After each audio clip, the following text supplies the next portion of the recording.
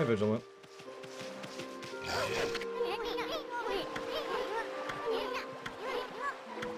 Oh, we can't do this yet. All that build-up for nothing. Oh.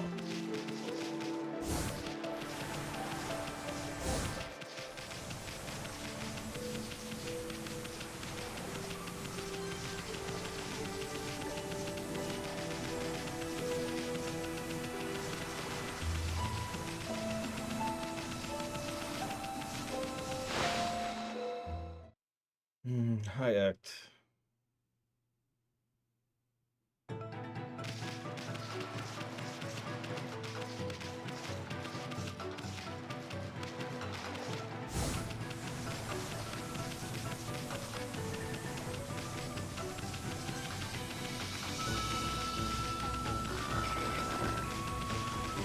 I'd have to look into it, Act. And that's the truth of it. So I don't know.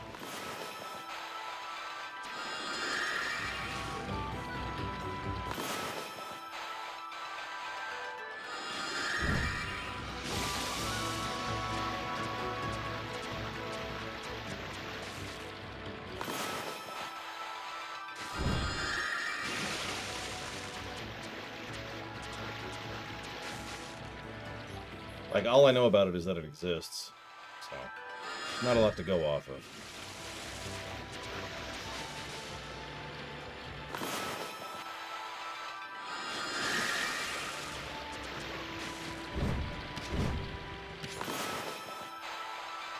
Now, there's a weird game to review.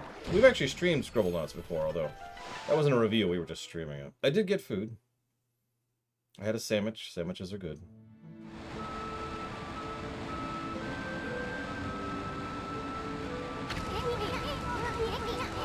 Cursed zone expanded into the forest. I thought evil would shun areas with so much grass and trees.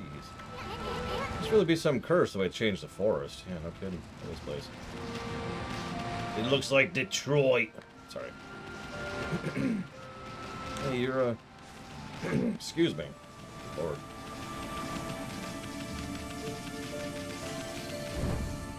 Yeah, Scribblenauts might actually be one of those extremely rare games that gets nothing on the story axis.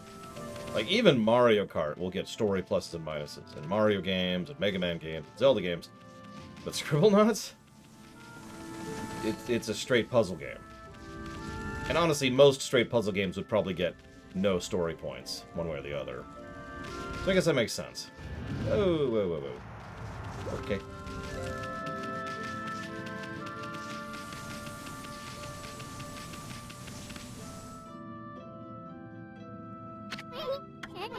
What's a house doing in this cave? How could anyone live in this cursed zone? Good question.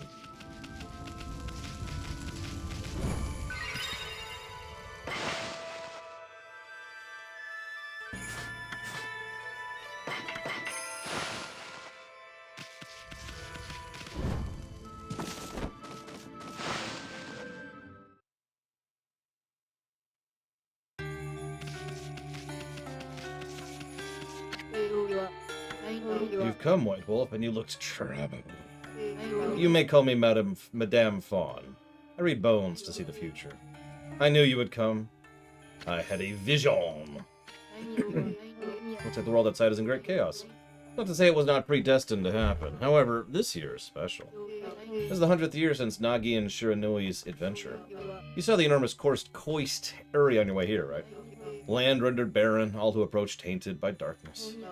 Only one creature possesses the power to control this. Orochi. Even so, the rate at which it spreads is incredible. The curse can only be lifted by restoring the guardian saplings. Perhaps you'll encounter one in the Gale forest. Now, I'm trying to run a business here. If you have money, I can tell you a fortune. Sure.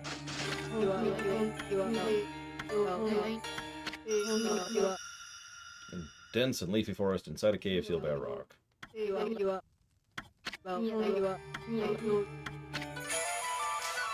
I obtained prediction. Bomb-on-on-on. You got a bead. You never finished the beads on your previous playthrough of this game. Alpha Eclectic's here to answer. Hear that answer.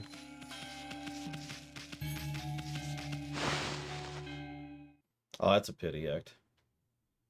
What about the Fallout mod that is on the list? Hi, Giga. Did I say hi to Sean? Hi, Sean. I didn't say hi. I refuse to say hi to my Poindexter, though. That's just against my religion.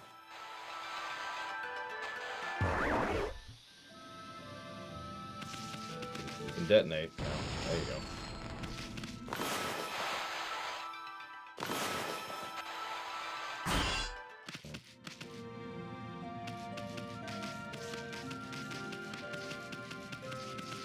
Yeah, then there's Fallout London, which is its own thing. Excuse me. Thank you, my Poindexter. Sure, Eclectic. Why not? Like, I've already kind of decided we're not going to 100% this game, because if I was doing that, I'd be using a walkthrough. I actually found a good one, too. And I'll put that towards Procession to Calvary. Calvary. Oh, my God. You know, you say that, my Poindexter. I have a random question, and please be honest. Would you say I am a fair game reviewer? Not good or bad or in between, just fair. Not objective, not subjective.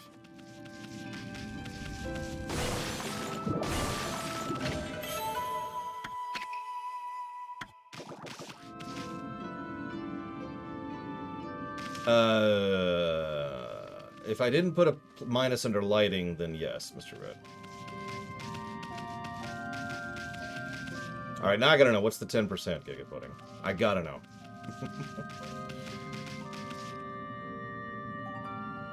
Oh, wow, Eclectic. Okay. Not gonna go there. I mean, I'm always wrong about my reviews. We all know this. But that's not the question.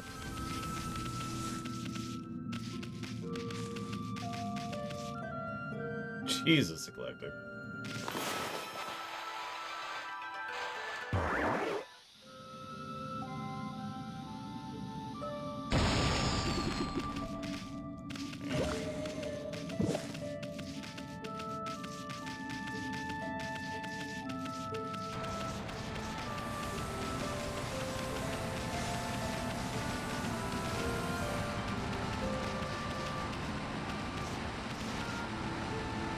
I always knew you secretly hated my reviews, Giga Pudding. It's okay.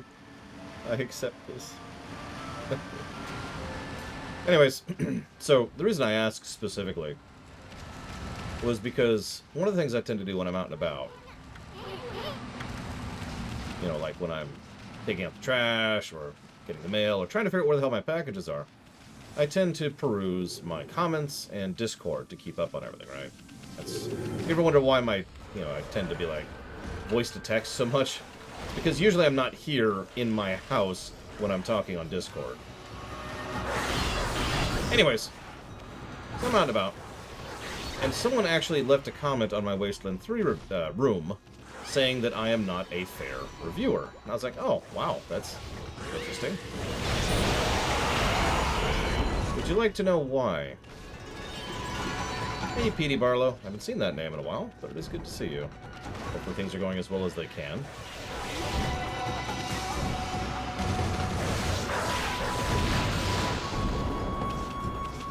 Because I'm bald. No, I haven't heard that insult in a while.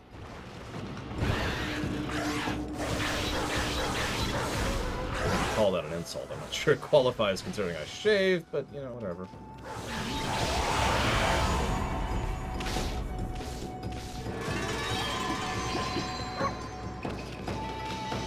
I mean, I've considered that position many times, Ross, but the reality is I don't think there's an alternative, really. The only alternative to not reviewing optional content, because that's what that would entail, would be to literally try to sit down and define what optional content means in every game ever, across every game ever. Which is just, in my opinion, not really a feasible endeavor. I have no idea, PT. Generally, I only play games that people, you know, put on the list, and I'm pretty sure that is on the list, but I don't think it's anywhere near funded, so I'm going to go with no. And I don't play games off camera unless they're co-op, so that's going to be another no. Anyways. So, the reason why is because Bella Gave me a sub. Thank you, Bella. Always appreciate. I will jot that down for the Guardians of the Galaxy. Yeah, eclectic is also correct. If we were to apply that approach, which, you know, I have considered many times, it would mean there would be no pluses for optional content either. No minuses, no pluses. Optional content would just be Thanos out of existence. And that's why, first of all, I don't agree with that general concept, but second of all, defining optional would get to be a thing. Years of speedrunning and being part of the speedrunning community has taught me a lot about what really is optional in games that isn't. But anyways.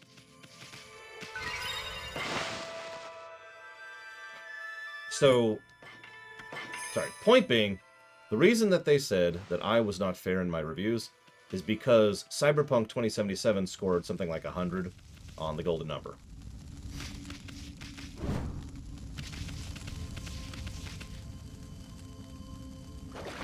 That's it. That's the reason. Well,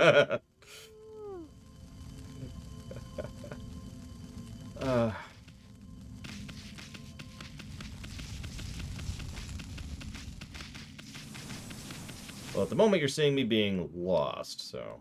Oh, they almost assuredly did not, Giga Pudding. Now, what's really funny is...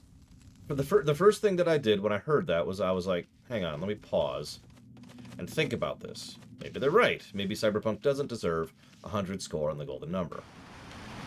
Then I sat, thought about it, re-examined my opinion, and reaffirmed, no, Cyberpunk totally deserves that high of a score.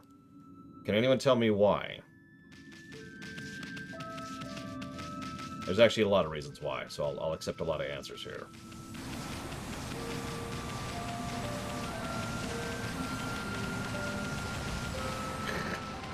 I didn't even do that on purpose.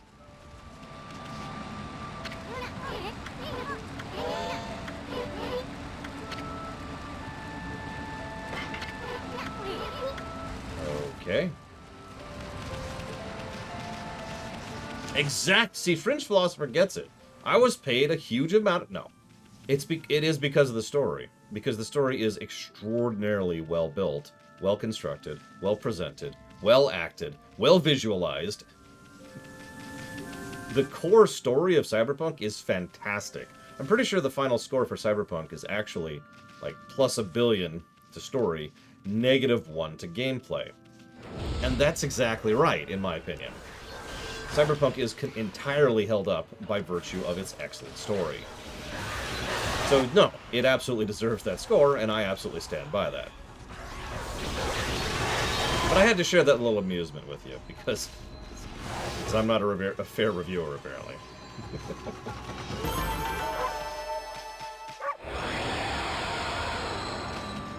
So, what don't you understand about the golden number? I'd be happy to talk about it, Giga Pudding, especially since I'm completely lost right now. I'm actually have to pull up that walkthrough. I'm just gonna pull up the walkthrough. Or tell me where to go, Eclectic. I'm ready. I'm ready. Ready.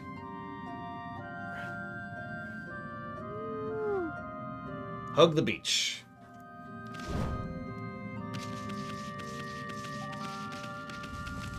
That's you know what? You're right, Sierra Mike. I'm sorry.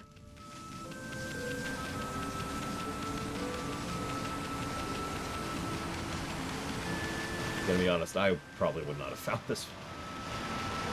Thank you.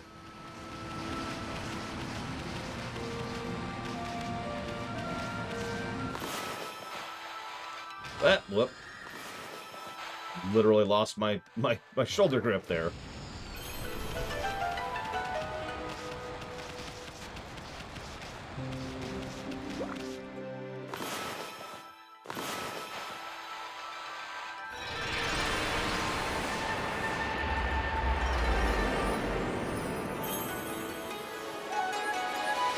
Yeah, I'm not sure either, Petey Barlow. Like, it's a mainline Pokemon game, so let's be honest, it's probably going to be enjoyable. But Pokemon's kind of in a weird state right now. It's not moving forward as much as I think it needs to. They had some great ideas in Arceus, and who knows if they're going to do anything with that.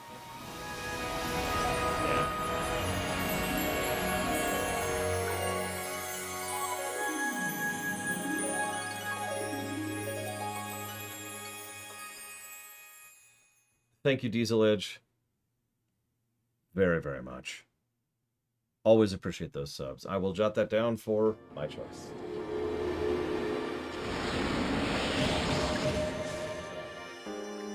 You know, it's really a damn shame, because I think Sword and Shield came very close to having a great story.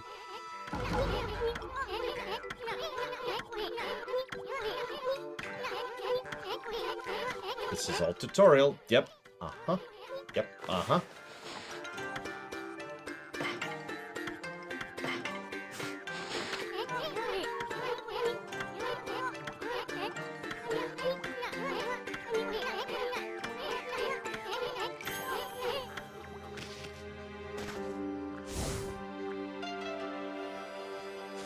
Anyways, sorry. Just, what the hell was I saying? That was a long tutorial. I even read it just to make sure I didn't miss anything, which I didn't. Sword and Shield. Sword and Shield, I think, had the potential to have a truly great story. And it honestly felt to me like they didn't have enough faith in that, and so backtracked and made it a, let's call it what it is, typical Pokemon story instead. And that's a damn shame, because I thought they were really going somewhere cool with that.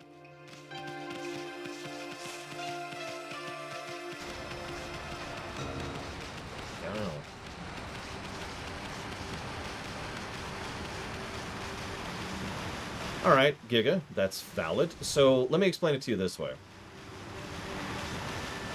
You know what? I appreciate that, Eclectic. I really do. If you know the game well enough to do that, I will totally lean on that.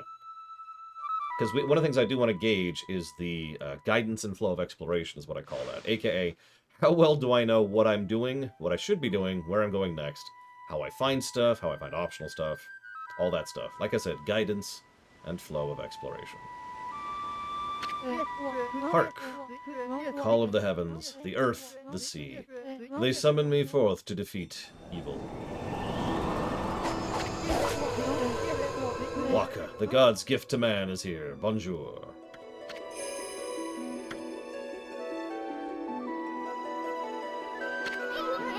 What's up with that? Oh boy, this guy. The crimson shading and divine instrument onto your back. You look kind of weird, but I reckon you pack a punch, baby. Hey, you're so special way up there, huh? Get down here and talk face to... Wait, did you say crimson shading? Can you see Amy's true form?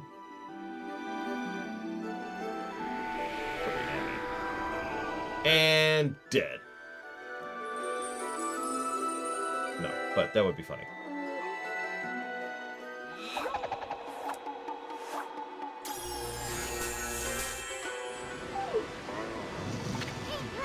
Hey, he drew a sword!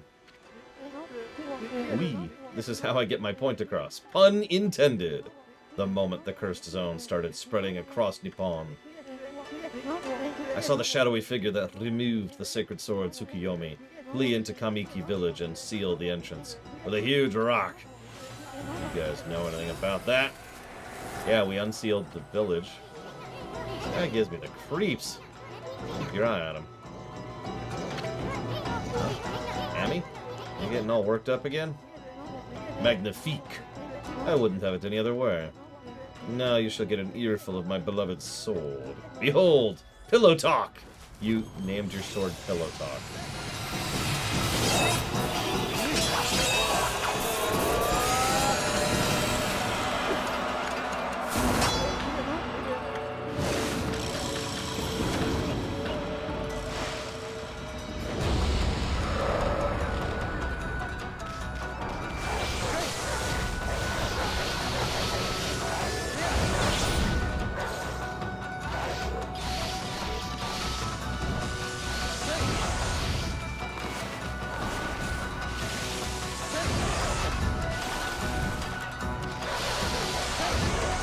Good thing I got this ranged weapon just a minute ago.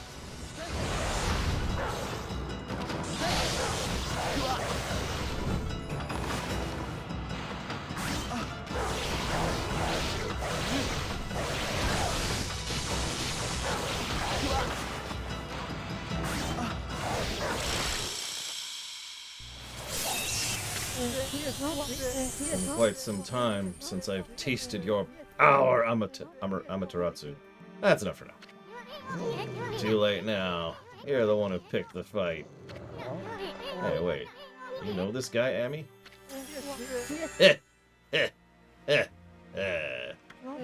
Well, that was pretty tactless. Excuse-moi, baby. You see, I was looking into that cursed zone that struck this area. It consumed all in its path, even the light of the sun.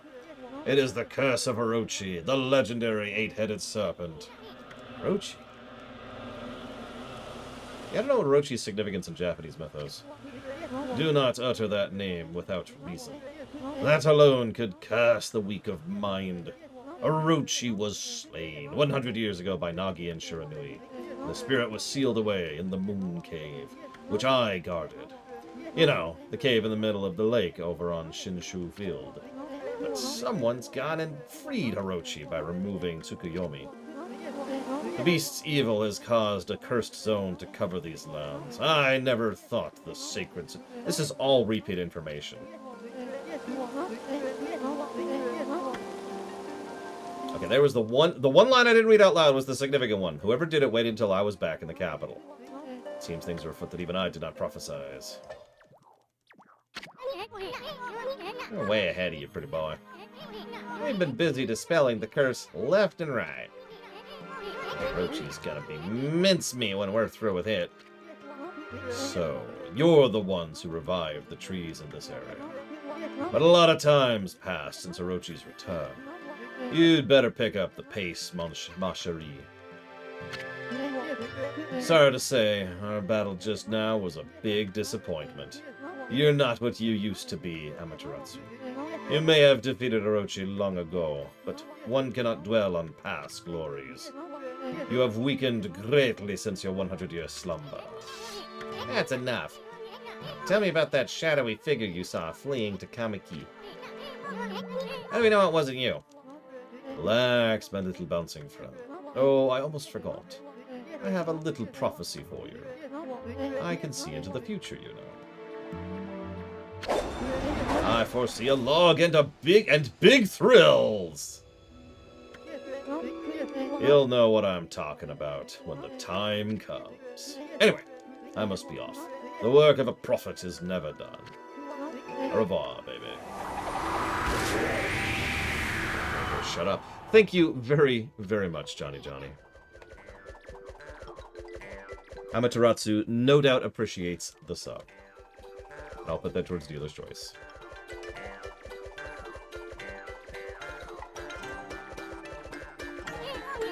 What a freak. Who does he think he is? Hey, wake up! We got work to do. I mean, that is a natural reaction, McPoindexter. Legitimately, psychologically. It is a very common human reaction that we tend to attach ourselves, in terms of identity, in terms of personality, to things that are related to us. Things we like, things we care about. A flag, a faction, a game, a show, a book, a movie, a franchise, whatever. So, if someone comes up and starts saying, thing that you identify as a part of you sucks, most people, without even recognizing or thinking about it, will automatically and immediately perceive that as, you suck. I do it too, we all do it. It's just, like I said, it's just psychology.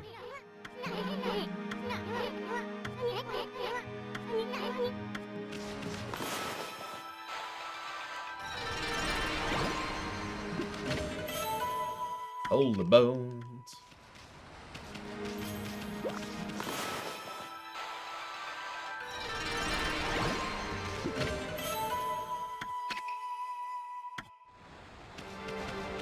I actually agree with that act. Even the one I played, flawed though it was, knew how to actually make some good moments. Some good impact. Why is the premise of Unforgettable so dumb? Which episode is Unforgettable? Yura asks a good question. Did I enjoy playing as the wolf in Twilight Princess? It doesn't feel similar in this game. Yes and no, respectively. In this game, playing as Amaterasu here is...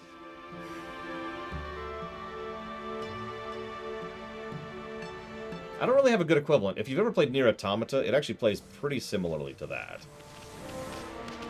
I'm not being facetious. It really is just that kind of direction.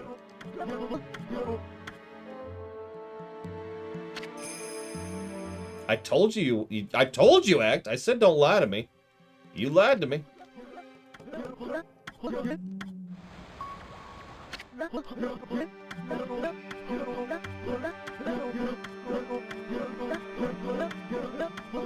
So he accidentally locked his dog back in a dungeon. However, he fell near the water's edge and in went the key. He can't fish out the key. Well, sucks to be you, buddy. Peace!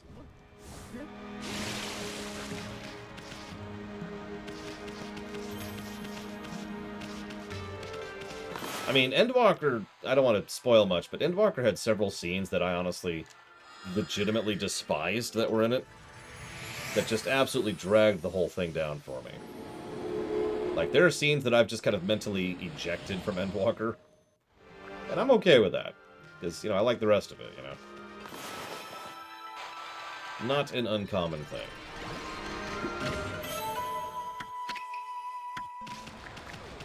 Now, hopefully I don't get any more donations soon, because that would be the worst thing to happen to me today. Including the fact that my delivery probably isn't even here. Either that, or it'll be delivered tomorrow, one of the two. I can't even probably complain about it yet. So a golden number is me getting a donation and interrupting me answering that question. Thank you very, very, very much, Abysscat. Abyssicat. Abyssicat? I feel like it should be said Abyssicat. Right? I don't know. Either way, thank you very, very much.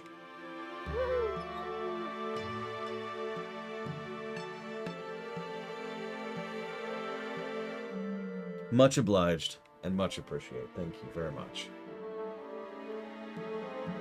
Hang on.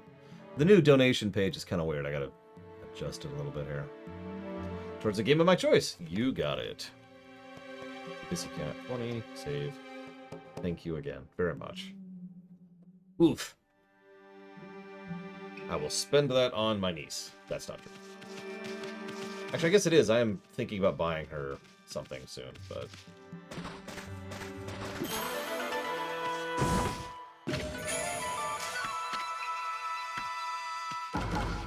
I mean, were you there when I started Shadowbringers, Ross?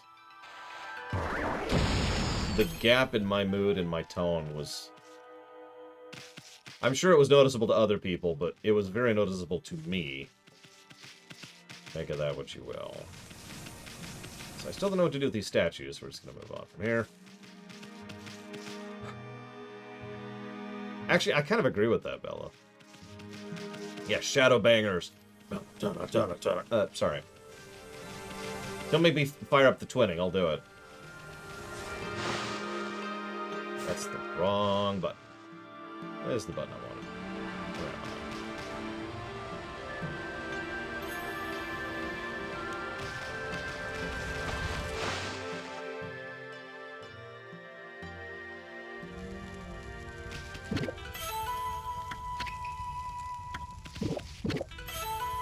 Roasted meat and roasted fish.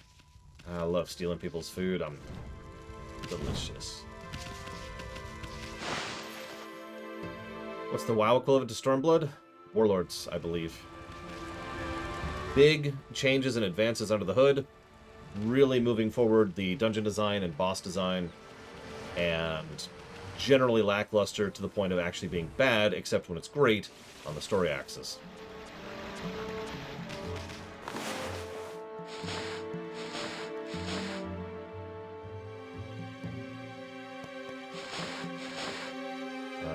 There they are.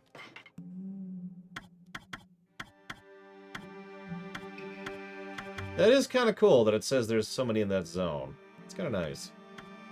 Yeah, Warlords, we'll cover this when we get to WoW. Warlords is not really all that bad, and I think a lot of people are going to be surprised by its score. The problem with Warlords is that it just stops. It really, I've said this so many times, it's like, you just watched Star Trek 6, right? Imagine you get to Rurapente, okay? And then the movie is over. Like, Rurapente is the last scene of the film. They beam out, cut to credits. And that's Warlords. And it's just like, What? What? Okay, so hang on. So Eclectic does have some good points here. Let me look at a couple things here.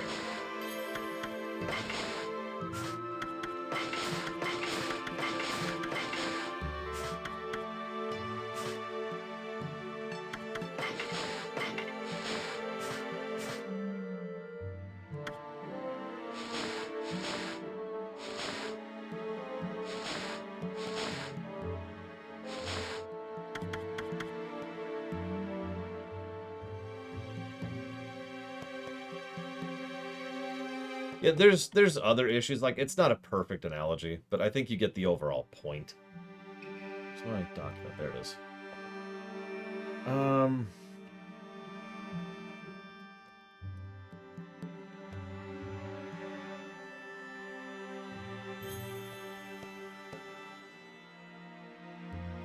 I mean, Star Trek VI is my favorite Star Trek film, even though I know that Star Trek II is a better constructed film.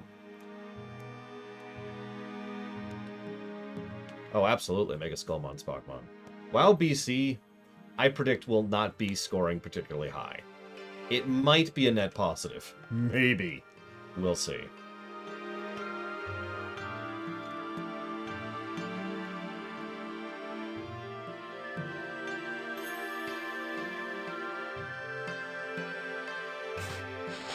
Okay.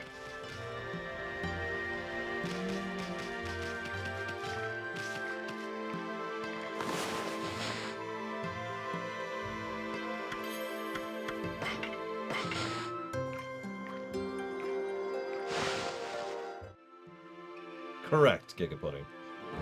I've said it many times, and I stand by it. The only time I'll ever actually do WoW Classic as a review is if I've either taken over the world or won the lottery.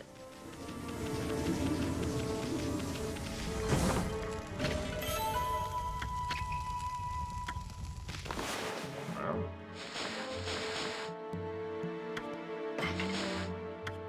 Trust me, Scatteray, if I could, I already would have. Too many people are making too much of a mess of things right now.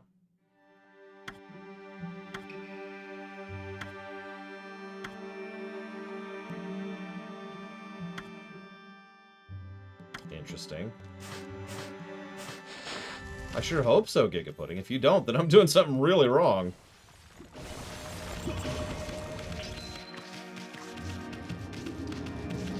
Golden number. So, let me ask you something, Gigapudding. If I say that something is a 5 out of 10, do you understand what that means innately and without having to think about it?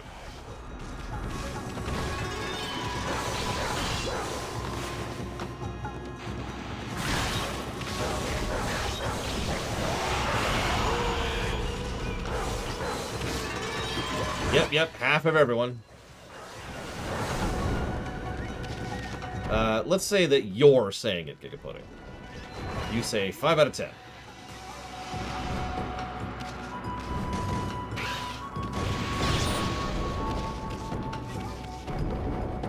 Now, bonus question.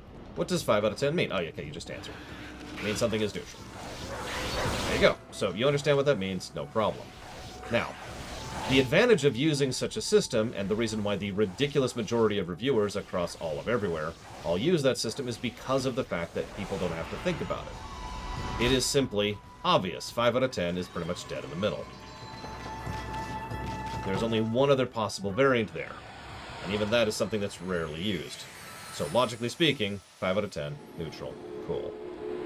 Now, I could go into a lot of reasons why I don't like that system, but there is only one reason that actually really matters. In order to do a rating system where you say X out of X, you need to define the high end and the low end before you even start. You need to know what 0 means, and you need to know what 10 means before you review anything. Now, that should probably already sound problematic, but it gets even worse when you consider that new games, new shows, new movies are being added all the time. And so something that was a 10 might drift down to a 9 if you find something even better.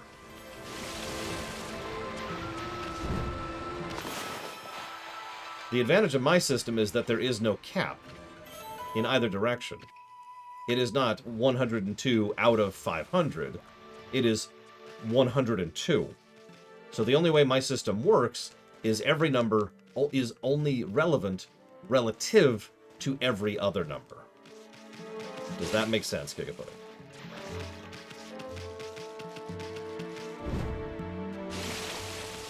Okay, that's fair, Ross, but you get my point.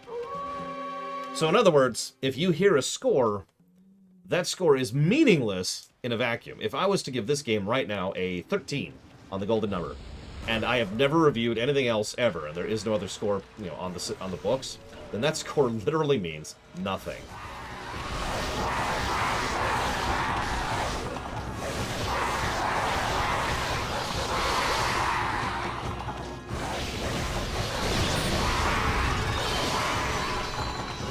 This is actually one of the reasons I've said many, many, many times, I know you haven't heard these speeches lately, that one of the things I've been doing for literally years is reviewing a bunch of games in order to codify the system so that I could review a bunch of games.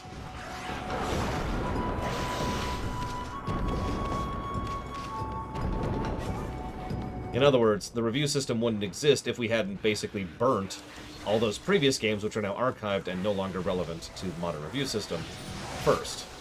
We needed to get those out of the way, otherwise there would be no modern review system, and that's one of the many reasons why that's true. We needed to establish what those numbers mean relative to other numbers. That's also part of the reason why I've started showcasing where games sit in the post-stream rooms relative to other games of the same genre. Does this go somewhere? I don't remember a place where this could go.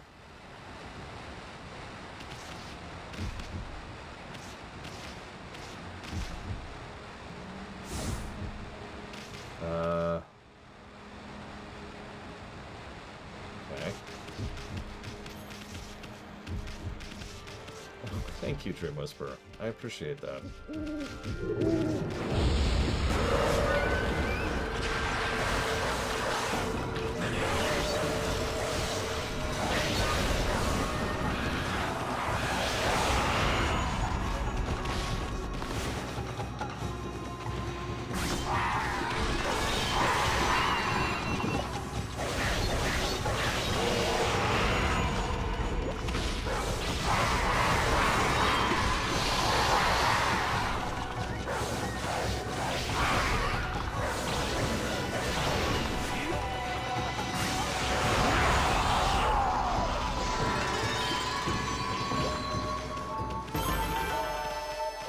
Go.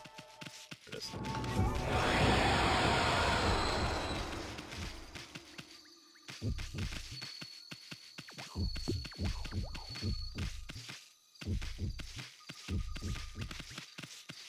That's a good question, Act. I'm not sure. Ooh.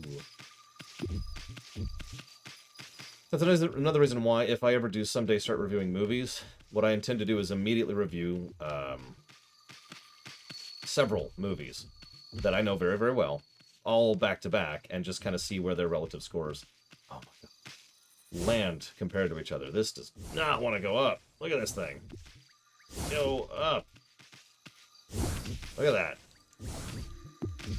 Yeah, we've apparently turned into Sisyphus. Who knew?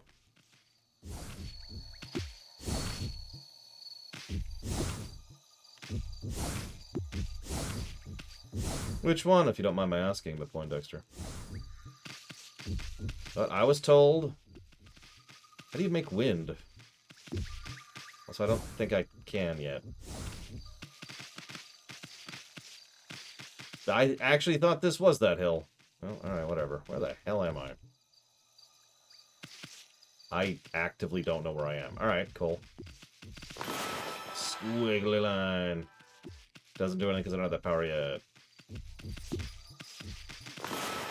Infinite power. Still doesn't do anything because I don't have that power yet. Interesting. What'd you like about it, my Poindexter? Sorry, what I'm supposed to say is, oh, you're dumb for liking something I don't. Because I'm an internet personality. Okay, so I need to go... Ah!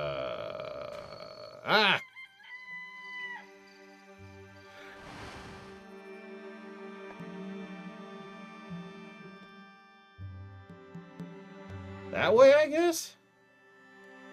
It's gotta be that way. Logically speaking. No, I don't actually have a personality, sorry. That's why I'm on the internet. To make up for that deficit. Well,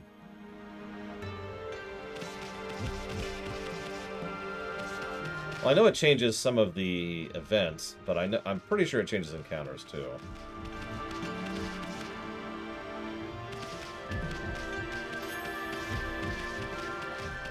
I have heard Defenders of Code of Honor in my very rumination video comments, so...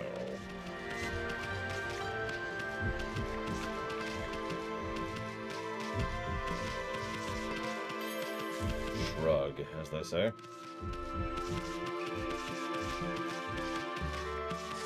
I'd have to go and find the comments again. Although the most common defense I hear of Code of Honor is, this episode isn't that bad, people overblow the racism.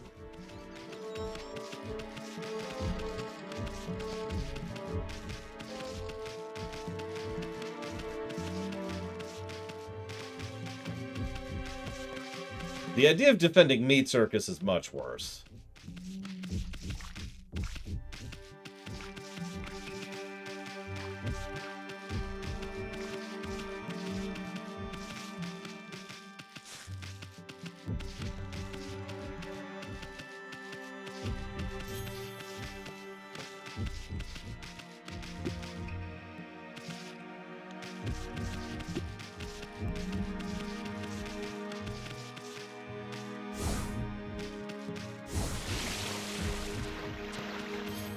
Thank God it goes over the water. Okay, nope, nope, nope.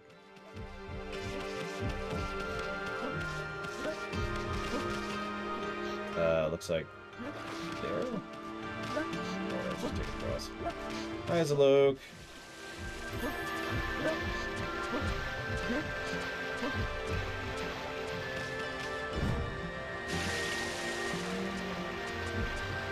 It is very TOS. I actually agree with that.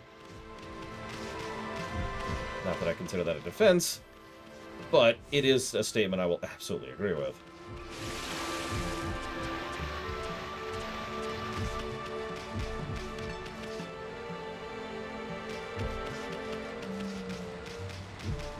Don't know if I can deal with the stairs, so let's not even mess with them. Oh my god. Ugh.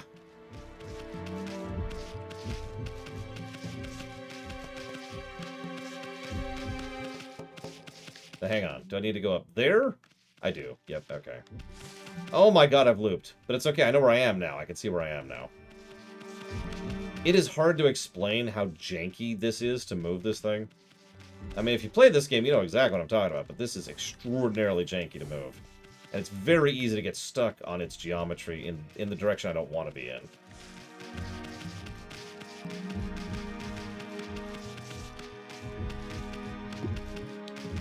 I mean, he was Cartwright first.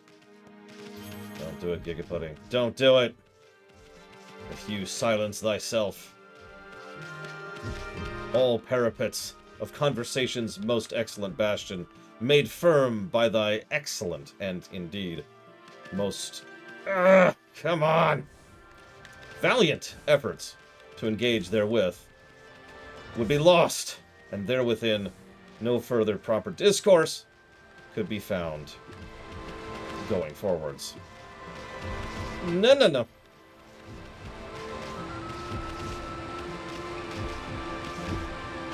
If you shut up, the conversation will suck, is what I just said.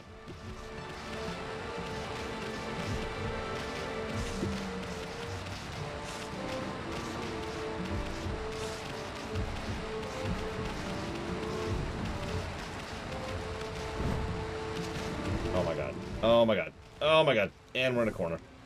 We're... Oh, Jesus. Okay, okay. We're okay, we're okay.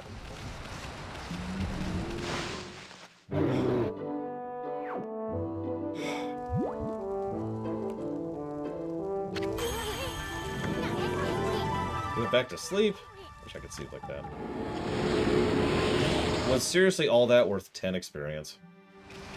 And yes, that is Worf's grandfather, if memory serves.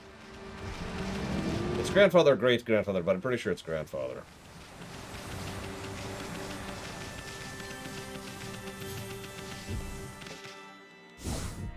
Alright, so now...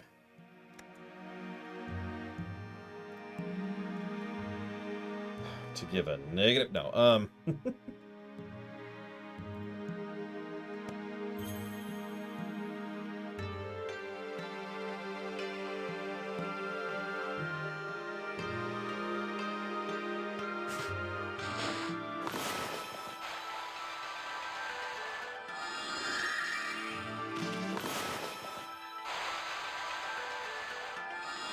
yeah, I'm pretty sure I just don't have that power at the moment.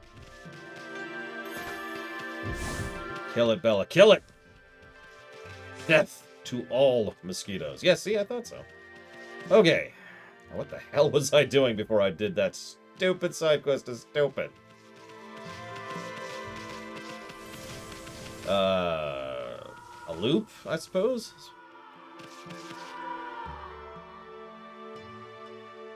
I'll call that a loop. Oh, speaking of which, Ross asked an interesting question. He said, so if you had to play the one change game for the Star Trek movies, what's the one change you would make for, you know, most of them?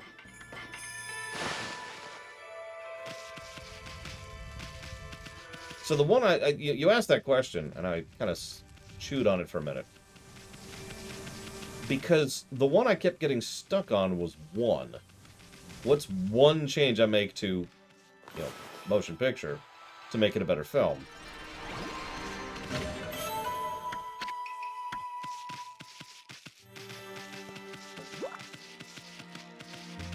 The problem is, I'm not sure one change is going to be significant enough to that film. There's something you don't see every day. White wolf. He looks just like Shiranui. Must be lots of animals here. But they started to disappear when the number of monsters increased. Anyways. I still have dialogue. God, it flooded. The village was washed away. The son was building a bridge, but he was busy with his dog. So...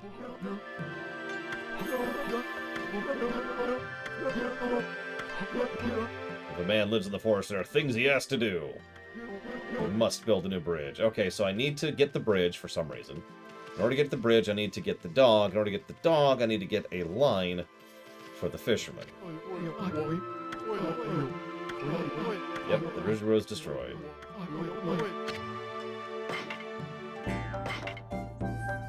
Gold dust.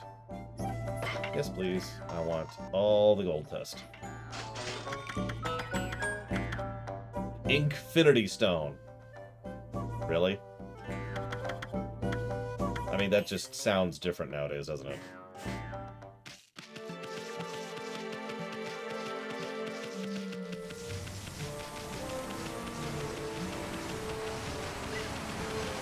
I mean, I know Savicom disagrees with me on this, but I do firmly think that if it was Savik in Star Trek 6, it would improve Star Trek 6 substantially.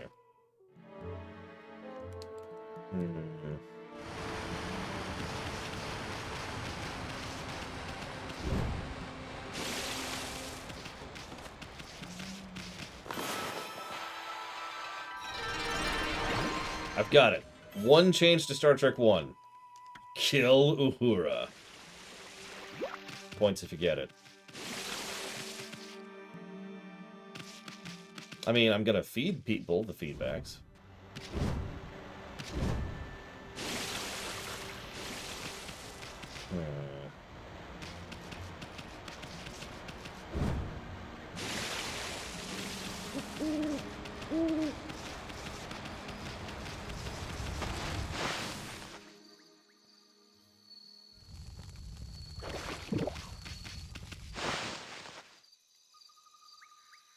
Listen, Giga Pudding.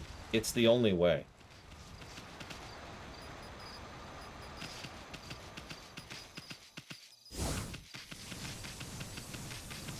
I actually answered... Oh, sorry. Favorite game that includes a zombie?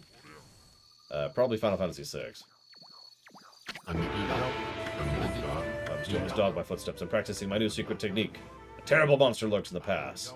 Crimson something or other. Rumored to have 100 followers. The name slipped my mind. Anyway, I must attack a pass of that terrible monster before it harms anyone else. But first I must practice my ultimate secret technique. Then again, the bridge is out, so why rush? But have no fear. Once I master the technique, I will venture forth to slay the beast, even if I have to swim those turbid waters. Now leave me be. Okay.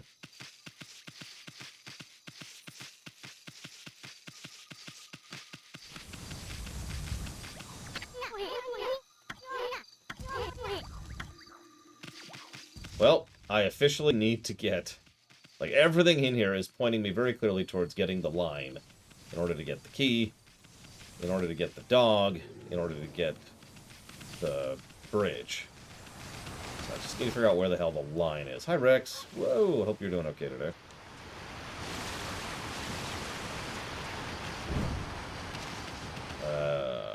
Okay.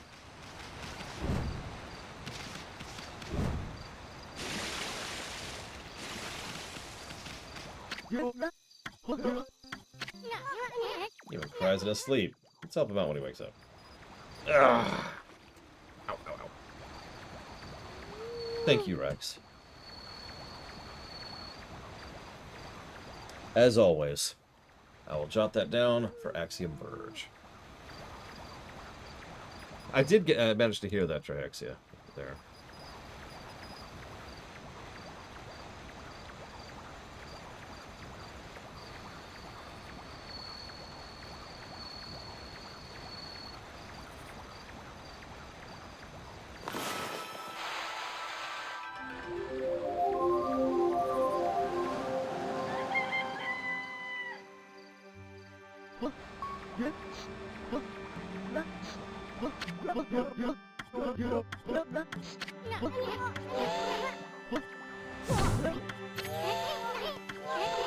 The more I hate than a crybaby. You're the one who left your dog in the dangerous ruins, so you gotta do whatever it takes to get the key and go help him. But, listen here, kid, fishing's all about attitude. Attitude! No, it's not. Nothing you can't catch with the right attitude. Yes, there is. Fish, babes, whatever. It can all be yours. Go ahead, act like you're having fun. We'll watch.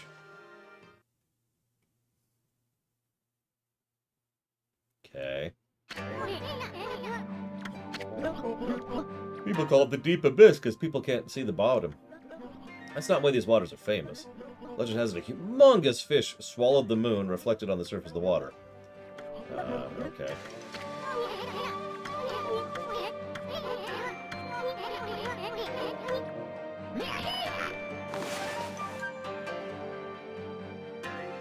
Really? This is actually fishing. I thought I was just going to help him fish, not actually fish for him.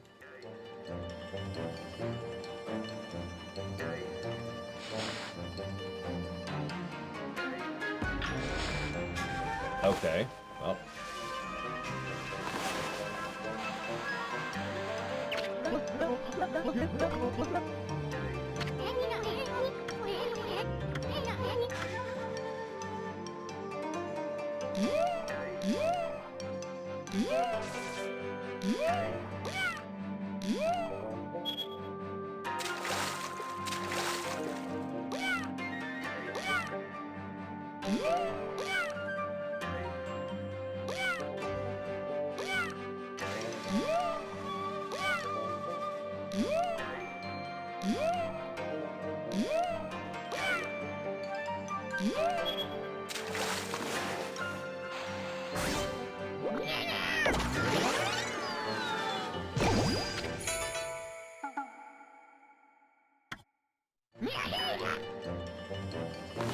I think the sound effects sell it.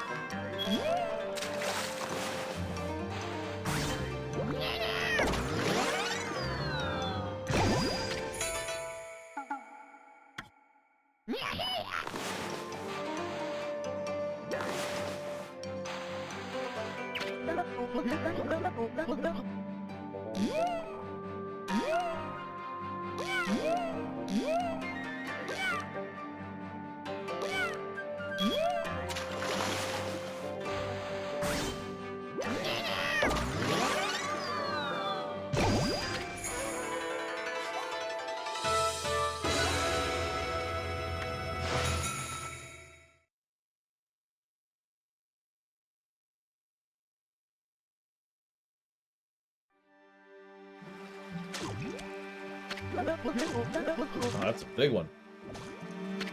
Huh? Hey!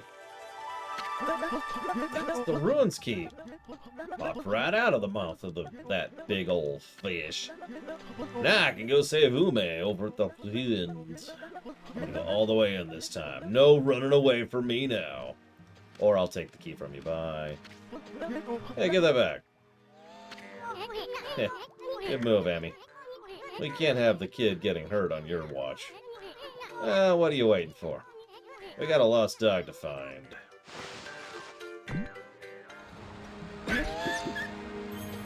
Huh? Are you joking me? Dad? Where was that stupid place?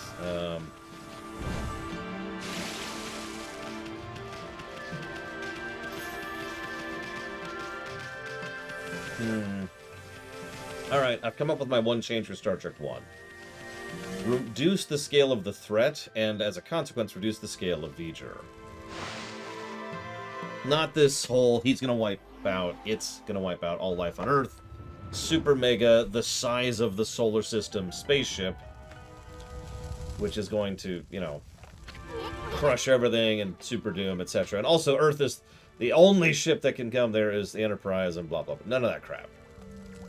Lower the stakes. And that's it. There you go. Go. Okay, Star Trek 2. I would probably use the change I did plan for the Trek rewrite in Star Trek 2. Which is to basically change the nature of the initial premise. Rather than Enterprise is the only ship that can go there with a crew of cadets, make this be them out on an actual cadet mission. And while they're out and about doing this mission, they happen to be, interstellarly speaking, right next door when the call comes in to the only person who has authorization to see the call for help, Admiral Kirk.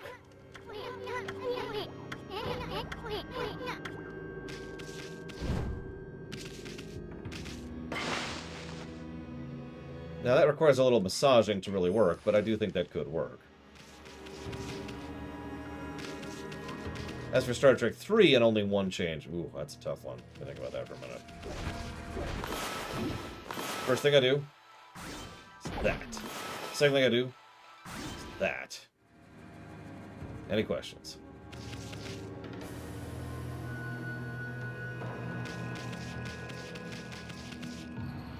I mean, 2 does have its flaws, as, you know, everything does. Whoa! That...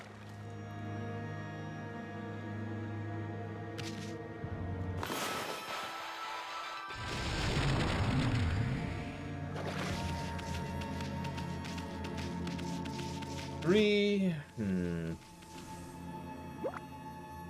Hey, Justin. It ended badly, but don't take that the wrong way. It's still overall a good game, I recommend, as long as you skip the DLC. Do not play the DLC of that goddamn game.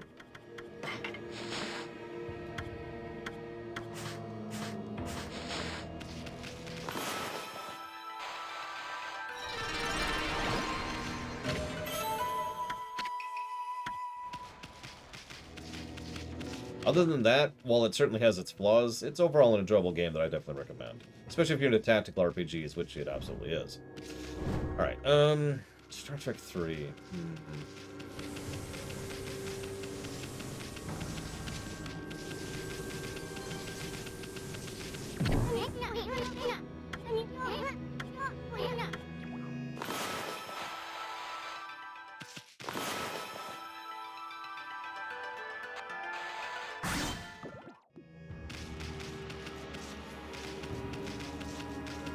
I did not get the best ending because of one of the DLCs. Arguably 2 of the DLCs, but that's a little more complex of a thing. But I was literally robbed of the ending I had been building towards because of a decision in one of the DLCs.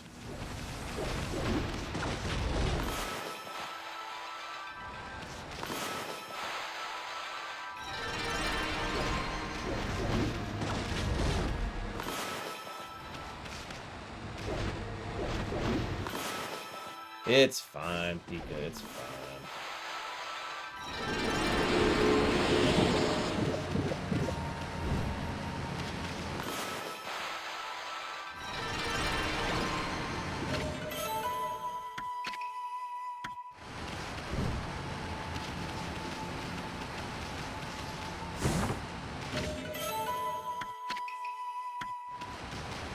This was originally a PS2 game, and then a Wii game, and now I'm playing it on PC. Not emulated, just on Steam.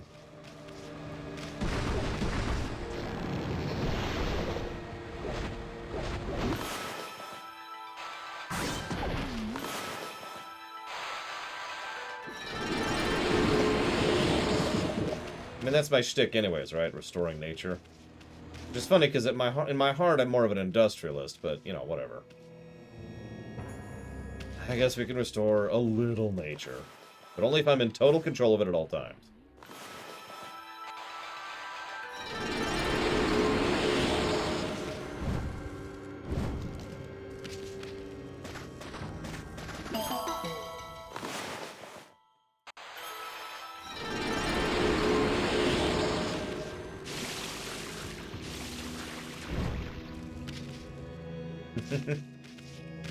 I think you mean the workhorse of the cell. Sorry, I'm sorry.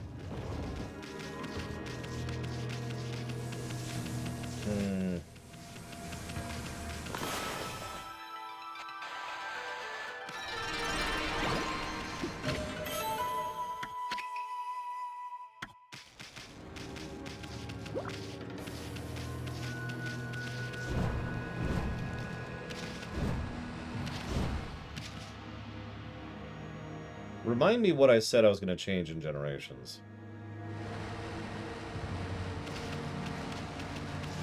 Because that is a very old video. My memory isn't that perfect. Especially since my memory is more filled with the Trek rewrite of Generations, which completely rewrites Generations from the ground up.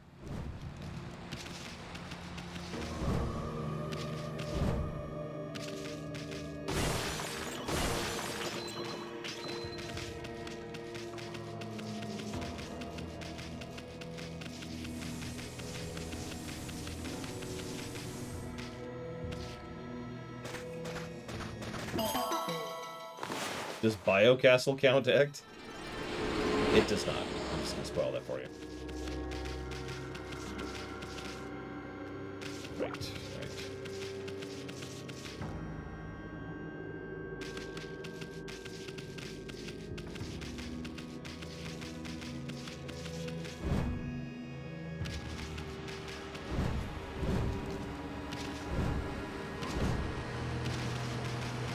Okay.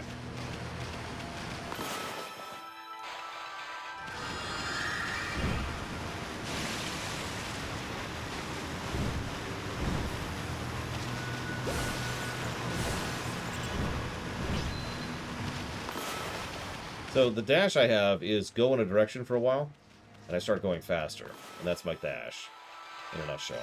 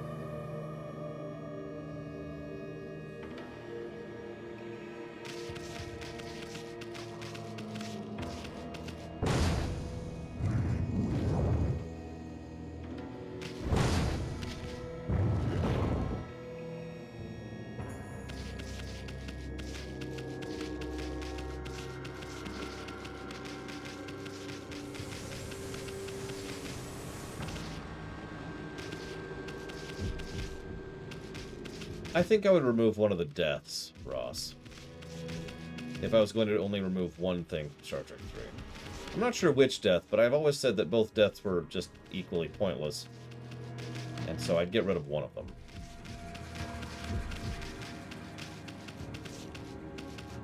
Ideally, I'd actually probably get rid of both. Spock doesn't die in Star Trek 3.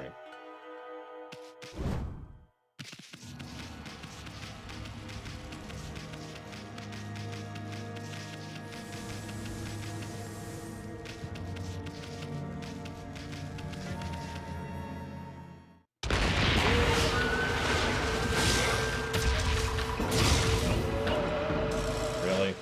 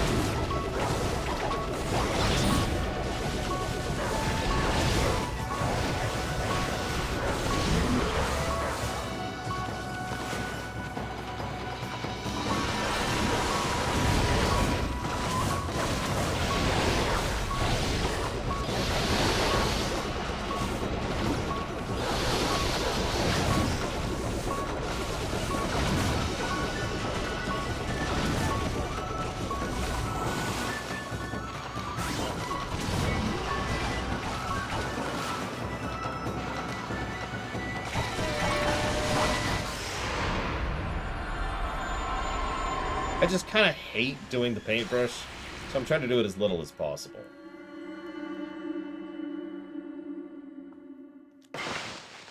So, that's kind of the mentality there.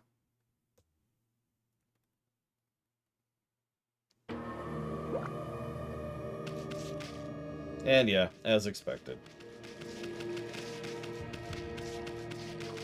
All the way back at the last save point. No progress saved whatsoever.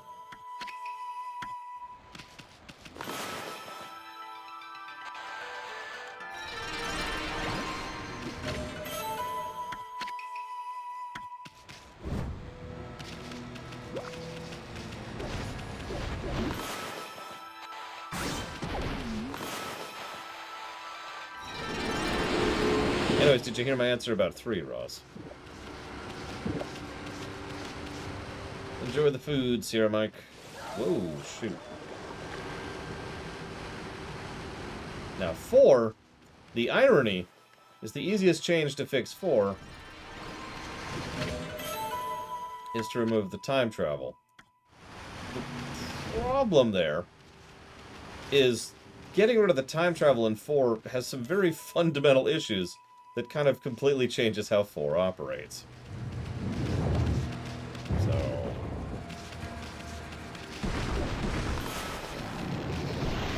now, we all know the best change to 6 is to make it Savik instead of Valeris, I mean, obviously.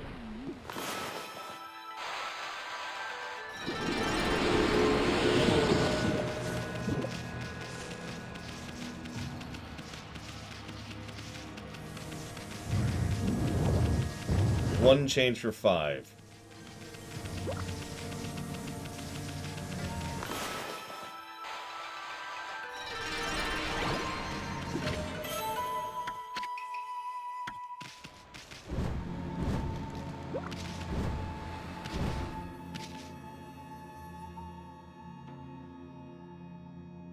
Nope, the whole point of the... So, for those of you who don't know what we're doing here, there's something that I wish I invented, but it's an old concept. It's an old little thought exercise game.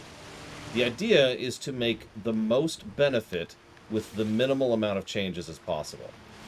Usually referred to as the one change game, because the goal is to improve a work as much as possible with only a single change.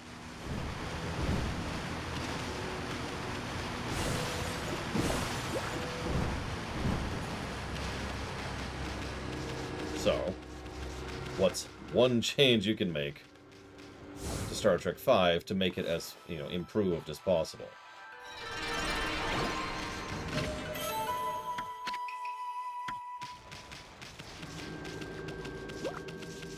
And yeah, I probably should swap the weapons around really quick.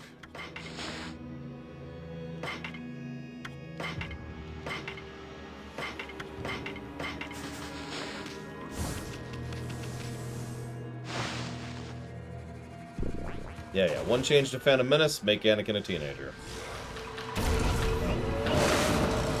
5?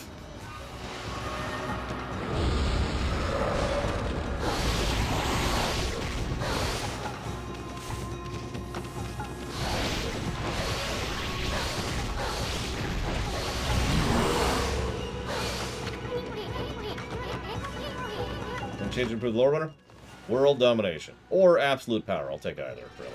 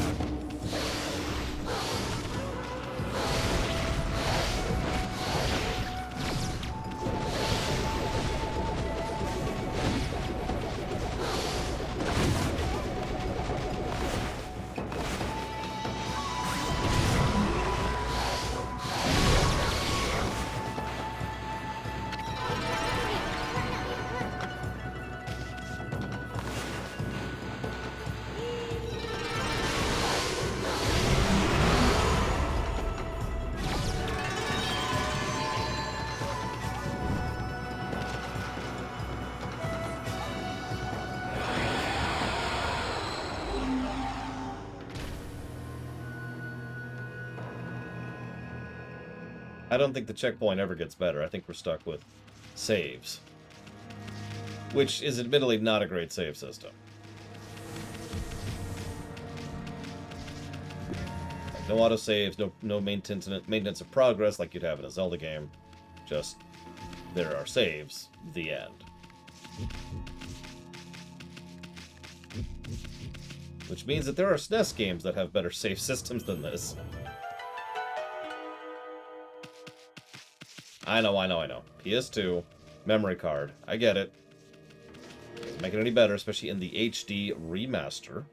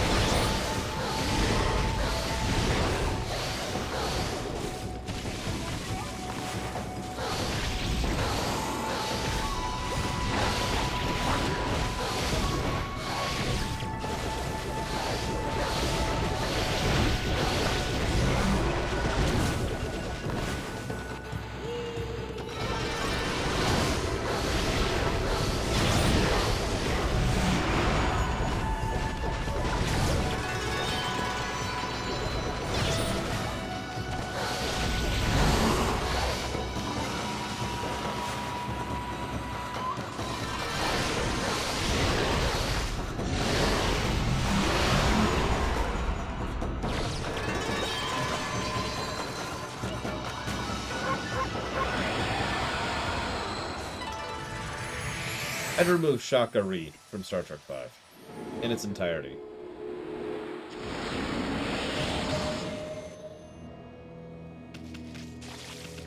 I think that's my answer.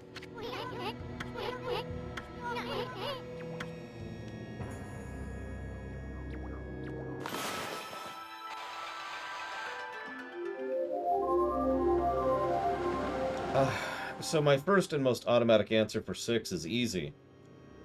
Make it so the Excelsior actually saves the Enterprise at the end of the film. No, it's for anything, Gigapudding. Show, book, movie, game, people. I mean, I should probably mention that was originally in the script, and it was insisted upon being changed.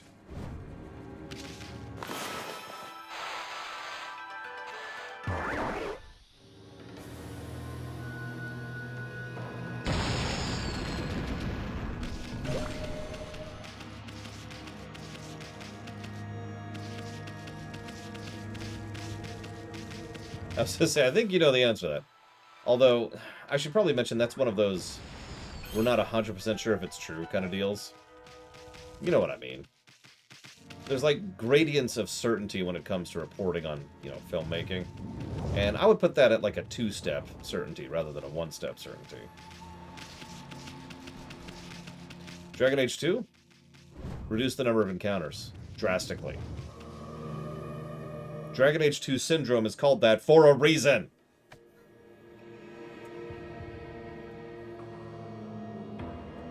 PMD?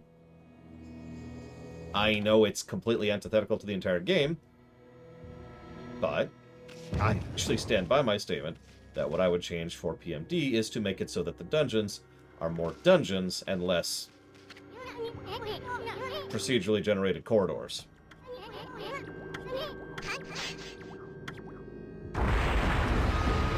Oh, jeez. Thanks. Thanks, Isun. Appreciate it.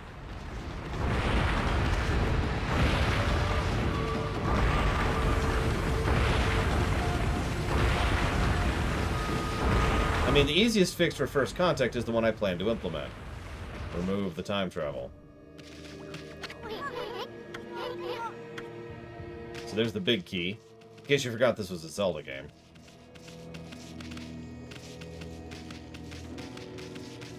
Hollow Knight? Oh, jeez, I don't know. I know, it's weird how that works, I say, Ross, but that's absolutely what we plan to do.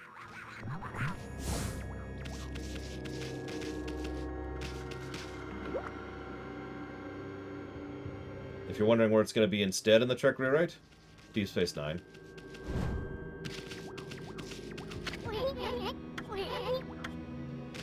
We're stuck here. Okay.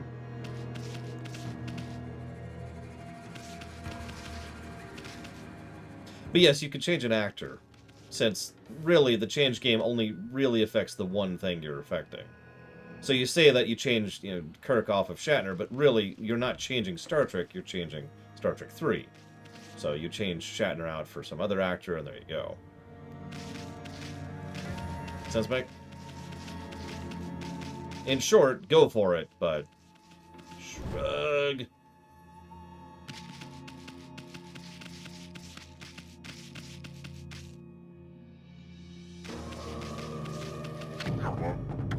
I am blockhead. I guard this place so all shall pass. None shall pass. They can penetrate my airtight defenses. Nothing can harm this body of mine, except for my weak points. But I would be foolish to expose such a weakness.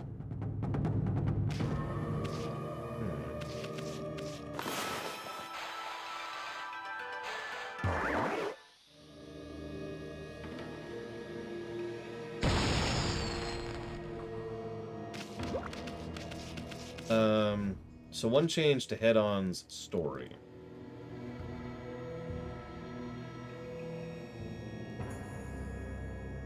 Shorten it. Well, here we are, Jesse's Mask. Thankfully, I was able to mod the game, so I'm not going to be in a headache for the next week.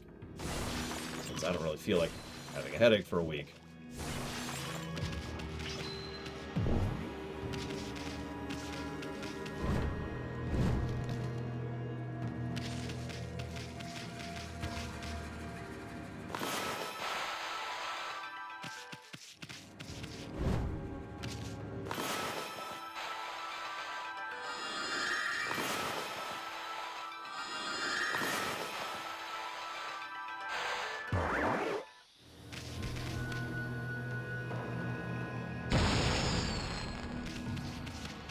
One change for TNG. Increased continuity.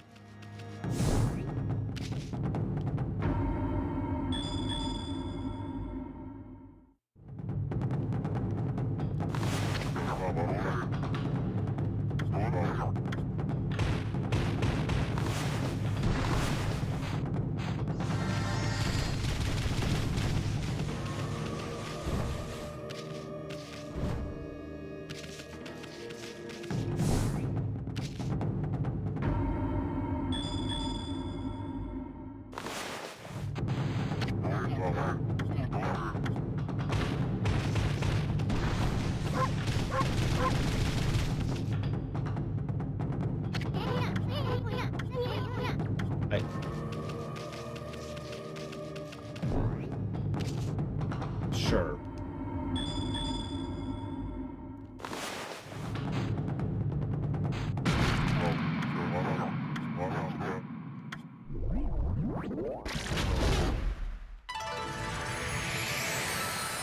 Kingdom Hearts? Remove the Disney stuff.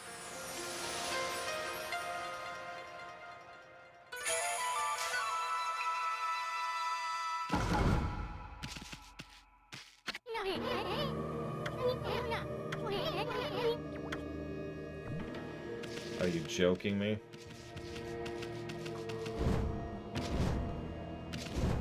And we can't even double jump while carrying this stupid thing.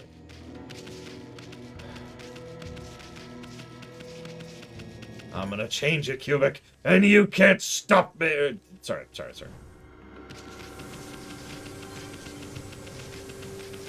Get a save in.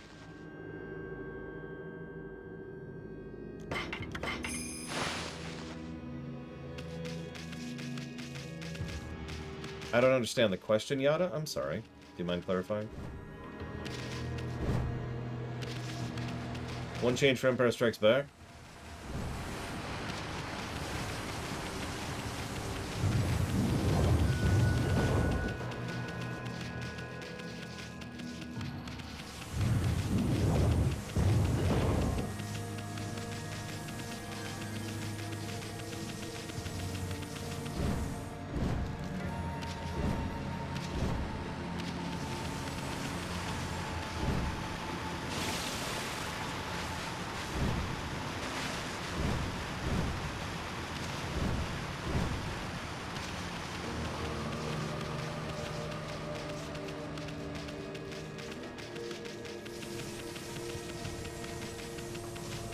Kingdom Hearts has tons upon tons of original characters they could draw on for party members.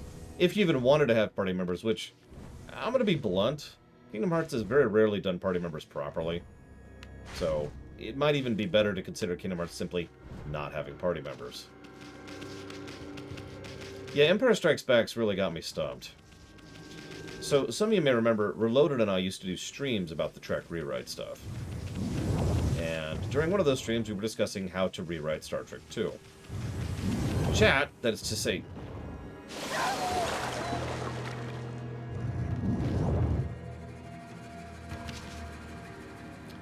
mostly his chat, pretty much memed the entire time. Is there a load button? About how there was no changes necessary and yada yada yada.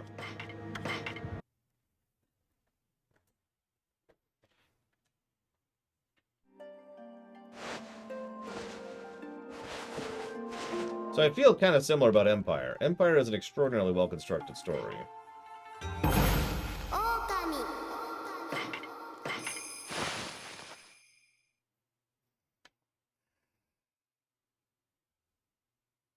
I think the one change I would make for Empire is essentially remove the hyperdrive subplot.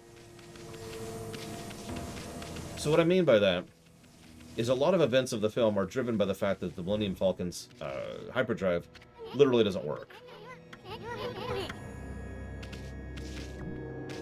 The thing is, that adds several problems that don't really need to be there. It's just kind of... it's a hassle for no benefit, right? So just remove it entirely. They're being chased by the fleet at the beginning. They can't get away. Why? Because they have a freaking interdictor. Done. Then they zoom off to Cloud City at hyperspeed. Get to Cloud City. And dead. And their hyperdrive is turned off, and you get the idea. So, there you go. Boom. Done. Fixed. One change.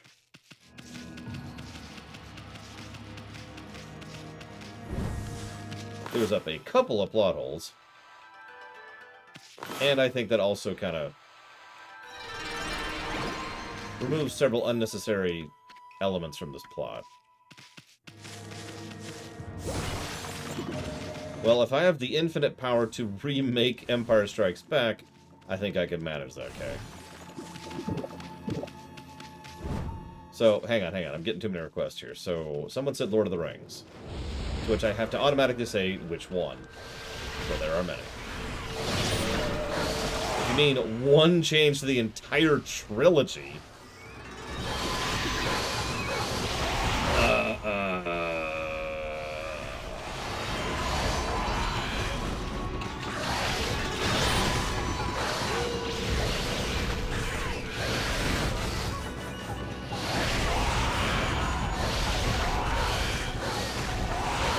Oh, just to return.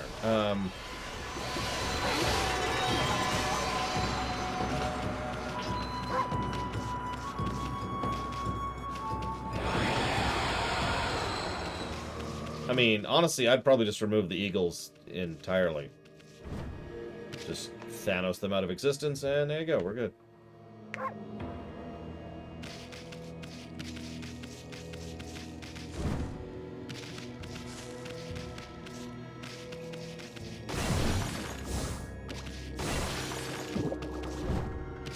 That's a good question, Mr. Red. There's two possibilities there. One, their wizard, who has magic, gets them away. The second possibility is even funner. They don't get away.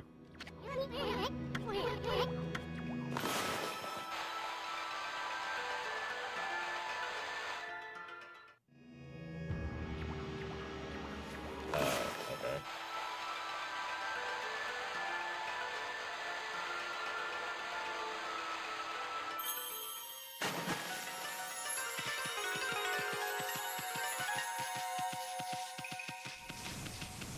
Two saves for the whole dungeon. That's not great.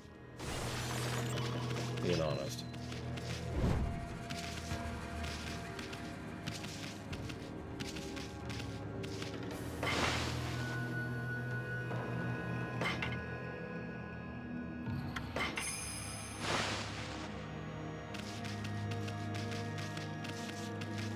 Yeah, I think I'm going to jot it down. We'll see how the other dungeons manage, but save point placement is a valid negative we've given before. Because there's just the saves and nothing else, which means save point placement is it.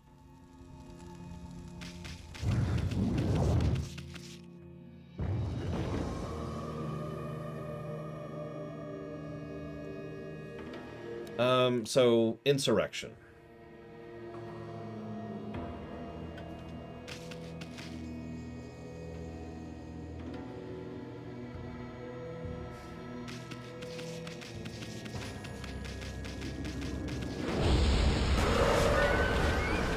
First thing I do is I get a donation from Colored Master Spark, completely interrupting my train of thought. How could you?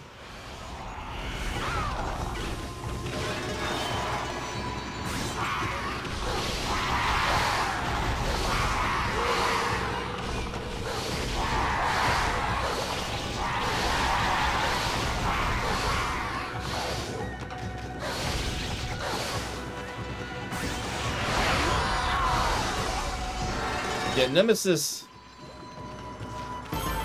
the closest to a one-change thing I could think of for Nemesis is to get rid of the Mary Sue ship. Which, of course, just kind of throws a wrench into the whole film, but it's still the first change I'd make. I'm not even going to tell you what the rewrite of Nemesis is. Spoilers, it's more than one change.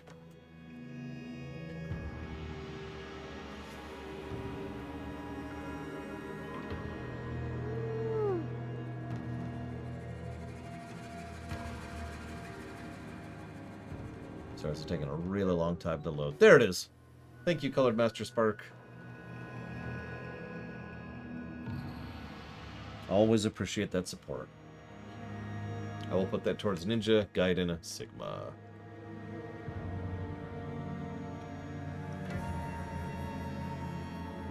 To this day, I think that Nemesis is the worst thing Star Trek's ever produced. And I stand by that sentence. Not the stupidest, but the worst.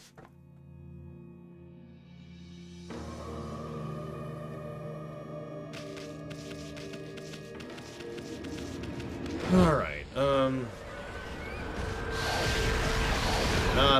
No stars here, Don Crow. Star Trek. There's a big, very big difference. Big difference.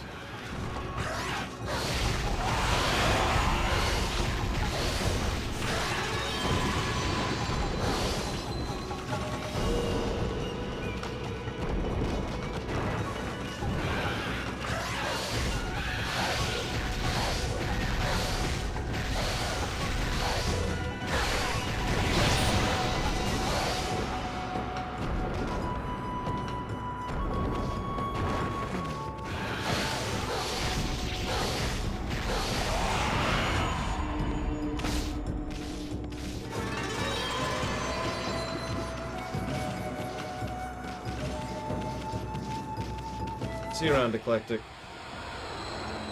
Well, at some point, I'll see you around, Eclectic. Thanks for the help while you were here.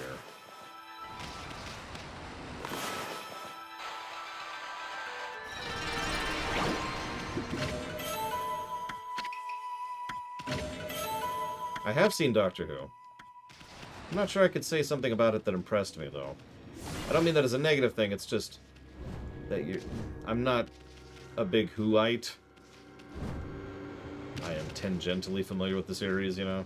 So. Alright, Insurrection.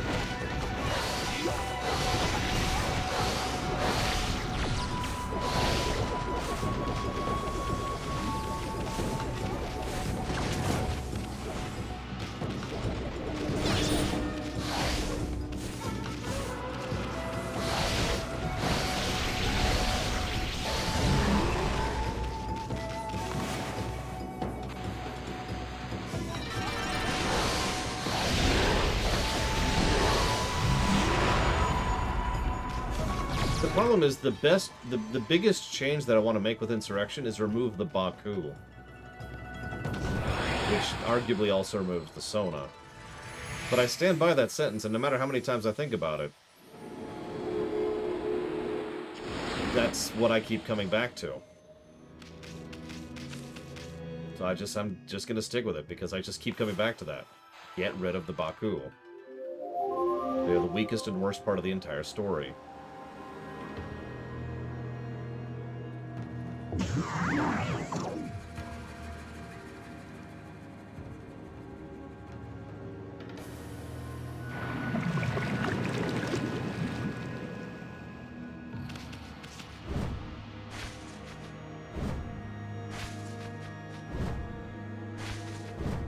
I mean, you're not alone in that, Savicon. Most people like the visuals of this game. It's pretty much its major selling point. Hell, even I like the visuals of this game, and I gave it 6 negatives.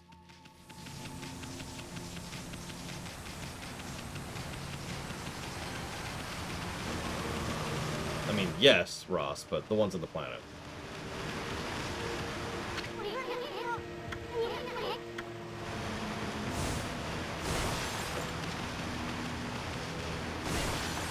I hope this is an enjoyable game to watch.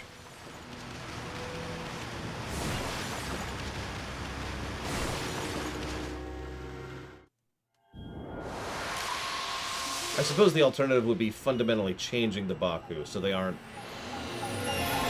like 180 some odd elves who are genetically dying and rely on their immortality in order to survive.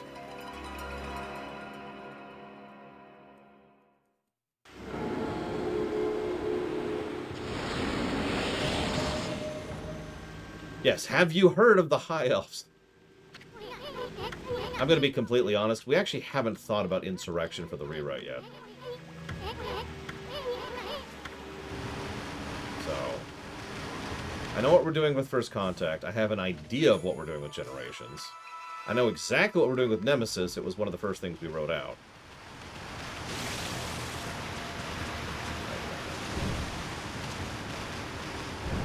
But I haven't actually thought about Insurrection yet.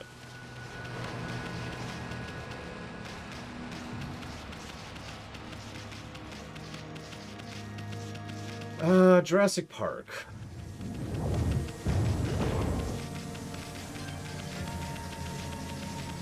Hi, Headless. What would I change about Jurassic Park?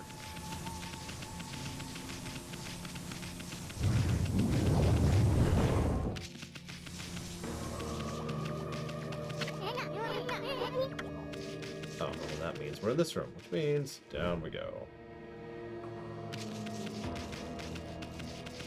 Well, it wouldn't fit the tone and flavor of the game either, Giga. Had government debates. No! That's this. Yeah, what we really need, is Malcolm in like a court hearing talking about the dinosaurs and their infected world. I think that's what we really need at Jurassic Park.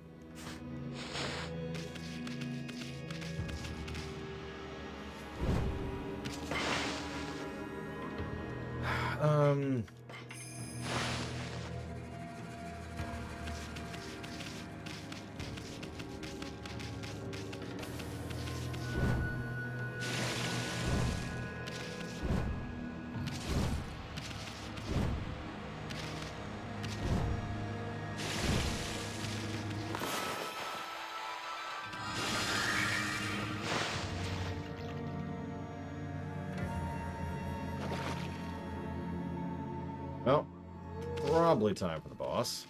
Before we do that.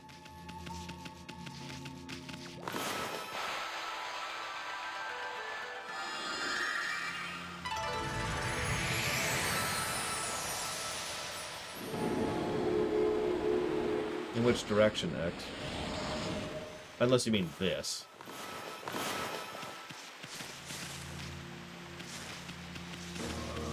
The menus, I don't know, it's pretty tight. The biggest problem I keep running into is I keep hitting the wrong buttons by accident because there's actually 2 menus. And there's also another issue the game has, which I haven't really described yet, and I am going to ding for. Apparently this is called the drill problem, which I didn't come up with that term, that's the programming term. But it refers to how you drill down and drill up into interface in a program. In most, if you're using a mouse and keyboard, generally speaking, you drill down with enter and you drill up with escape, right? So backing up is escape, going down is enter. On most video games, there's one button that's usually universally, down, acknowledge, accept, interact with, whatever, and then one button that's back, right? This game, and this is not the first game we've played inside of the last month, has that problem where they have inconsistent back and forward buttons, the drill down and drill up being different buttons for different menus. And I have no idea why games keep doing this. It's very strange and extremely annoying.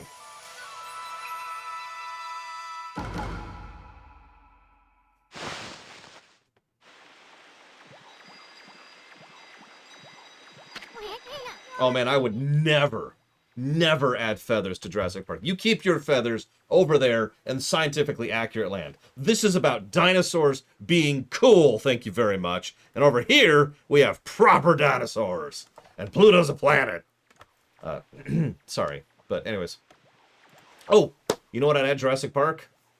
Alan. It is not Giga Pudding. So...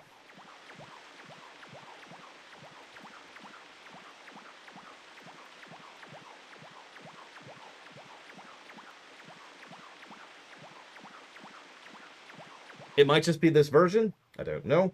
But as a fresh reminder, I can't even rebind, so even if I wanted to fix it, I couldn't.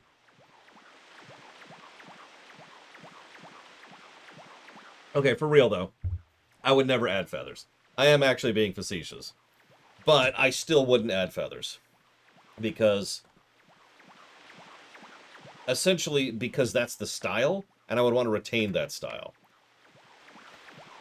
Fluffy and feathery dinosaurs, that's cool. I have no problems with that. But that's not Jurassic Park. And it never was. I honestly feel like that would be to the detriment of the entire franchise, the entire visual presentation, etc., etc. So, in other words, no feathers.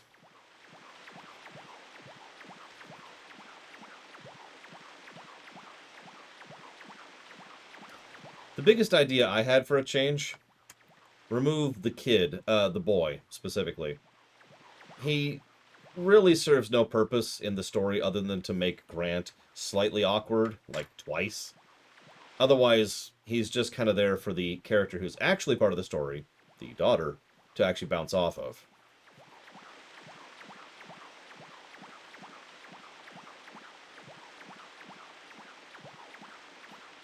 That is an irrelevant argument, Dr. Winter, and has nothing to do with what I was talking about. The style of dinosaurs without feathers is the style of dinosaurs without feathers. It doesn't matter if it always was or never will be.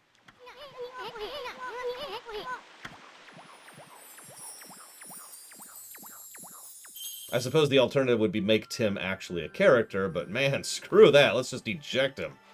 Thanos him from existence. Oh, me too, extremely allergic. Honestly, that was actually my first thought for a change for Jurassic Park. So you know what? Fine, we'll keep Tim, whatever. Fix the big the big T-Rex scene. The blocking of that scene has always been wrong. And it's bothered me ever since I first saw it. What is he doing?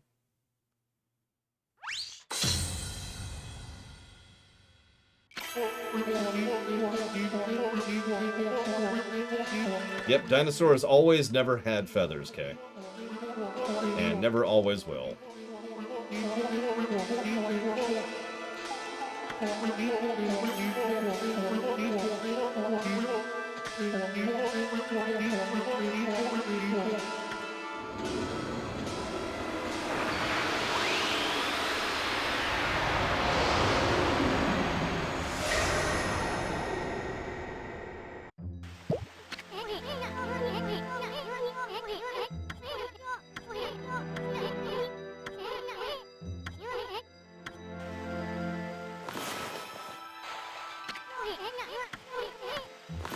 It has to connect to my body? Okay.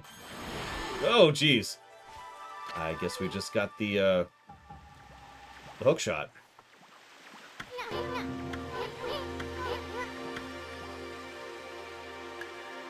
Which can only connect to very specific things, apparently.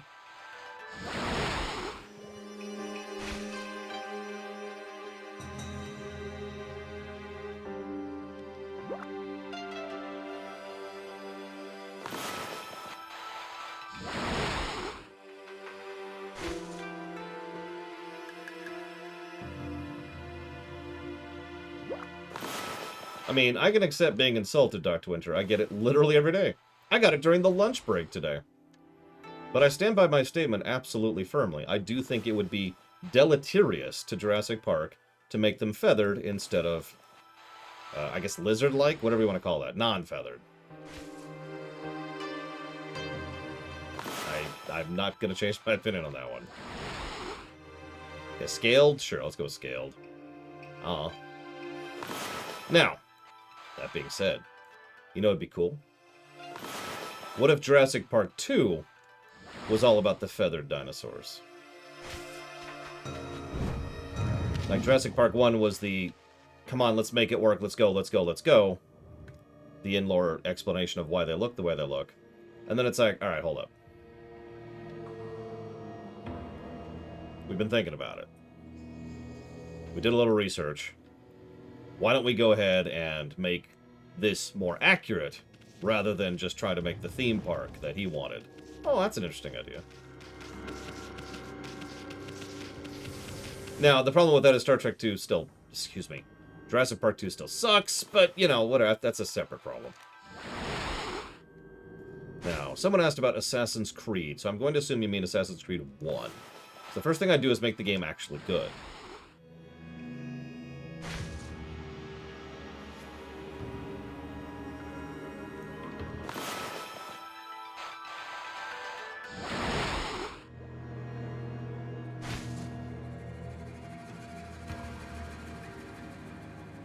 Any gameplay positives for Assassin's Creed 1? Probably. By the top of my head?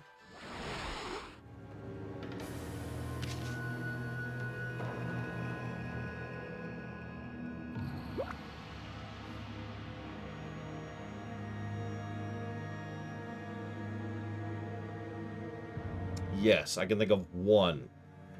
Literally, one gameplay positive to Assassin's Creed 1 off the top of my head. It's the approach to the actual assassination missions themselves, of which there's only like 5. But the fact that they give you a target, they drop you down in a spot, and they say, go, is probably the best aspect of Assassin's Creed 1. They actually dial that back in later Assassin's Creed games, and limit you a lot more in your methods of progression. But in 1, there's your target. Figure it out. Now, the catch is you also have very little tools in your kit in Assassin's Creed 1, which kind of sucks.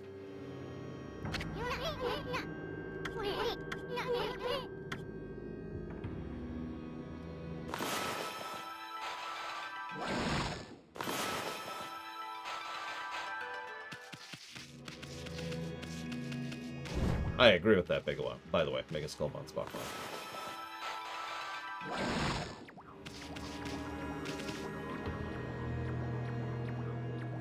Ludonarrative harmony? I'm sorry to be stupid. Something I am every day.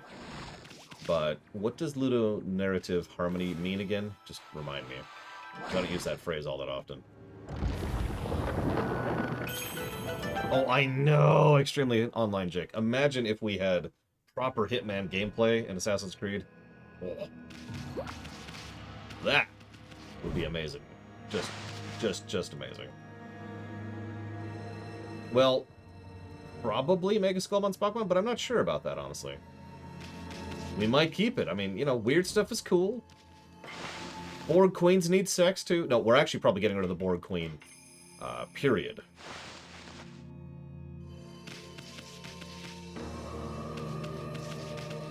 Ah, so gameplay and story integration.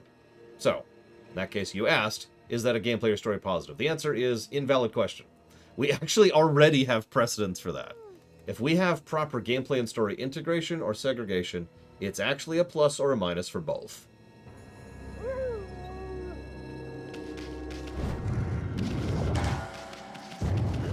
Yep, we're gonna have a Borg president who's gonna be like, nanomachines, son! Yeah! Then he's gonna beat the ever-living crap out of Data. But then Data gets this giant sword and blocks an attack by a mecha that the Borg jumps into. Oh no, there's a thought. Borg mechs. Borg mechas. How would so the one change game for Kingdom Hearts? Actually, I already answered that. I said get rid of Disney. That wasn't a joke. I actually meant that. Ironically, I haven't decided yet if lore is being removed from the rewrite. I have plenty of reason to remove lore from the rewrite, but I haven't decided if I'm actually doing that or not.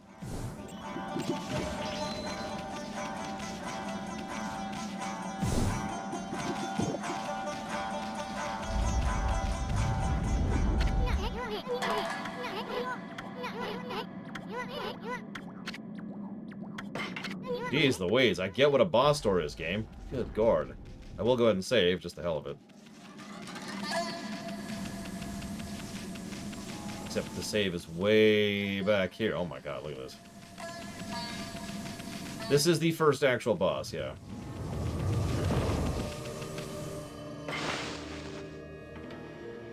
I mean, I don't mean to sound dismissive, but lore doesn't really add much to the narrative of Star Trek TNG. The biggest and best benefit of having lore in is he is a very good insight into Soong. Now, TNG doesn't actually explore that. Instead, TNG just kind of lets that sit there and lets you think about it yourself. But it really does say a lot about how, honestly, horrible of a person Soong is, that lore is the way he is.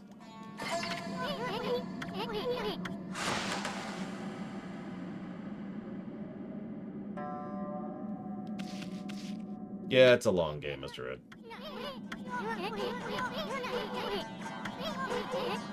Oh my god. We actually have a checkpoint. The first checkpoint in the entire game. Right there. There's even a massive explanation of what that was.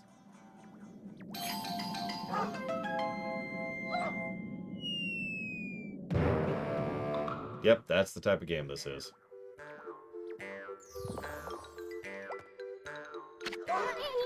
Oh, nice going, furball. I keep telling you not to space out like that.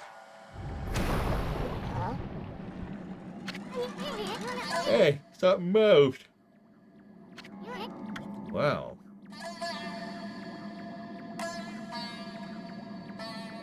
Well, it's definitely not an eyeball flower. Check out this big old flower. We might have just stumbled onto something here. Flowers like this are usually packed with treasure.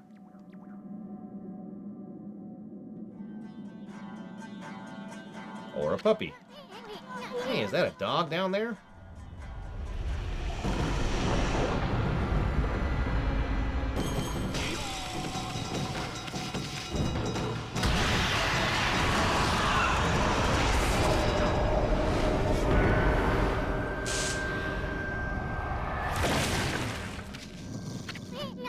Hey, there you go, Wolf Breath. I'm all covered with your slobber again. You're welcome.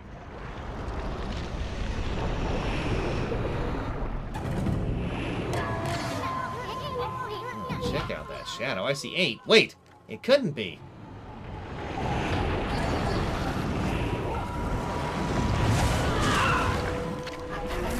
Are you that dog that's been sniffing about?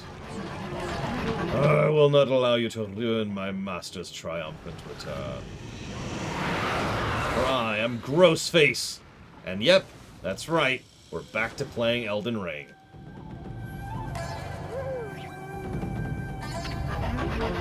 Sticking your nose where it does not belong will get you killed.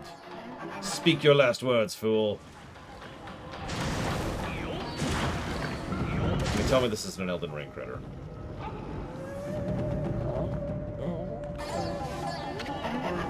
How dare you? Dog is not usually on my menu, but I shall make you an exception. What are you talking about? I saw that dog you gobbled up. Besides, this ain't no dog. This is a cutscene that's going on way too goddamn long to establish that this is a giant boss of doom.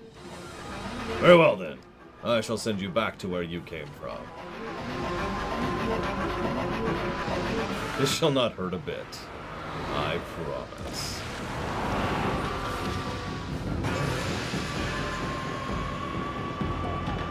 Gilbert Godfrey, Don Crow.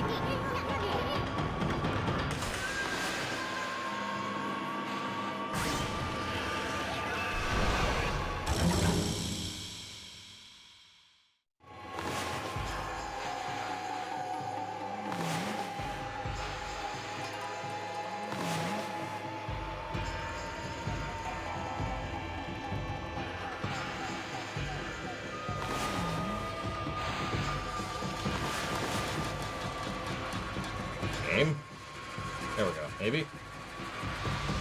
Nope.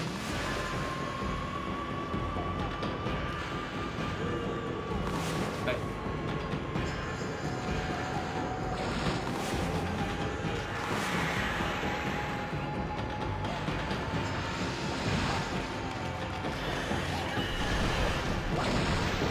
There we go. Jesus. I guess we should probably do this.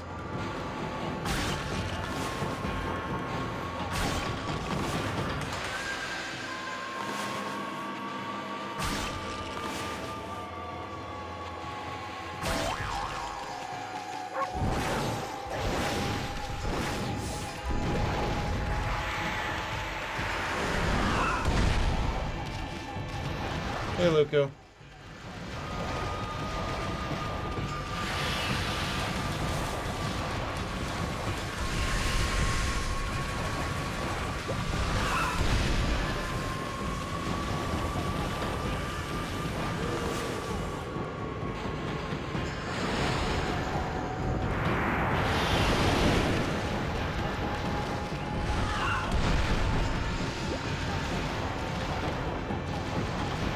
It's okay, it's actually secretly a horrible death doom.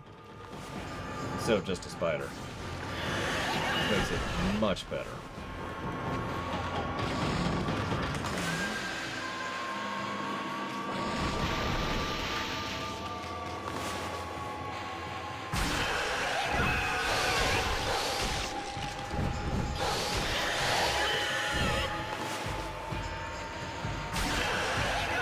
And don't you see the eyeballs?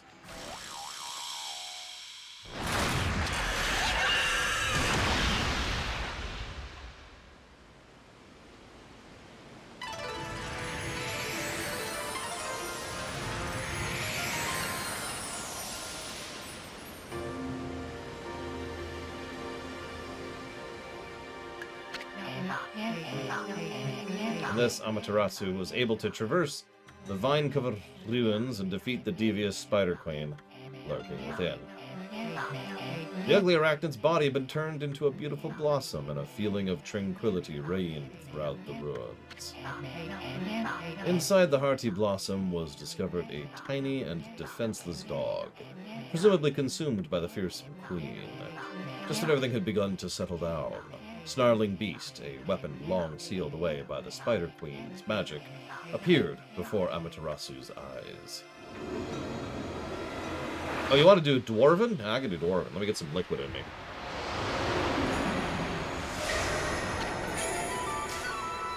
You obtained the divine instrument, the snarling beast. Reflector marked with a basteless seal that grants ink bullet power. Oh, the Spider Queen was hiding a sacred weapon. Tricky old bug. Maybe we'll get more weapons if we defeat some of the other monsters. Anyway, I can't wait to see what this one does. Look at that, Army. The dog's just sleeping. Wonder if this is Ume. You know, the dog that the kid was looking for.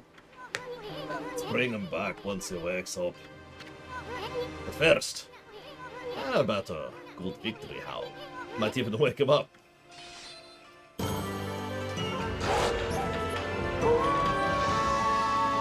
Not yet, Dr. Winter.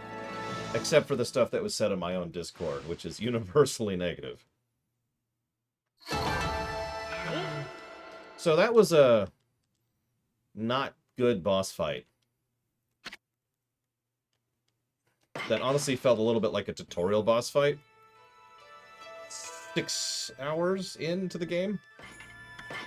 Yeah, it's almost 7 hours into the game.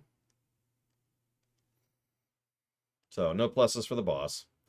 Honestly, I'm leaning towards no pluses for the dungeon, either. It's okay. I don't think it's negative territory. I'm not trashing Okami. I just don't think the gameplay is that good so far. I mean, I said this earlier. I think the reason most people love this game is because of its uniqueness, not because of its quality. We'll see if that's true, because, you know, we're only about 6 hours in, but you get my point.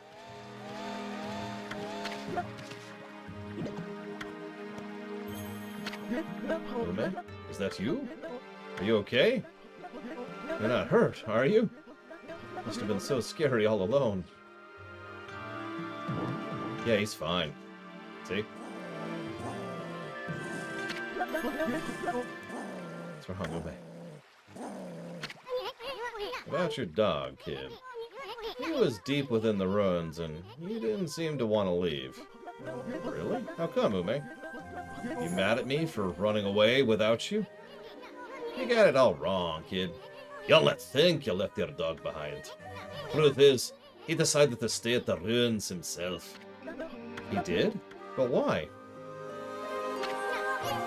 Maybe he was trying to set an example by showing you how anyone, even a dog, could have an adventure. That's the dumbest thing I've ever heard. Look at it this way.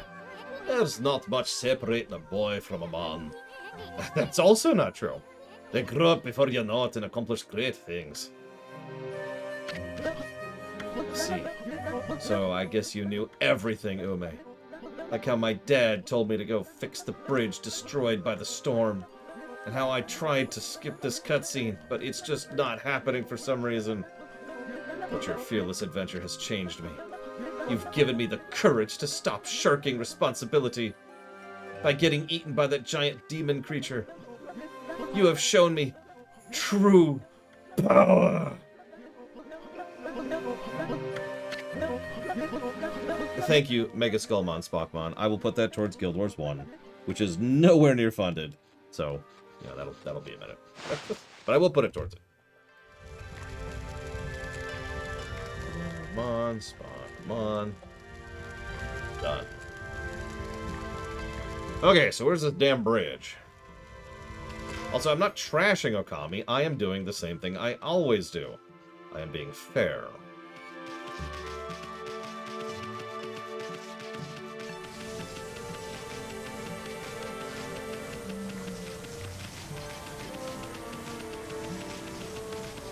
I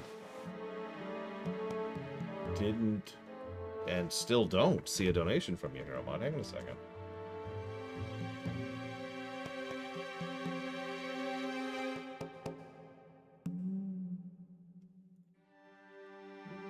There it is. God. So, Streamlabs actually had an update, and it's been a little finicky. I manually refreshed, and I saw the donation this time, but I don't see a notification in chat for it, which should be happening. And I was getting that earlier, so why the hell didn't it give me one for Lord Haramont's donation?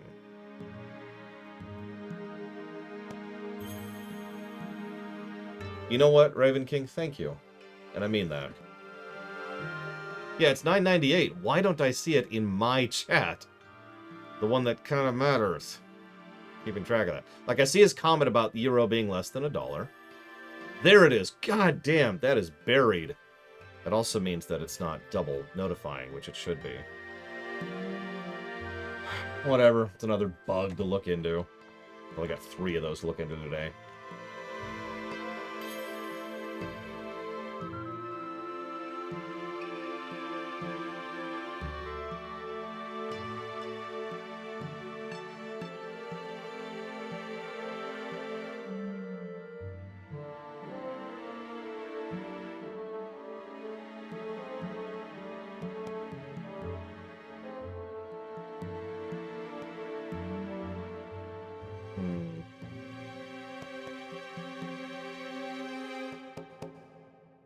I'll debate more positives for style, effectively. But I will also say thank you to Lord Haramond. Things like that is why I ask you to do the verbal confirmation, by the way. Because if I don't say something, there's a pretty good chance I completely missed it, for one reason or another. I put that towards the Ratchet and Clank trilogy.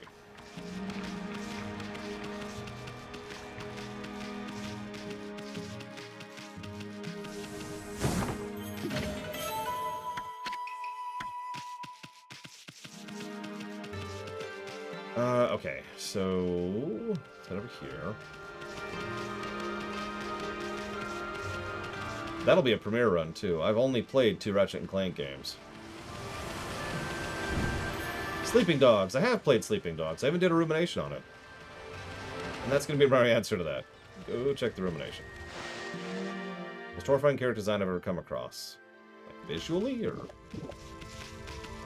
in terms of how horrifying the character is? In which case... oh, God, I don't know. Narrow it down for me. I have played Ratchet & Clank and Ratchet & Clank, Lord Aramon. I've played the first game and the remake.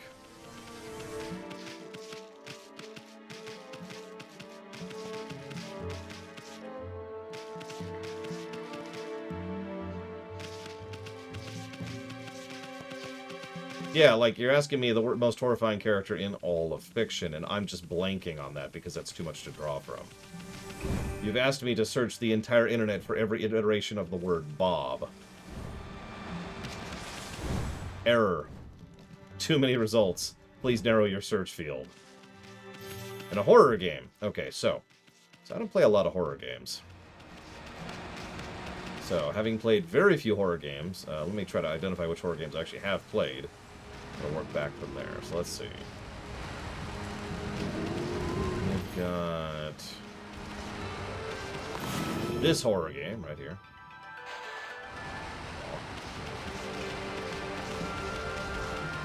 I mean, I get a lot of flack for this, but I preferred the remake over the original.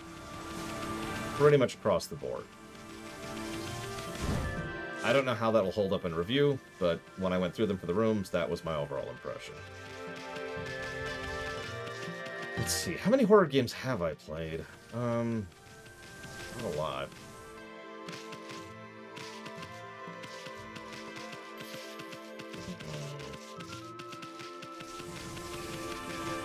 Yeah, no, the gun design, the encounter design, the bosses, pretty much playing Ratchet & Clank Remake was a lot of fun. I also kind of preferred their approach to both Ratchet and Clank and their dynamic with each other, and I loved what they did with Captain, I forget his name.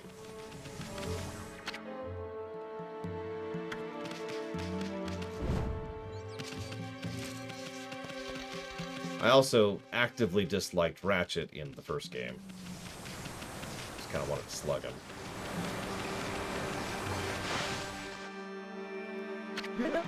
I'd say Soma qualifies. As a horror game, I mean. Hey, you there. Get that rope out of my way. What? Huh? Susano?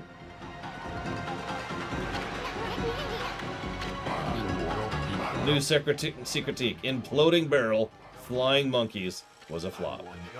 Ended up being washed downstream on this tree. We're just gonna have a casual conversation at this pace.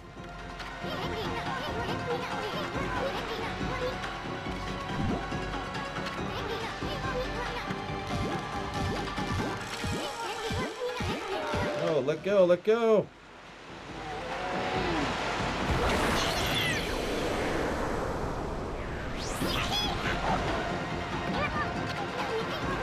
Amy, use your celestial brush, quick! Okay.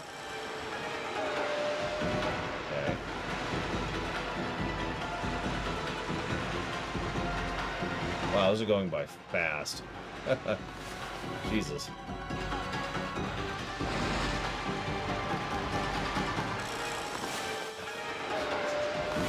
Can I tilt the camera? No. Okay.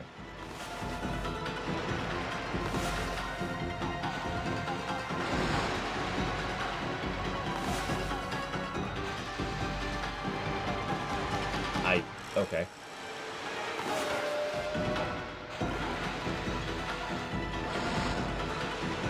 Not even close to what I was going for? You know, whatever. It's all good in the hood.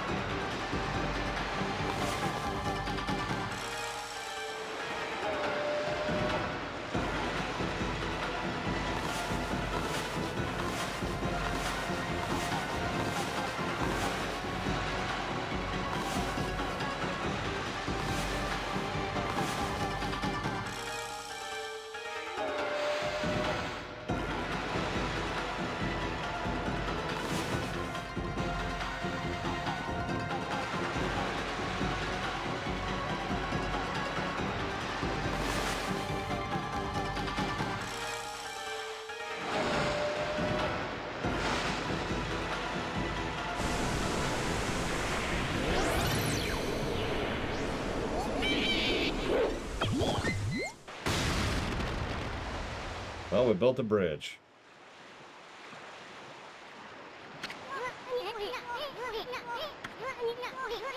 We were goners, but it all worked out. New bridge. Very feasible. That's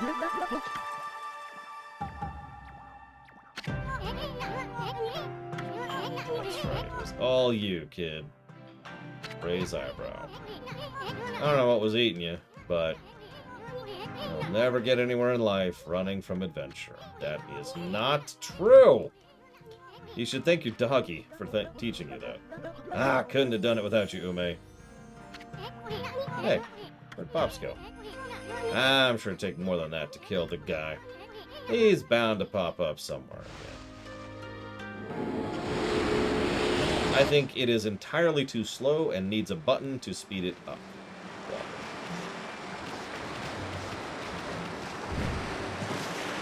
Like, I know we could do that to get to the second step, but we really should just have a button to start sprinting like games have.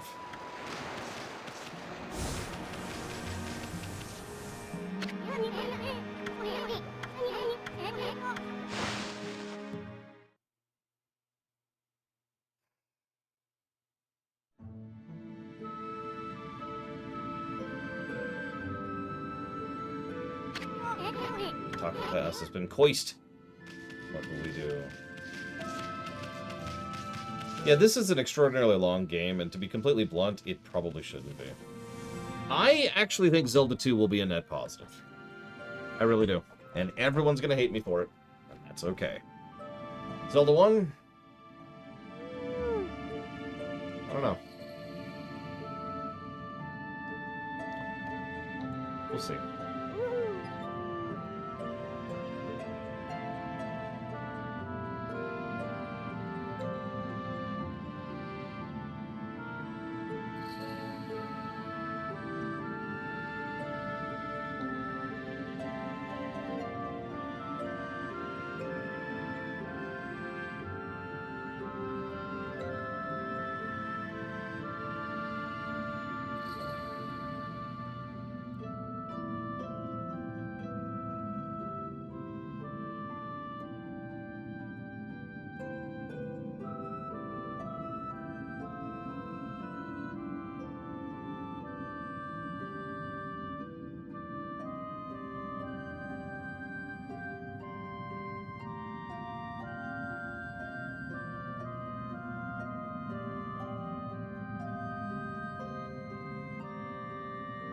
I have jotted down 1 plus for music. It is actually the only gameplay positive I've given this game so far. I'm still debating if there will be more. More! God, I'm so glad I don't have to do a rumination on this game. You have no idea. That just made my morning this morning when I realized I didn't have to. I was just like, yeah.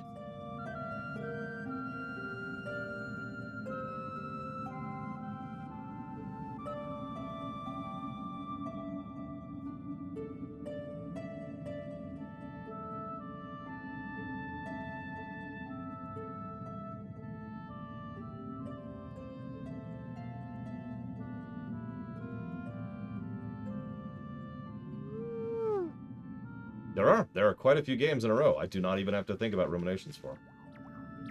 Quite happy about that. What's to become of me now? That confounded cursed zone is causing all kinds of trouble. My most precious tool of the trade has gone missing too. I don't know how I'm going to make a living anymore. What's become of Kusa Village now? It's up in Mount Kamiji where the big windmill is. There are terrifying growls. Then I ran. I didn't realize this place is cursed too. The monster's going to eat me, so it looks like the end of the world's here. Bye. Roach is gonna kill us all. Bye.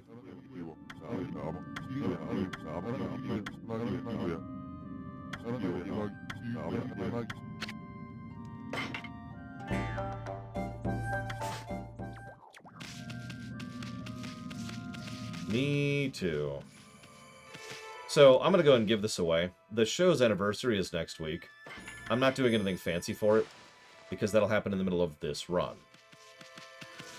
And I'm not going to interrupt a run for an anniversary thing, especially since the only anniversary thing I had planned was to play Mass Effect. But happy anniversary, everyone.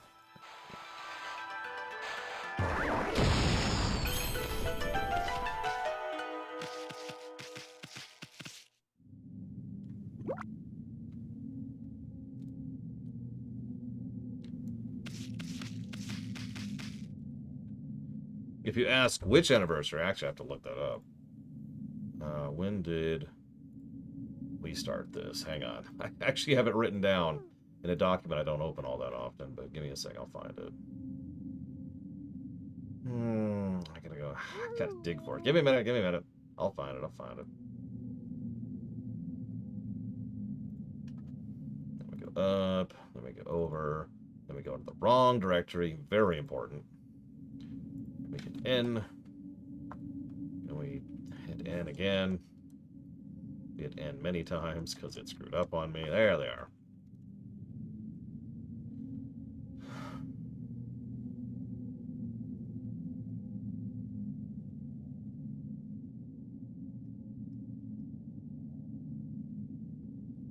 It should be like right here.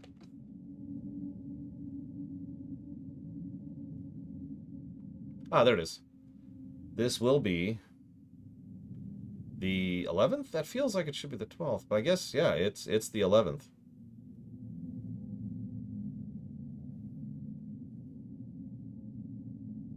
Yeah, no.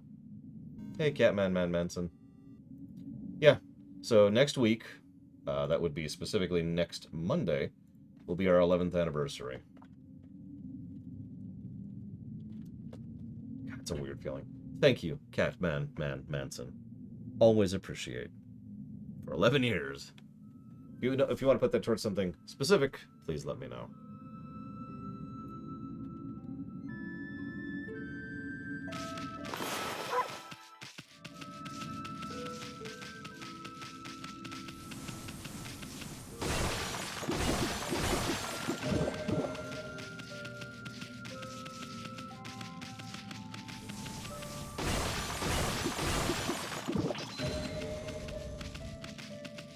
But I'm not sure it tracks, yeah.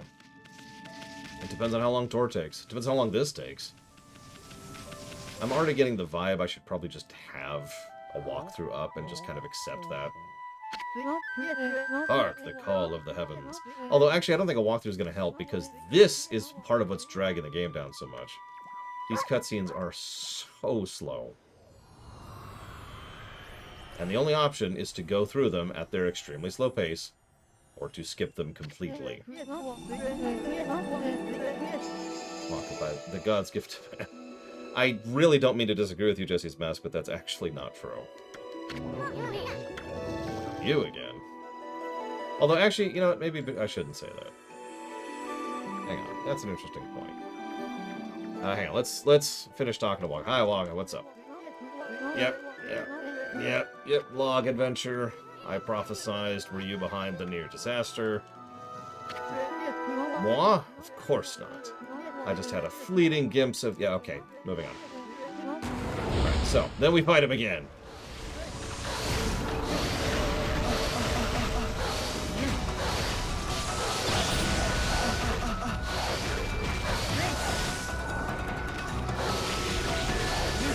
What, you don't like Oreos?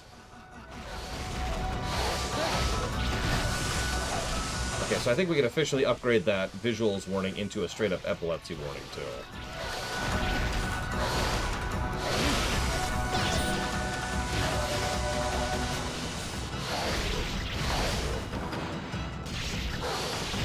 Come on, game.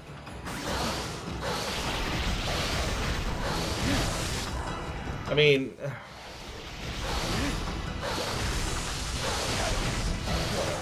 we'll see. It's just... There's something the game's doing that's really pissing me off, and it makes several other aspects of the game worse, too.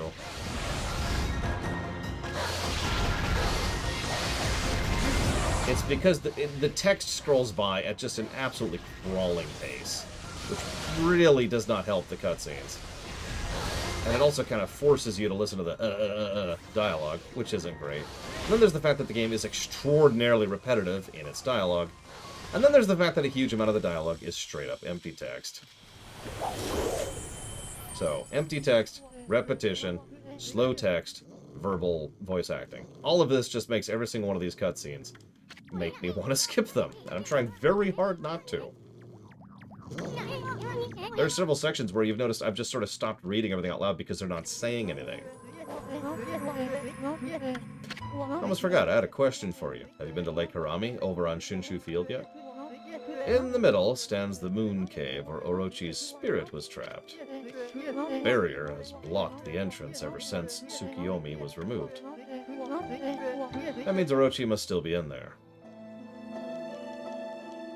I want to get through the barrier and enter the cave.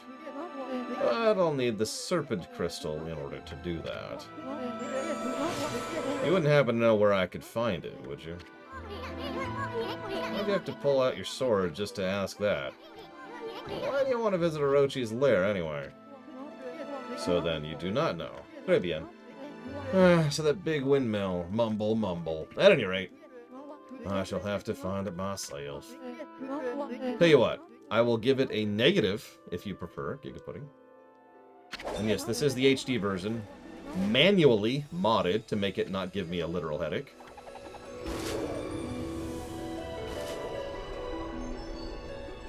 It's more like an emergency Oreo, Space Cadet. You just... Let's try and beat Wonka to the Serpent Crystal. I can't help feeling he's up to no good. Plus, we just might find a new Celestial Brush technique, too. Cool. Obviously, birthday cake Oreos, which is the best type of Oreos. No, you're misunderstanding, Walker. No mods. I had to manually modify the game. Manually edit the DLL files to remove the engine's... So there's standard motion blur, which is when the camera pans, it blurs. Then there's the static motion blur, which you can't see right now, but you see that, like, red outline that's happening around us? Imagine that was kind of doing this the whole time with, like, this extra blur layer. That's that.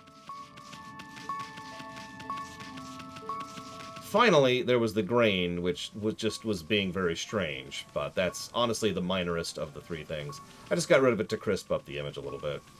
The other two things were the big things.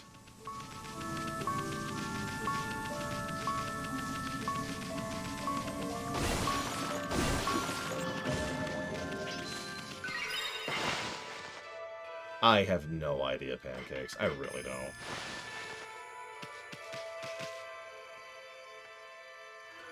No, one moment, please. This is the...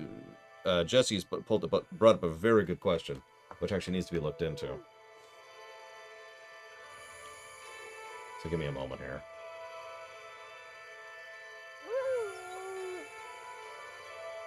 Because, just in case this didn't work, I needed to make sure I had access to another version of this game. Is the PS2 version.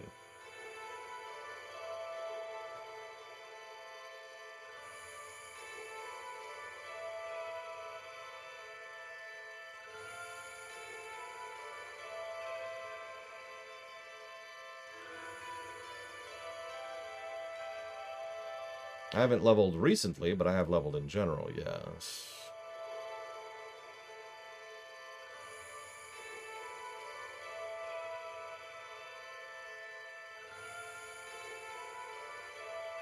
Was this what I was using? I'm trying to remember what I was using for the PS2. What was the last PS2 game I played other than Shattered Universe? Unless Shattered Universe is it, in which case, never mind. I feel like it might have been Shattered Universe.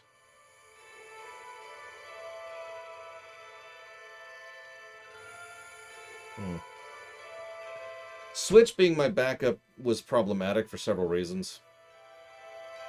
And also wouldn't fix the problem. Oh yeah, Beyond Good and Evil. That was a PS2 game, wasn't it?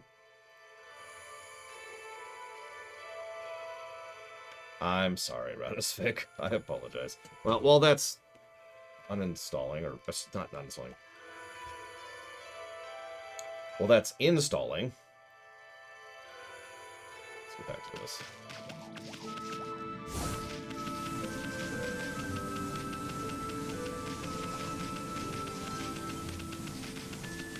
Oh my god, Giga Pudding! I can only well, that just greases my fire. Yada.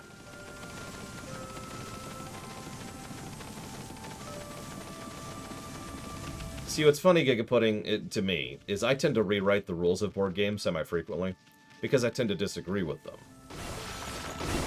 you know, the game designer in me looks at something and says, this shouldn't work this way. So I come up with a house rule that works better, and it does, like, every time. It's actually funny, because when we used to do board game night, every now and again I'd get someone in the comments being like, that's not how you're supposed to play. You're dumb. I always was amused by those. Oh. There we go. Okay, so where is Beyond Good and Evil? Where did that end up? How were we using for Beyond Good and Evil? I know what we were using for the PS1. That's the Duck Station. Is this it? No, that's not it. That's not it. That's not it. What the hell is Beyond Good and Evil? Oh, well, whatever. Nope, don't do that. Don't do that. I mean, I've heard people who talk like that, Luco. That's, you know, whatever. No. It's loading up Star Trek Shattered Universe. No.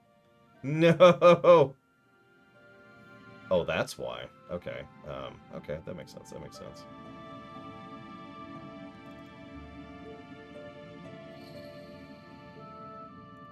It's okay. Give me a second.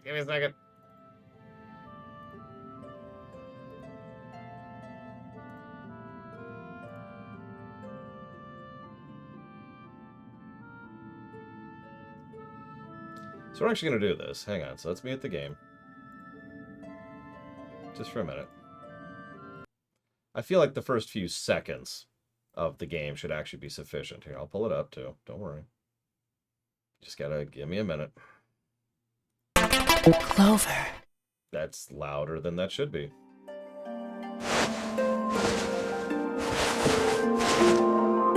Hang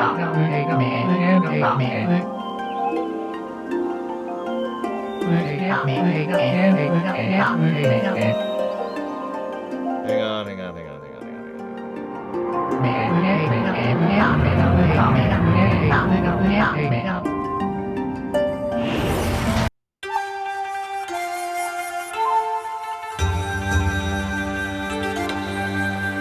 Why is this so loud?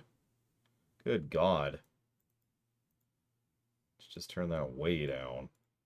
There we go. Okami.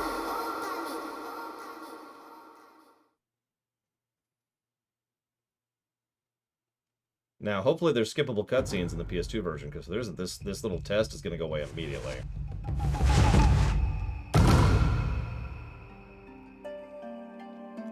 I'm not seeing a way to skip the cutscene.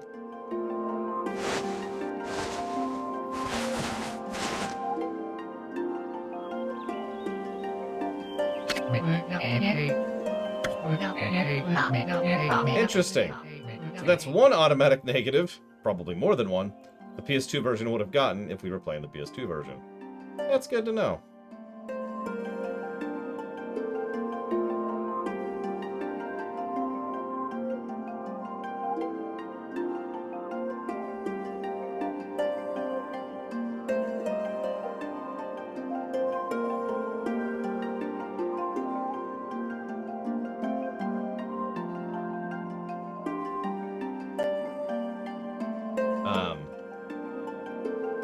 Okay, well, yeah, never mind.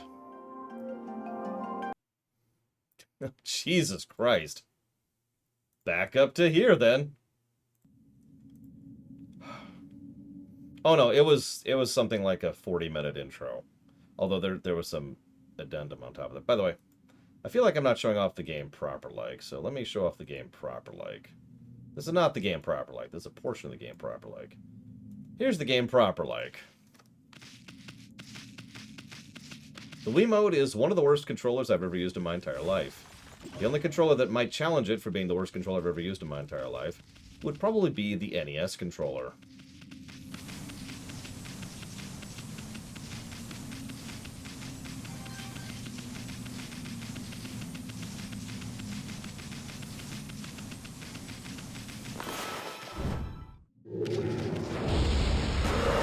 Yeah, me too, Bregman. Me too. The NES controller is one of the most obvious examples of sand before water I could think of off the top of my head. I dealt with it because it was the only option. It was the controller. The end.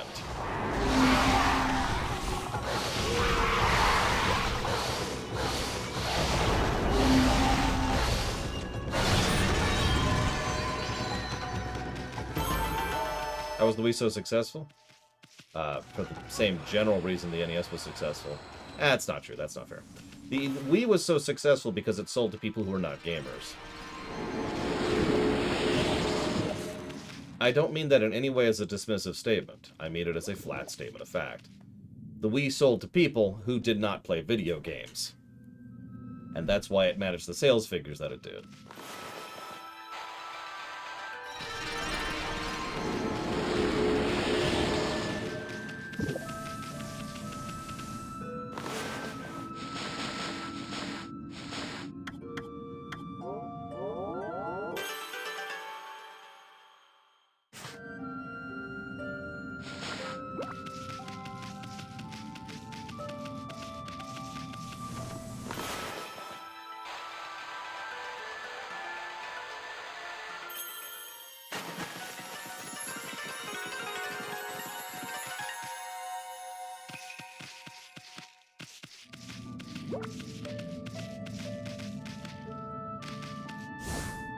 I actually unironically had someone a couple of weeks ago tell me that it was my fault for playing Skyward Sword wrong, and that's why the game hurt my arms and wrists and elbows.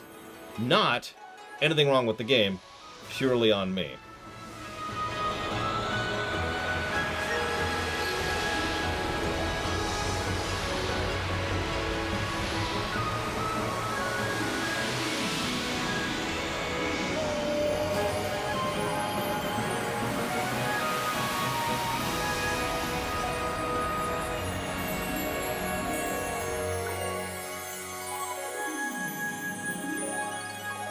No, I haven't, Act. And Scrum. No, it wasn't my friend. This was a comment on YouTube, Traxia.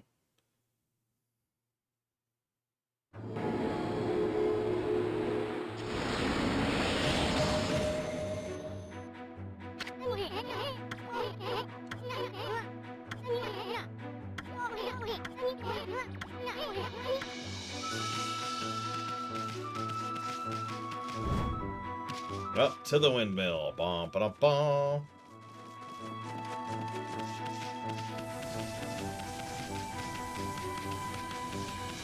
I mean, as a reminder, that Wii dance game, which I can't think of the name of right now, sold so well that its last version came out like 2 years ago. Is when they finally stopped making games for the Wii.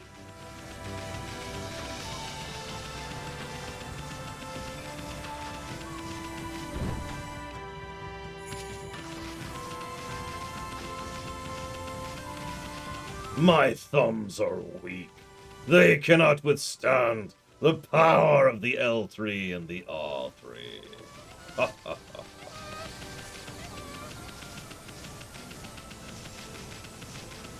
I have, in fact, played one of the dance games. I forget which. It's on the Switch. I played it with my niece. I was thoroughly humiliated. Any questions?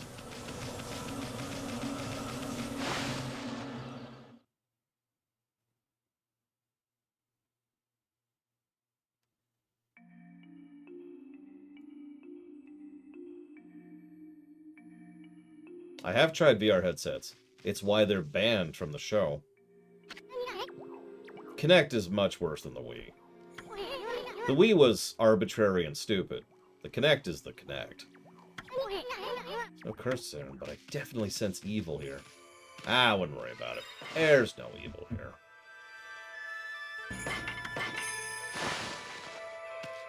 Why in God's name would I ever accept being recorded while dancing? I actually did get the pleasure of playing the Virtual Boy. Very, very briefly. You know, the priest of the shrine was gobbled up by that monster. I'm sure that's what stopped the divine wind from blowing. Monsters have been attacking the Gale shrine. The strength of the shrine god is growing weaker and weaker. The divine wind used to make the windmill turn like a charm, but that's not all. Even worse than that. Hello, little doggy. This flowerbed used to be really pretty, you know. It's full of flowers, all thriving on mountain water. Then the wind stopped and the water dried up, and now I'm watering them every day just to get them blooming again. Bloom. Oh, wow. I can't paint here. Oh, that's new. Yep, the evil power is too strong. Yes, good evil power. I actually also had a power glove. However, I did not own a super scope.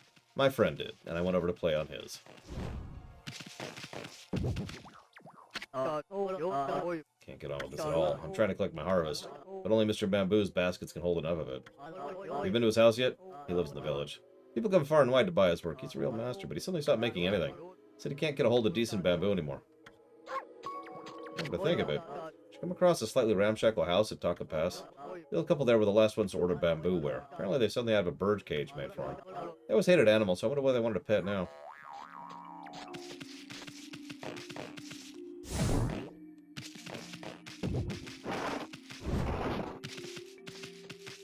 Aha, that was... Oh my gosh. Okay, we're gonna just not even with whatever was going on there. Not that I'm aware of, Trihexian, though. About to. You don't ever... He's one tenacious dude. What are we doing here? He's having a nightmare about getting beaten up by monsters. He seems rather frantic. It'd be funny if it weren't so sad. A dream again. Is there no escape? I thought by coming to this village. Hey, Pops. Floundering? Must be nice to be able to nap like that in the middle of the day. Greatest warrior ever, my foot. Poochie, a little bug. Here to disturb my meditation again. Even in my dreams, I'm hard at work devising strategies for defeating the Crimson something or other. Came to pray for victory at the Gale Shrine, but lo and behold, the Crimson something or other occupies the shrine. Well, with my invincible sword, there's no need to pray, but mankind's fate rests with me. I must be prepared. First, I must sit here and come up with a well-thought-out plan. Where was I?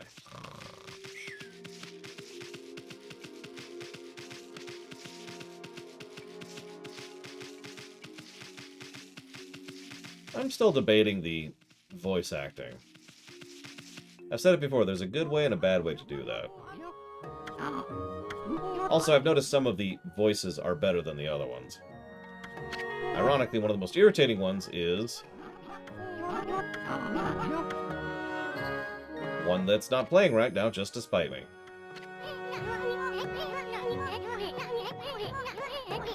That one. Hello there, little sprite. Here to listen to an old man ramble. I always gathered bamboo over in Sasa Sanctuary and Taka Pass, but I haven't been able to get there lately. Sparrow Clan suddenly closed the entrance. Oh, I do wish I could craft my bamboo. I'm an old man. It's all I have left. Thank God it's worse. The festival's just around the corner. I usually sell my work there, but I'm running out of time. That ain't the end of the world. What do we got mixed up in now? We gotta save the bamboo, man. It's the only way.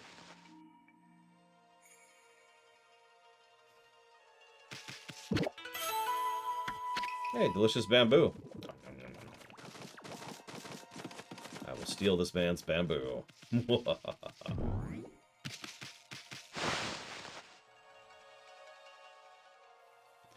Yeah, like I said, I mean, I've heard bad mumble speak. Like, what's that Banjo and Kazooie spiritual successor game that came out a few years back that had really terrible Animal Crossing speak?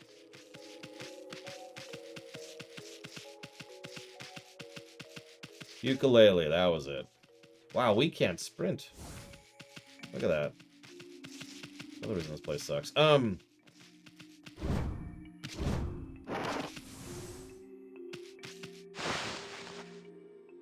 Yeah, seriously, look up some of the ukulele Animal Crossing speak sometime. It's bad.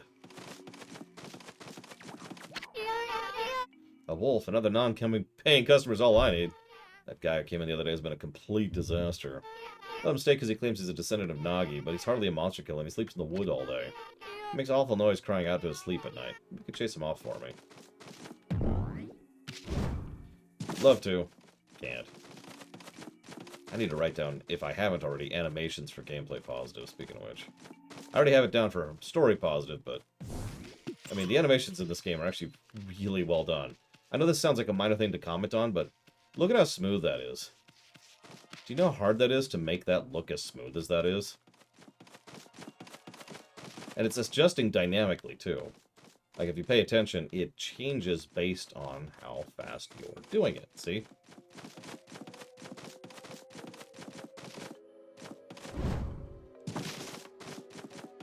Oh, it's so bad. Like I said, Ect. This may not be whatever. I'm supposed to knock first. Can't you wait till I'm done? Wait, but... Okay. Seconds and minutes as a positive? So there technically is no such thing. But good gameplay pacing is what you're referring to. So what's an example of good gameplay pacing that isn't Chrono Trigger? Virtually any Mega Man game would qualify. Most of the mainline Mario games would qualify. I'm apparently told to go talk to this person. I'm hearing a voice in my head that says, despite the fact that she told me to piss off. She's gonna say the exact same dialogue each time. Okay, so K is on crack. Got it. Crack having K. That's I think your nickname, isn't it? That's what the K is for, is crack. It's spelled a little differently to, you know, avoid some difficulties with the popo.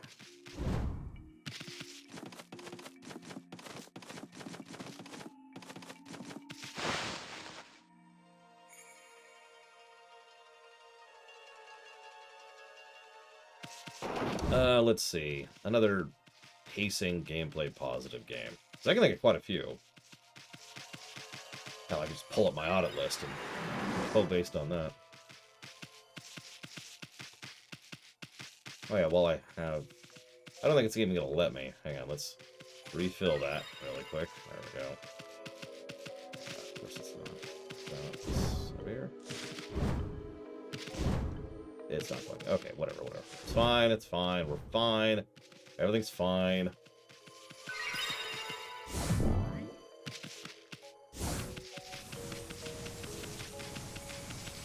Oh yeah, no, I don't recommend Ukulele.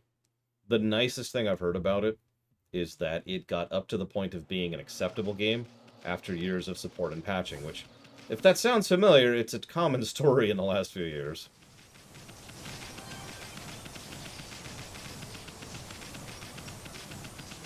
You're lying to me, Kay. Just like you just lied to me. Yeah, you know what? You want to play Ukulele? Play A Hat in Time. That's a freaking amazing game. No joke, no lie. This way-ish. Who are you? Explain yourself. The mermaid spring has always given us such water. Why is it dried up? Oh, hang on, I'll fix it really quick in this here.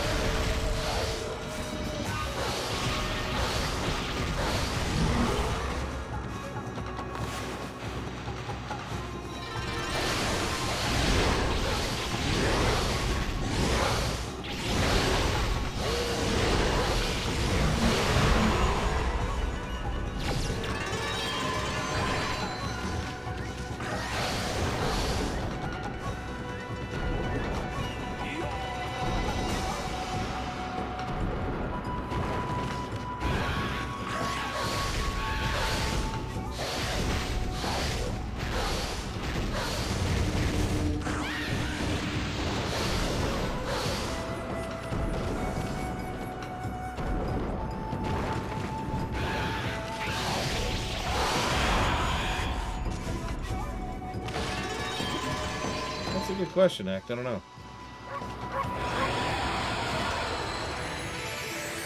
There you go, lady. Have some water.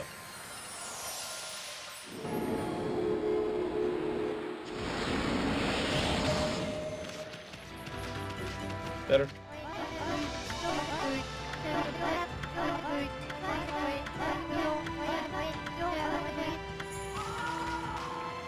Got it. So that's a teleport thing that we have to use a coin to do. Cool. Oh my god.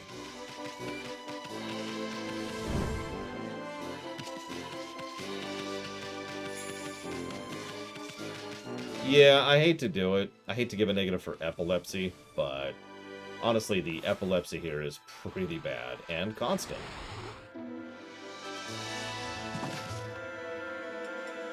Sam up top, right?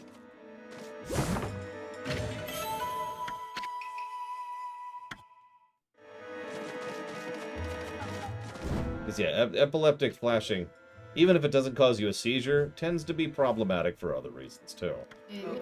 Just looking for something tasty to put in my pot. You'll do nicely, you little mutt. The horrible Mrs. Cutter.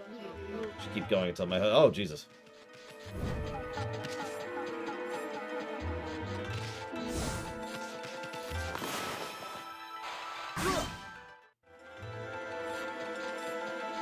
Alright, well, anyways.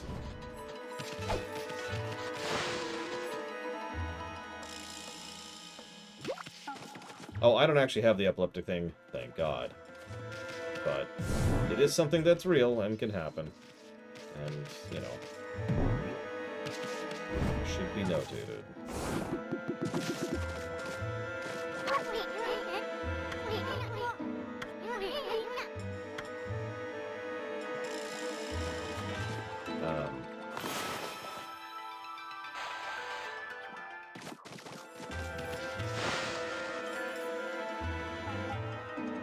Oh, it's totally an issue only in battle, but that's not really saying much.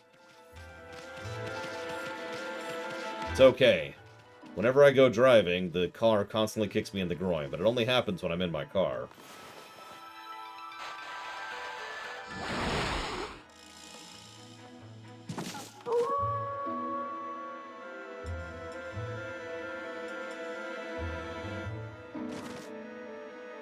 Well, I was hoping to, like, bomb the roof or something.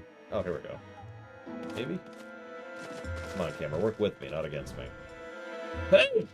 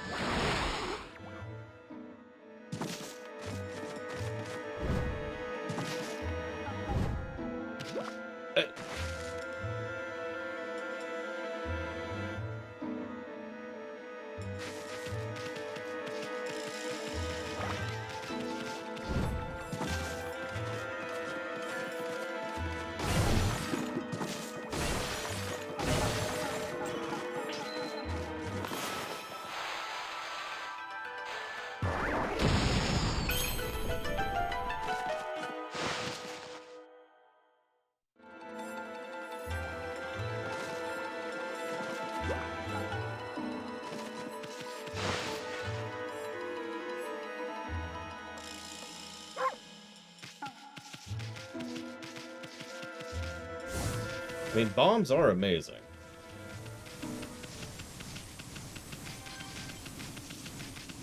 Giga-Pudding's secret mutant power would be to be able to summon bombs at will. Which would actually make her incredibly dangerous if you think about it.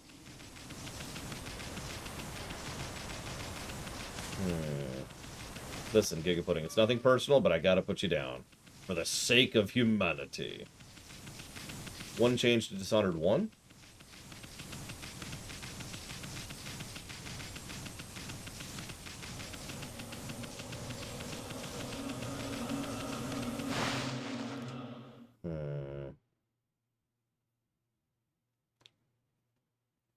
I think Fat Man would grow old and fat. Bomb arrows are awesome.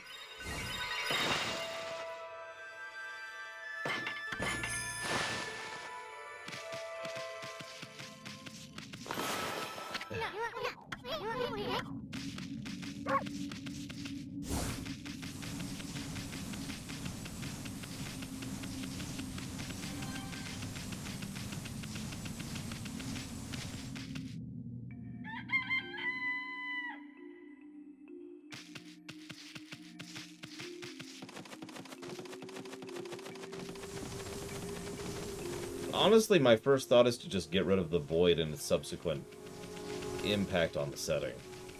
Just eject it completely. Oh, this is most unfortunate. I have been possessed in a momentary lapse in vigilance. I was trying so hard to defend this village. Now I shall be reduced to a horrid cursed zone. Alas, my strength wanes. All is lost.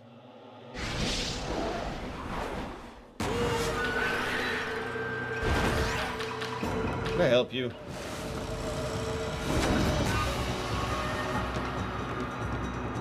In Dishonored. Okay.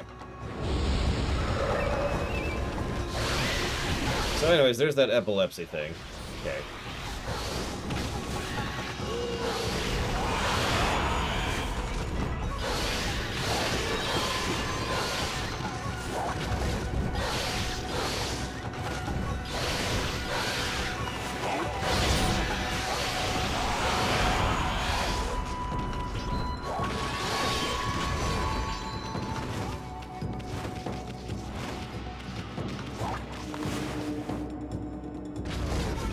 Right, I can't do that here because everything's cursed.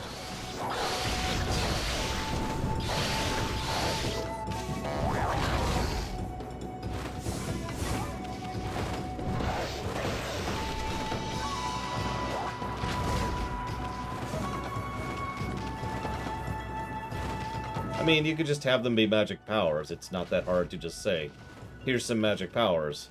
Boom. And the void is, if you zoom the camera out, really, really, really horrible for the setting. Like, as in, the setting should probably be doomed in a permanent status because of it, kind of a deal.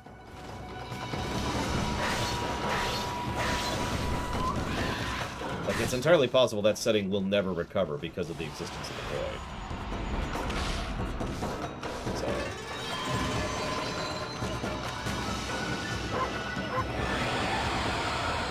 So. Actually, yeah.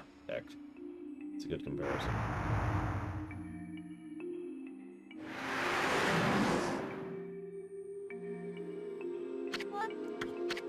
Have I been freed from the evil curse? You have saved me, but I don't know how. What the heck happened, sweetness? Oh, are you familiar with my family, the Satomi house? No, I can see now you are not. Still, you may be of great service to me yet. Will you not listen to what I have to say? You just keep talking, pretty lady. As soon as listen. Thank you, I'm Princess Fuse, Princess of the Gale Shrine. Hi. Gale Shrine stands atop Mount Kamiji. Kazagami, god of the wind, is enshrined there. The wind blowing down from there keeps the monsters away. Known as the Divine Wind, it is venerated as our protector. However, it suddenly stopped blowing one day. That has allowed the monsters to sneak into our village. Even I, the last remaining priestess here, was nearly slain. That horrible monster is behind all of this. Will you hear the rest of my story? The horrible monster, Crimson Helm, dwells in the Gale Shrine. It's been in the Helm's control ever since the Take Pass. They killed the priest while he was weakened by sickness, and the shrine fell into their hands. If only I could have vanquished Crimson Helm and freed the Gale Shrine, but I'm no match for the evil barrier that bars entry. There's only one hope. Only the warriors who serve the Satomi house can right this wrong. The last remaining hope is the Satomi Canine Warriors. They've protected the shrine and served the Satomi house for generations. Alas, they are now scattered throughout Nippon. If we could bring them together, they would break the barrier. I've already tried, but I've interceded any word of their coming. I sense their presence nearby, but I've yet to find them. If they were attacked, if they were injured, even worse, I beg of you, please sniff out their whereabouts. You got something.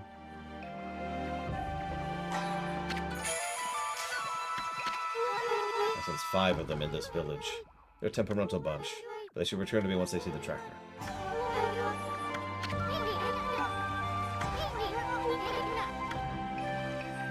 I can't wait to see how she thanks you. Heh, heh, heh. We're a dog, so it's probably not whatever you're thinking of as soon. Unless it is, in which case, gross.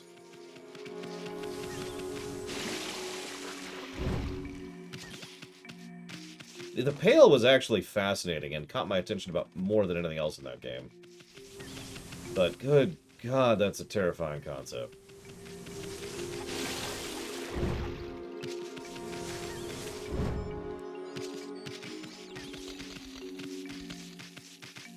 I mean, honestly, Giga Pudding, that might work. Even in real life. Oh god, everything's awful. Wait, there's a puppy. Pet, pet, pet, pet, pet. And everything's better.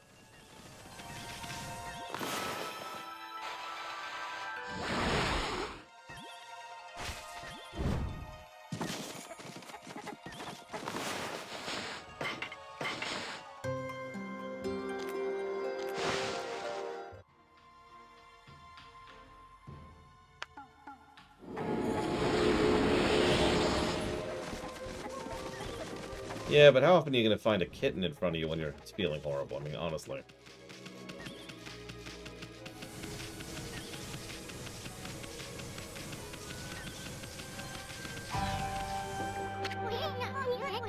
What's the dog doing here? He's trying to say something. Wagging its tail, but you can get that canine tracker. Huh? Give me food, I'm hungry. I just meant it's begging for food. What terrible manners. Okay, here's your food.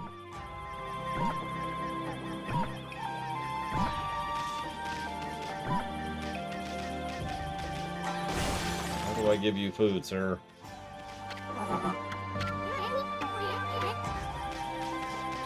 Really?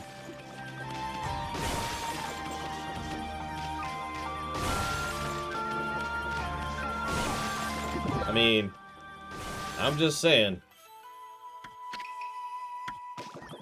That parrot is a solvable problem, Giga Pudding.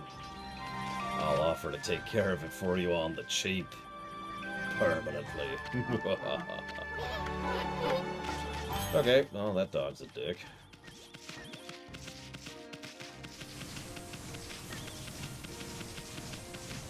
And yes, I actually did a full playthrough of Disco Elysium. Good game. Hated every moment of it. So, let's see here.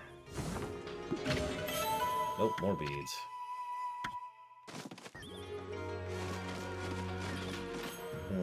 That's a fair point, Giga Pudding.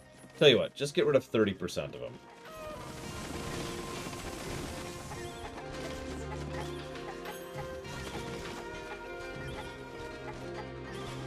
Okay, so based simply on the terrain, I do not have to actually grab something and drag it up here because that's not actually possible. Apparently I need to do this from the menu. Which isn't the stupidest thing I've ever heard of, but it's the second... No, I'm joking. Wrong menu.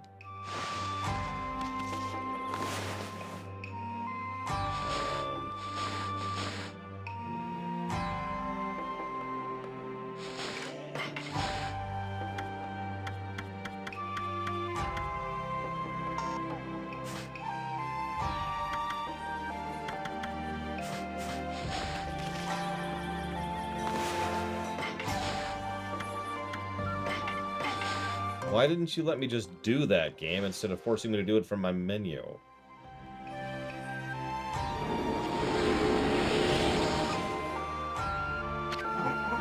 I am full. My master, Princess Fuse, has summoned me. I didn't want to go straight home. This dog is one of the canine warriors. Yeah, I caught that. Thanks.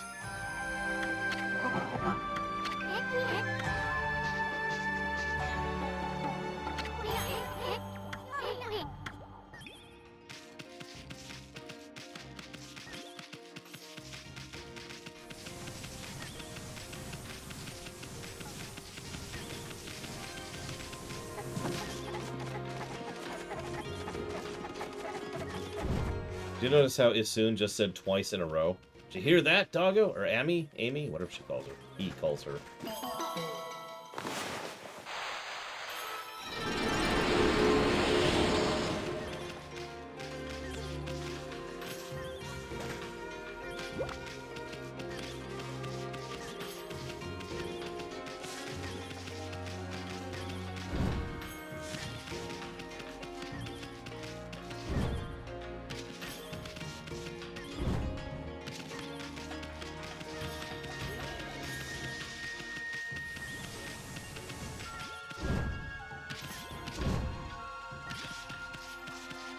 Good night, Walker. Have a good one. I mean, it would make sense if it was Ami, since, you know, Amateru's Haretsu, or however you pronounce that. So, But Ami just sounds so strange, I have trouble with it.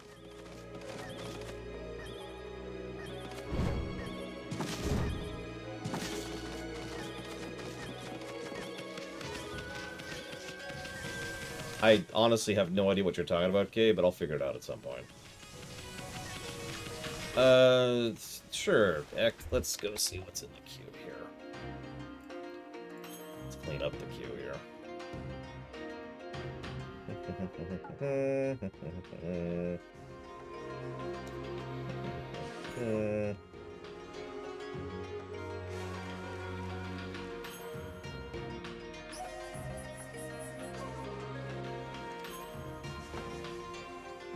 Couple questions I missed here.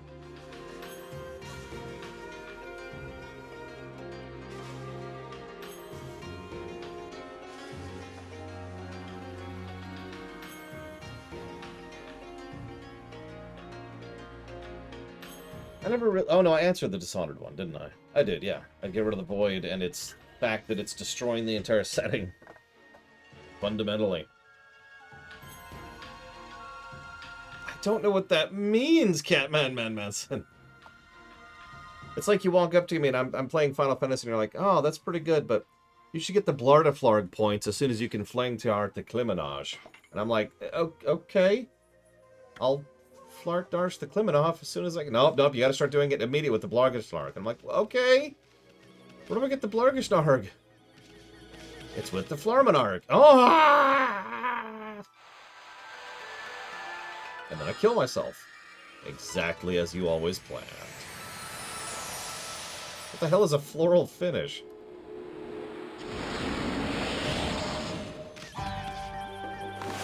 Damn it, Scatteray, no!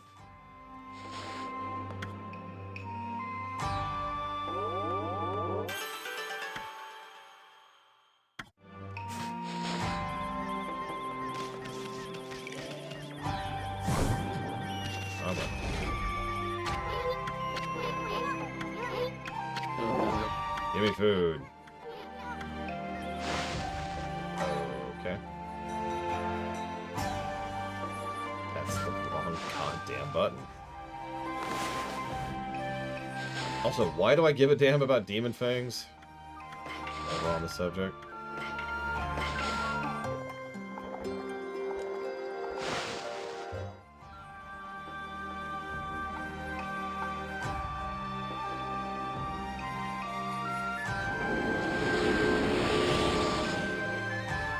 I am incapable of being a good pet.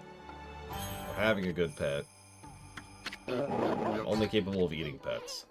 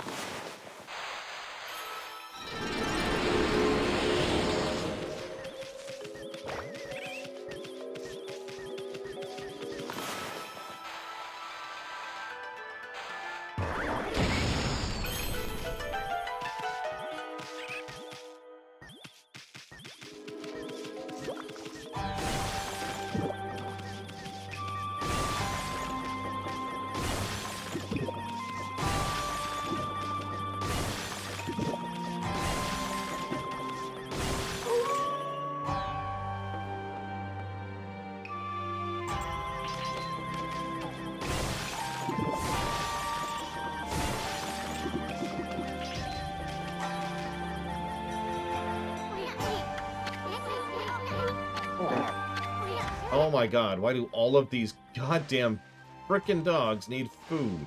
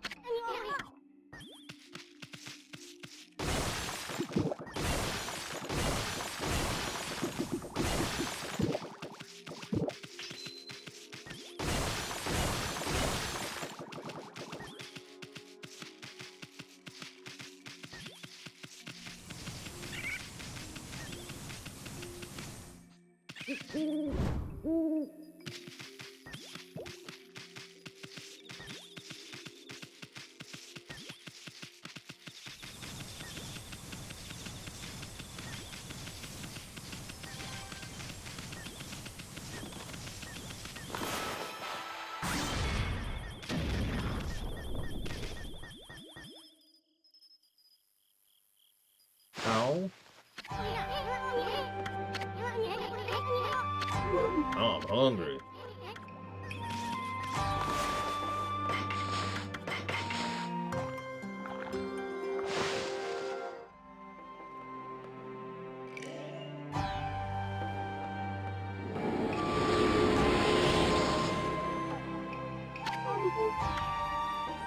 I think the change I would make to Terminator Act is to change how the time travel works. Most likely by shifting it to Type 1. Either that or just shifting completely to Type 2. I would be okay with either change. As long as we shift it off of Type 3. That's the important part.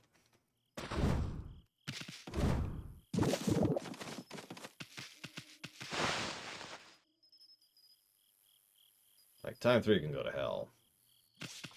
And that's a good question with regards to the points or the streamination or whatever. I'm not sure. If I'm being completely honest, I haven't put a lot of thought into it yet. Because that's really just a personal desire to do someday. Which means it's extremely low tier in terms of priority. Like, I got a billion other things to do first.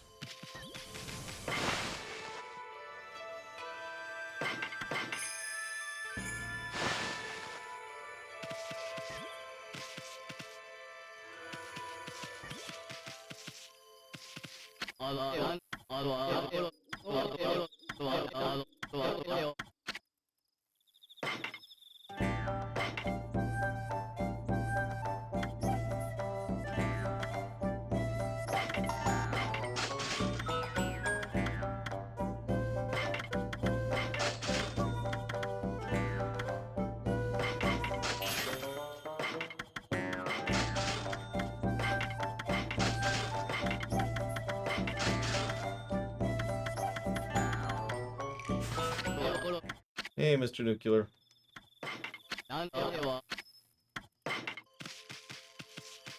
Do it, Catman Manson. Do it.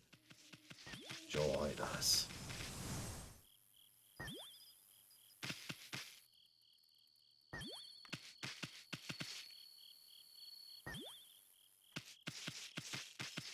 So the other question... Oh no, the overlay works great. I just figured people wanted a chance to see the game, and not me. The other question he asked was...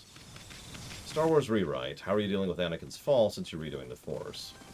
Both of those are excellent questions. Unfortunately, the answer to that is... depends. See, the problem here is, as you say, we have to define the Force first, which we have not done. Until the Force is defined, I can't answer you, but you may or may not remember this. On the list of things to go through and change and do first in the Star Wars Rewrite, item number 1 is the Force, and item number 2 is Anakin. Or perhaps more accurately, Anakin and Vader. Since deciding how the Force works and then how Anakin works is kind of critical to Star Wars as a whole.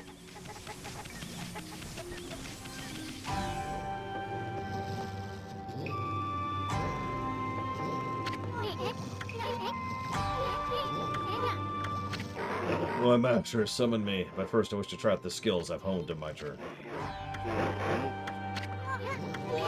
You must prove your right to carry the canine tracker. Okay. As you prefer.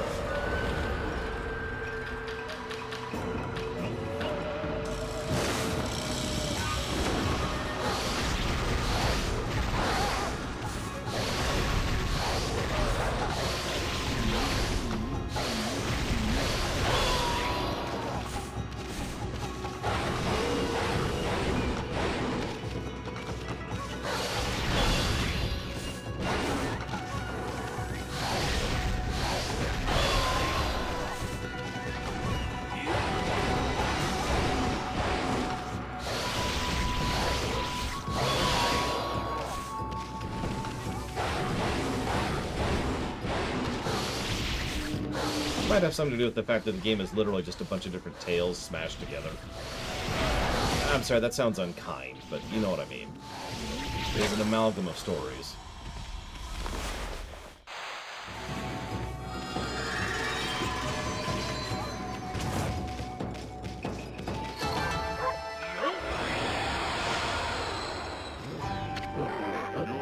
Worthy opponent. Yay.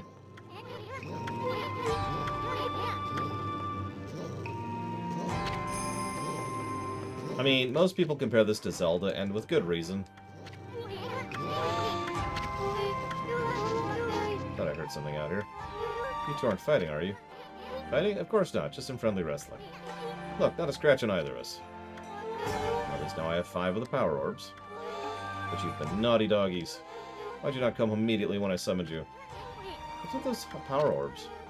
Each canine warrior bears an orb of different virtue.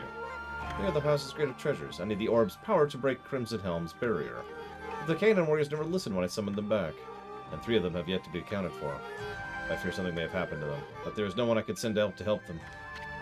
Hey, what's with all that look, lady? Okay, we'll find the rest of them too. After all, I said we'd get them back without a scratch. Wonderful. I'll be feeling grateful. I know the general locations of the remaining 3. I shall mark them on your map.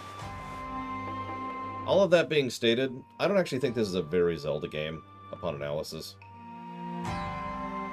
And it's... You're probably thinking, well, what is it instead? It's...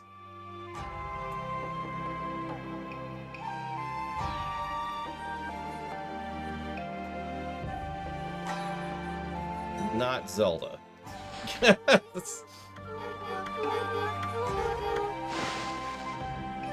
I've played games that are like this, but it's just kind of its own...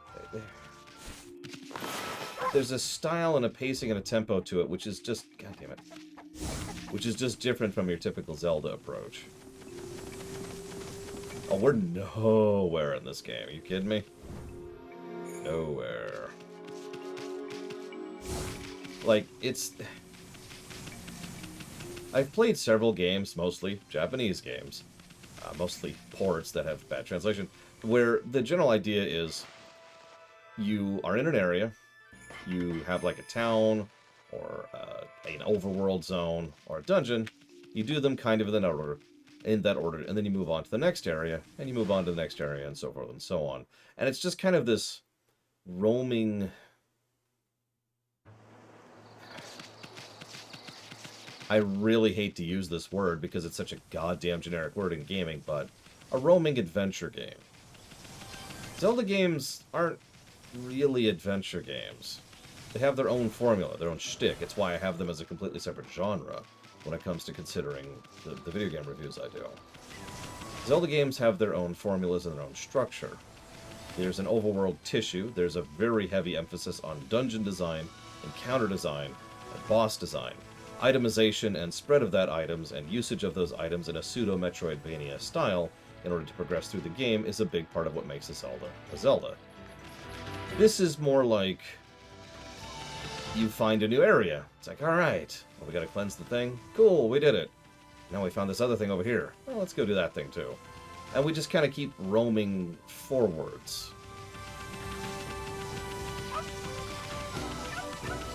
Actually 6 negatives for the visuals, Mr. Nuku. And if I'm being 100% honest, that's probably me being kind.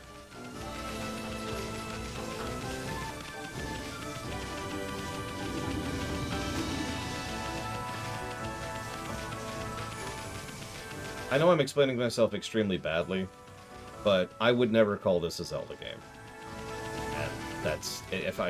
I will continue to try to explain myself, and I will continue to fail at it. But this is not a Zelda game. I can see why people call it one.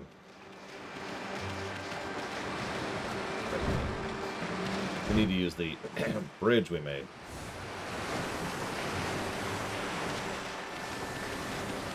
Calling... You know what this actually reminds me of? No, I don't want to make that comparison.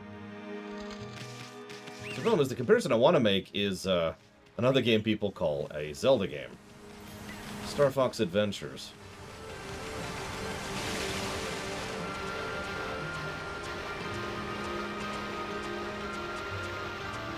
Oh, I understand, Mr. Nick. I'm on the verge of passing out as we speak. Seriously, I don't know what's going on with me today. I am exhausted. And I'm not even done. I got other crap to do. And then I've got my 3rd stream tonight. Anyways. No, Dark Souls is a Metroidvania. Big difference. No, this reminds me a lot of Star Fox Adventures. And you're probably thinking, what the hell's a Star Fox Adventures? What's Star Fox Adventures if not a Zelda game? Star Fox Adventures is kind of an in-between of a collectathon and a Zelda game. It's kind of like right in between those two things. It definitely has some vibes of a Zelda game, but the actual structure and design of it leans more towards the collectathon type of things.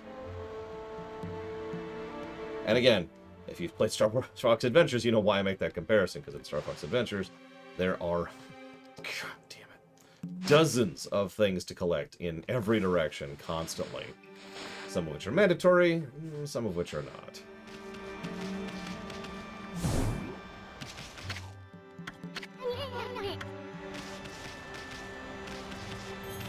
Where's this stupid dog?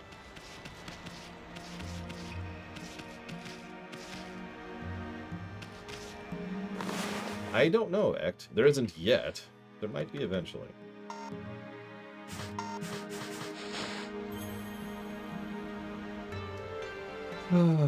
Okay, well, while I'm waiting for... I have to spend Mermoid coins to... Oh, Jesus. I'll be right back.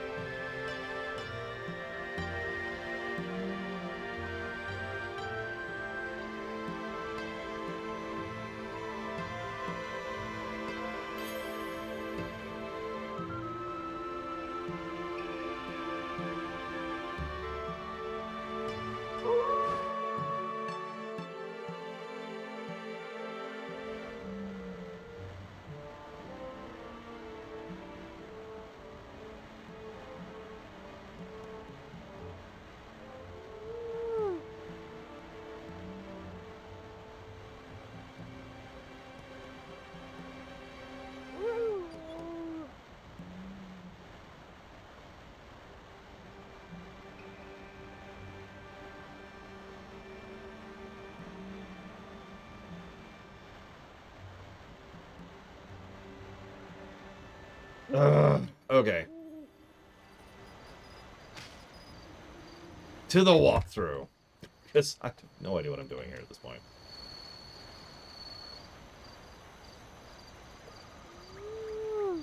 And I'm just...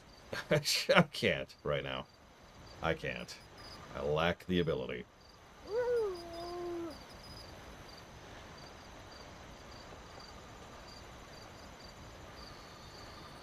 What's the golden number of my favorite foods? Oh, I've never reviewed them. +2 rice. +2 edibility. Negative to price.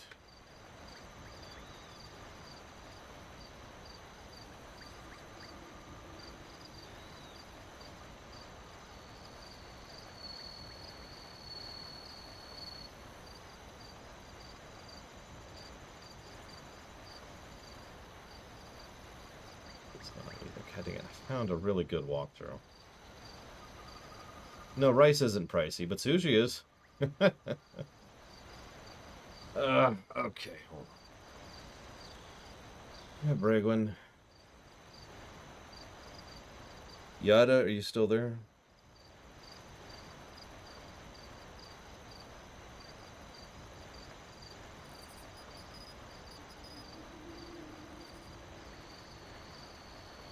Yeah, sushi is a bit right. Even sushi rice, which you can just buy in the stores, is a little pricey for some reason. Go figure.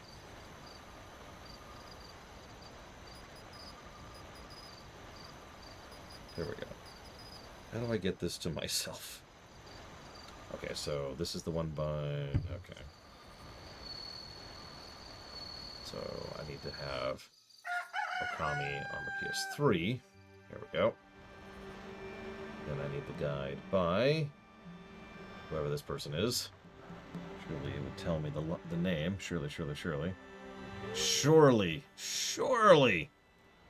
This. Oh my god, I'm kidding. Okay. Nope, this might be it. This might be it.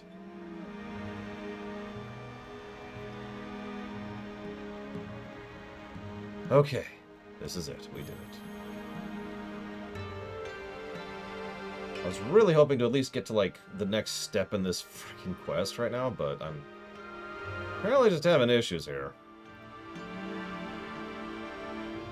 Okay, so we blew that up. Talked to Waka. Killed Waka. Did not get the golden mushroom. There's Princess Fuse. There's the 5 dogs.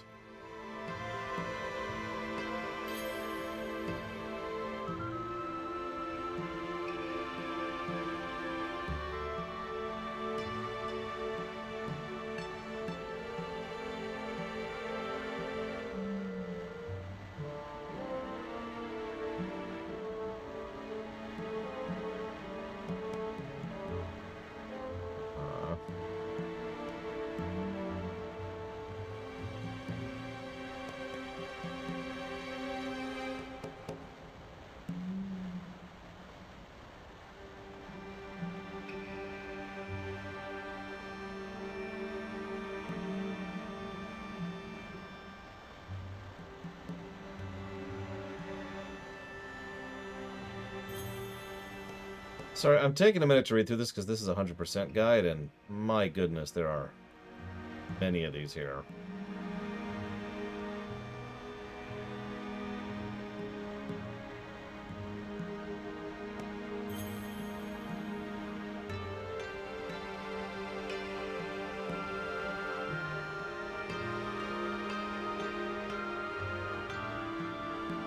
There's Actaft. Where the ass hell is this? Okay, so, hang on. Where the heck am I? Alright. Alright.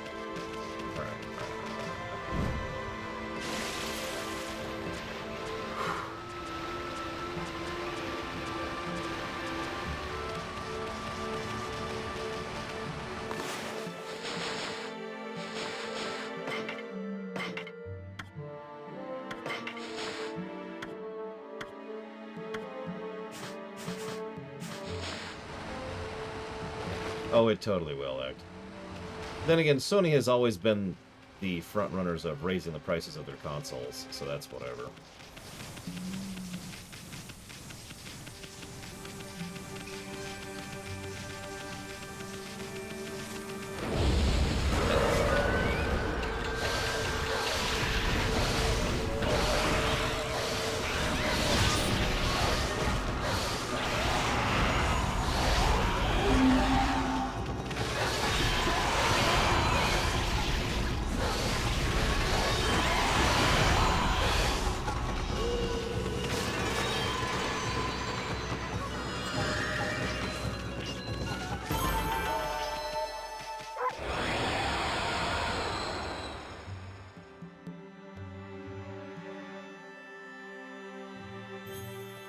Well, thank you very, very much, Mr. Nuclear.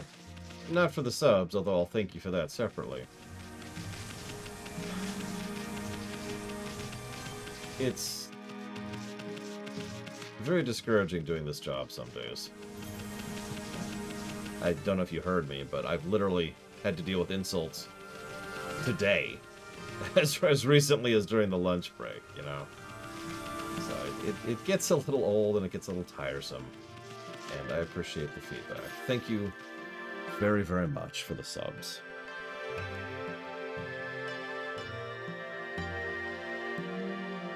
I always appreciate. Thank you very much. I don't suppose you know what you want to put those towards.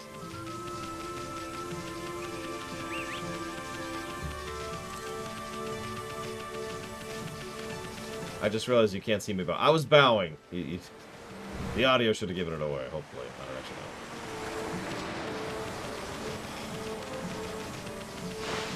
know.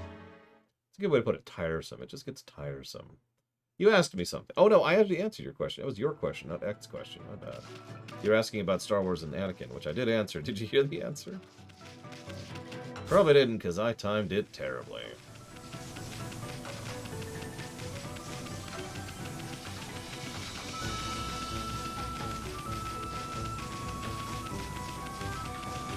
Command & Conquer 3, you got it.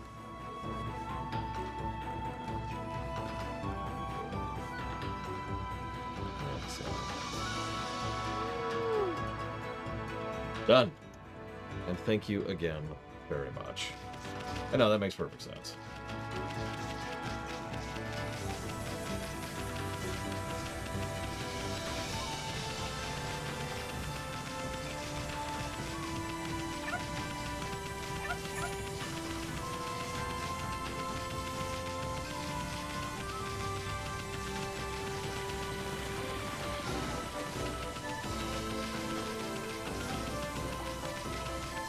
I will admit... Oh, hello. What the... That... Huh? That...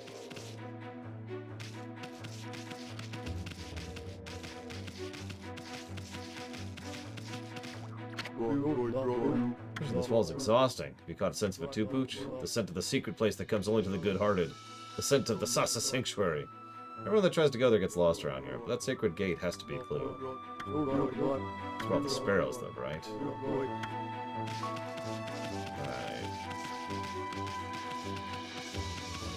I did actually catch Matt Benson, and I did get it down for Perfect Dark, but thank you for checking me.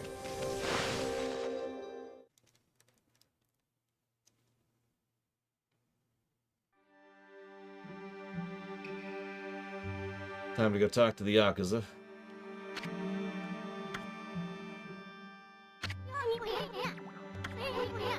Any more bamboo? Well, yeah.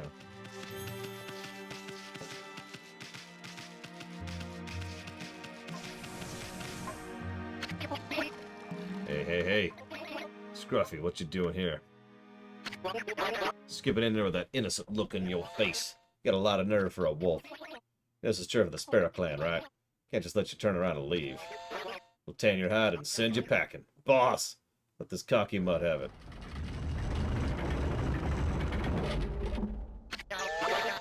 Scruffy, do you even know who this is? This is the mighty leader of the Sparrow Clan. That's right, the great Jamba. Big Daddy Jamba. Okay, boss, take it away. It's all yours. Uh-oh. Boss is seriously angry. What the heck's going on here? Listen up, Scruffy. Boss's precious daughter's been kidnapped, and he's mad. We're doing everything we can to find her. We searched all over. No one's getting through that gate until she's safe and sound. So off. Off with you. Okay.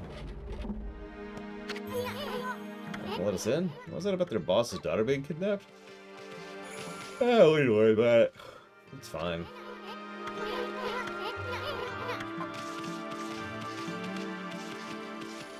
What, boss's daughter's being kidnapped, or Sparrow's?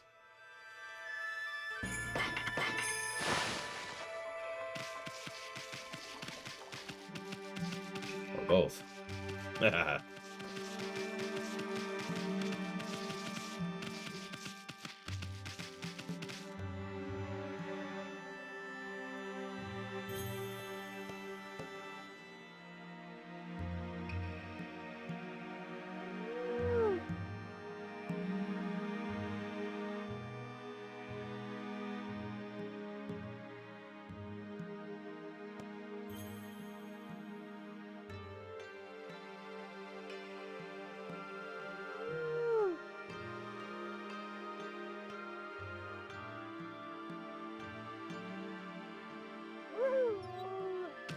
Oh, it's okay. It's nightfall. Yay! Sorry, I was looking at the walkthrough. Ironically, this is kind of what I was thinking to do anyways, but honestly, I'm just kind of sick of not knowing where I'm going, so I figured, screw it, I'll just use the walkthrough. And of course, the one time I decide to sit down and use the walkthrough is when I already know where I'm going. I don't know. I suppose the answer to that would be yes. Because I've never heard it said in positive terminology. Hi, Baron. But I say that out of ignorance, not certainty.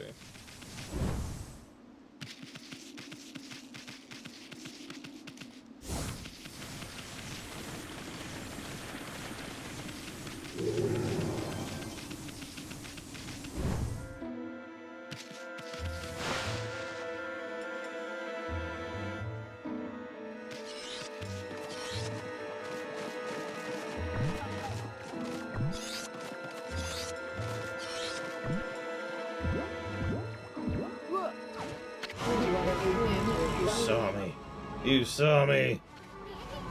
Where'd that shadow come from? It ain't human, whatever it is. So you saw me. Now I'm gonna kill you. I'm gonna eat you all up.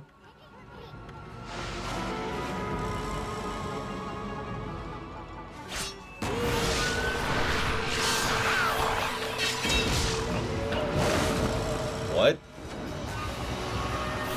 Oh, who knows? Honestly.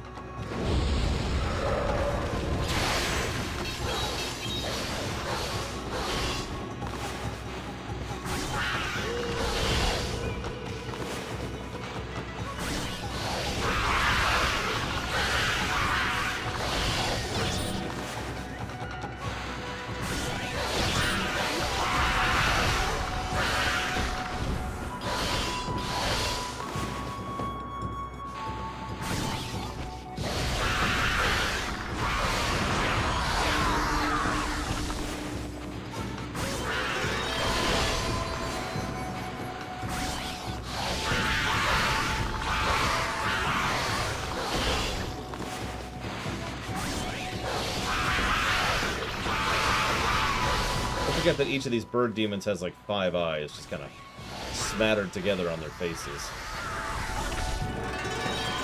Because why not?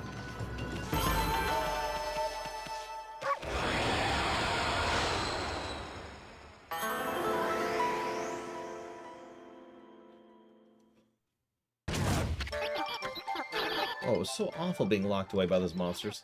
I was wondering if you'd be free again. Thanks again, doggy. Here, let me pet you. Thanks.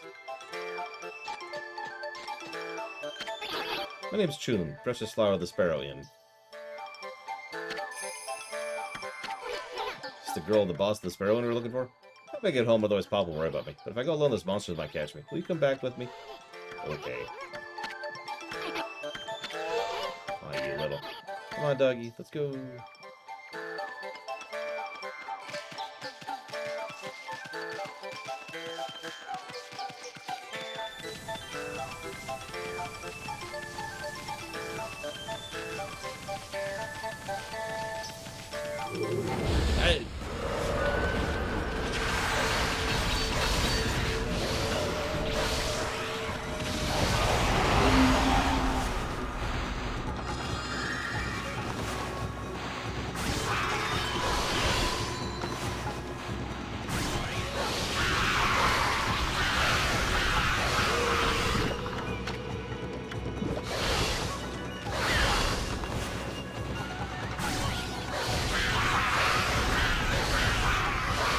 Warcraft, Baron.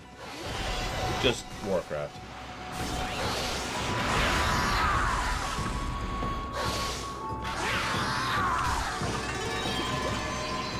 Yeah, nothing's on screen. And it never will be again.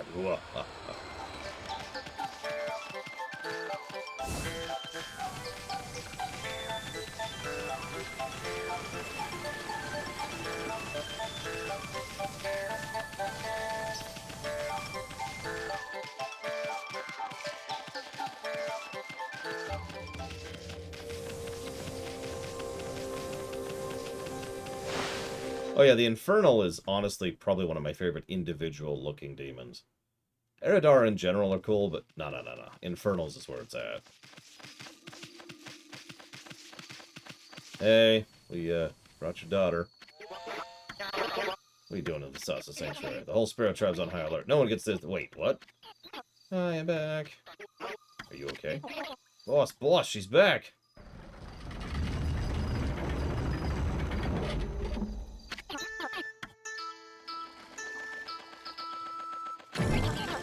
Sorry, Pop. I won't go out on my own again. Uh-oh. Boss is delighted. You sure? White dog, you saved me, Pop. You'll give him something to thank him, won't you? Chirp, chirp. I'll even open a door for you. Thanks. Thanks.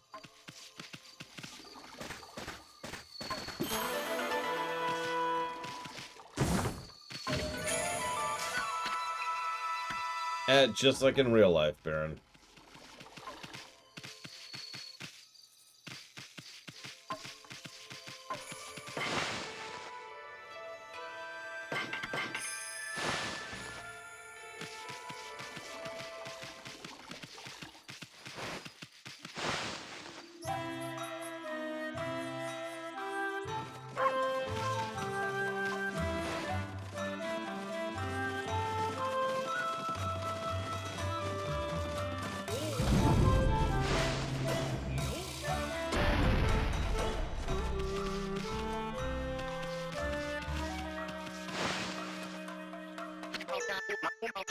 We've been waiting for you.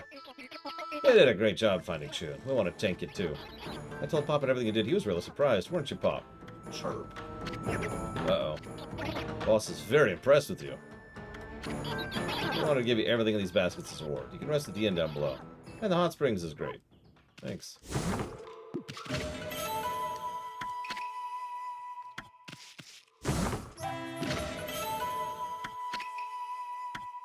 What, like as an infiltrator, Baron? I could see that.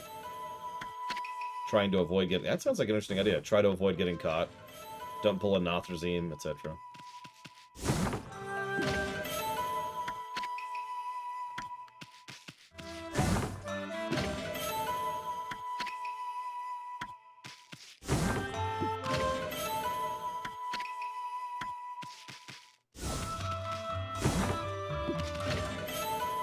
Do you have to do this pop-up every single time, game?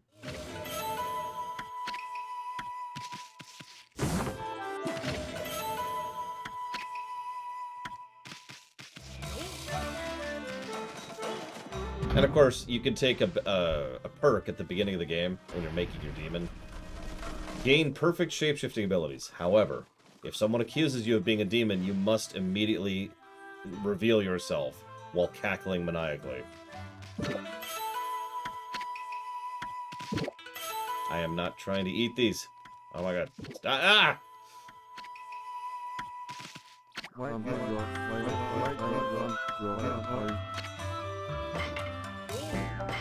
How the hell, Ict? I mean, I know there's, you know, shapeshifters, but... Huh?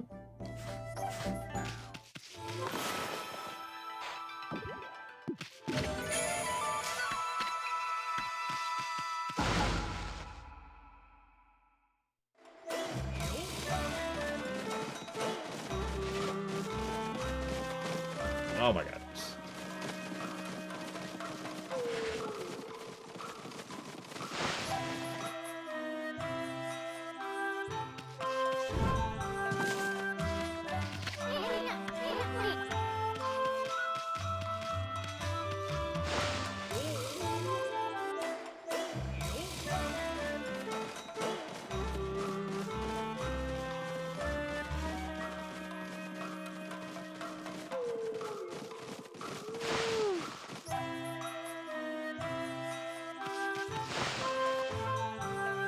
I don't think demons belong in Equestria. Call me a weirdo. Like, I don't know. Maybe I'm the strange one there.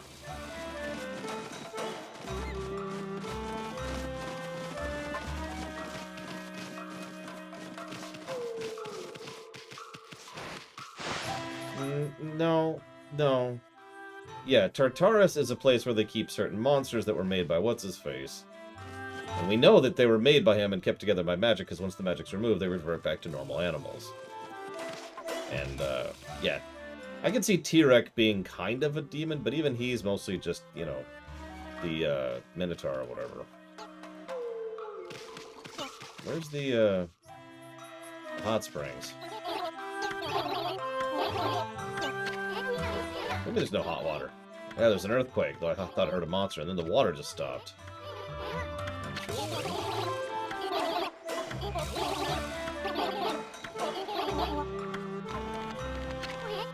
Hey, cut it out. We hate taking baths anyways. I mean, I don't, but, you know.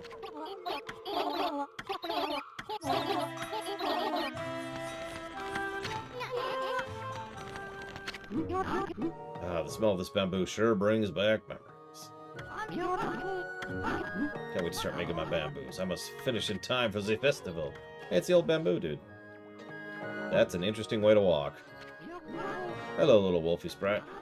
Thank you for your help. Nothing. Entrance is possible. Wish I could thank you. It's something you're having trouble with. Yeah, this guy's having an issue.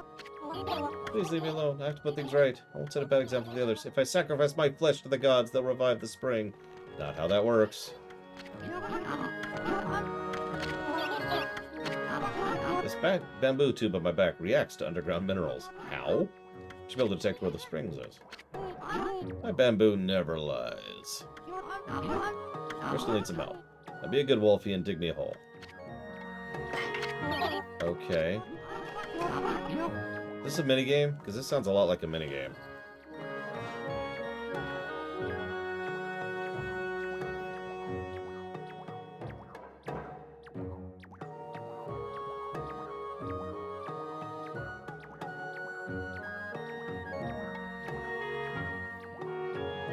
Apparently this is a mandatory minigame. Okay, just checking. Just checking.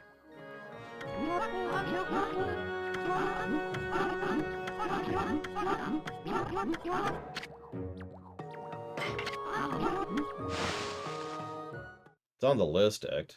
Whatever it is.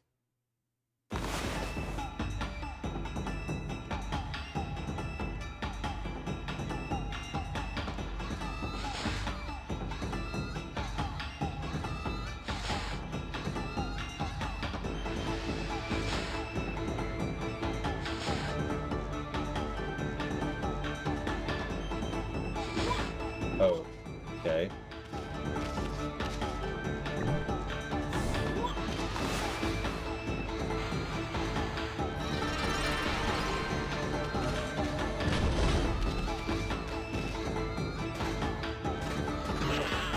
Down, you idiot.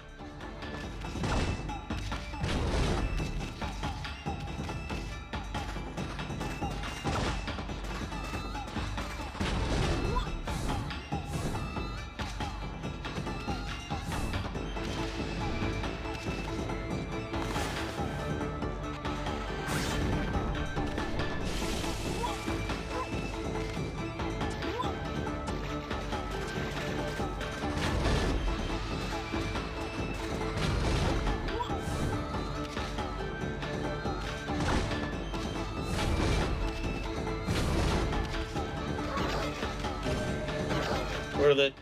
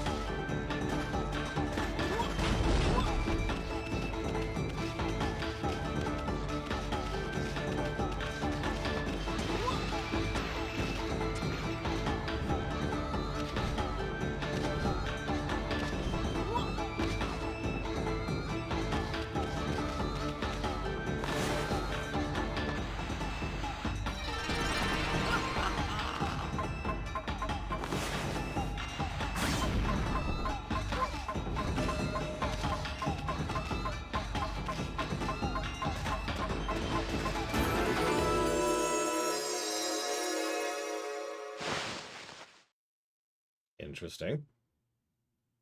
That was decently fun.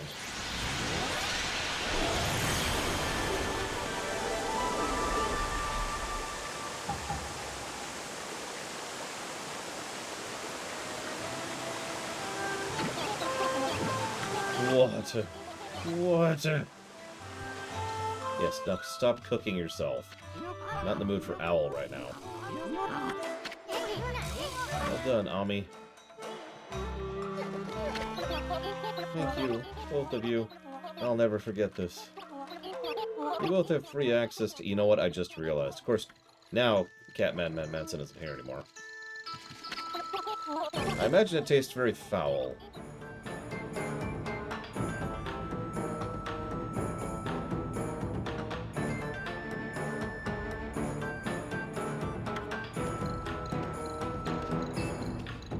Alas, Catman Manson has abandoned us. Lost to the void. Forever.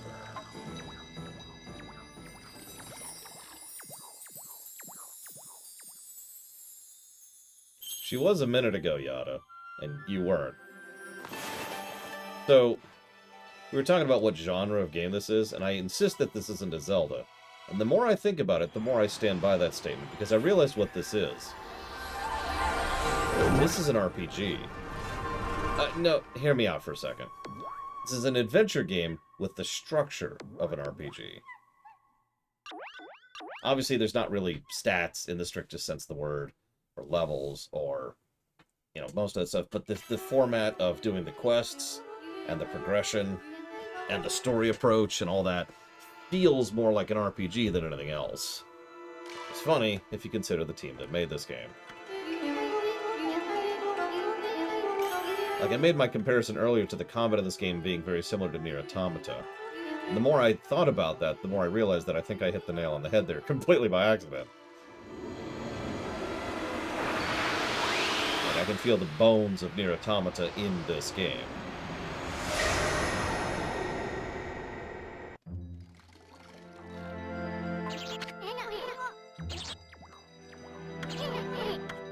You can now make water. No, the fried drumsticks were a bad idea. I think they were wonderful. Yes. Yes!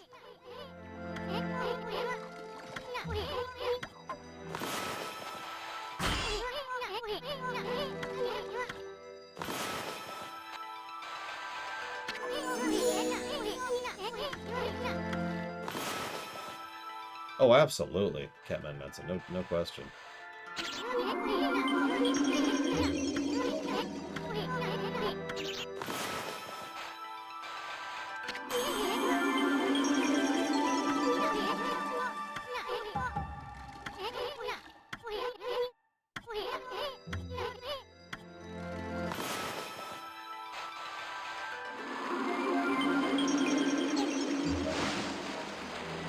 Hey, Evo. That's what I'm talking about. Now you can control power springs. Yeah, I didn't know you could do that. Maybe we could use this to find treasure in high places.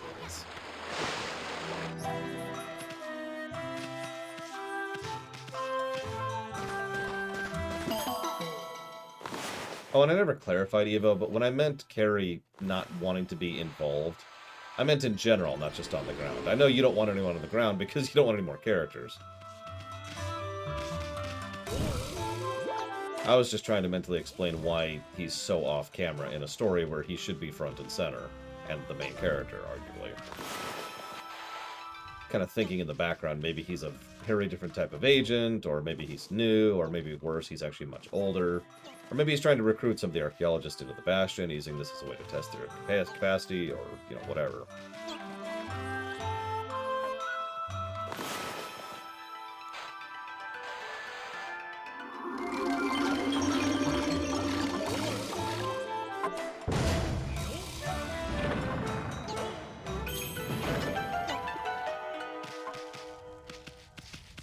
And of course, I haven't been bothering you this entire time about the captain, who so far is nameless, speciesless, and genderless, but is the one actually in charge of this entire mission.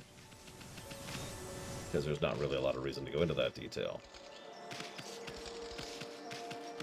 Now, obviously, I know you know exactly who that captain is and their extensive backstory, because I know that's why you write, but... Oh, get a load of Tweety here. What's with all the chirping, kid?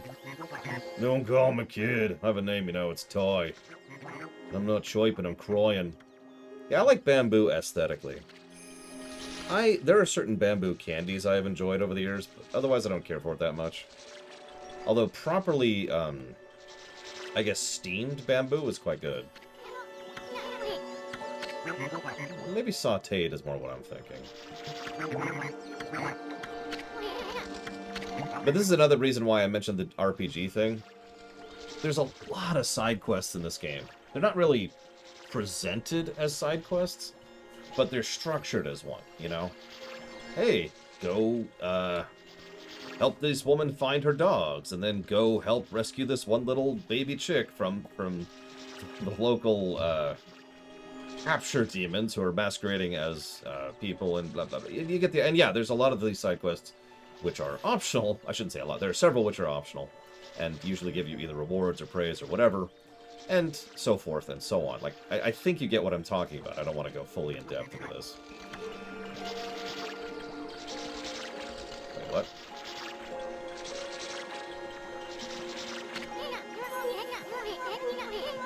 Yeah, exactly, Baron. So what you're saying is Carrie... Let's see, what species is Carrie? Carrie is... Thank you, Dragon. Oh, yeah, no, absolutely, Captain Manson.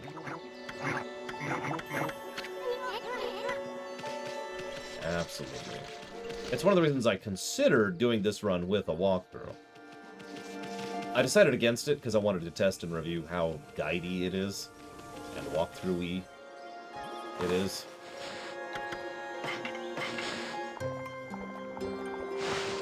Let's see, so we're gonna make Carrie... What's the worst possible thing to make Carrie? We'll make him a...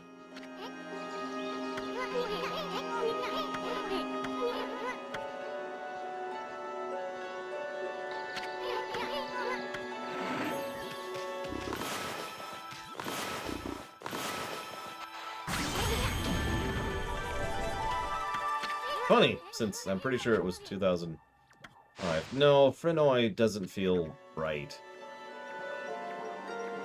I was actually thinking...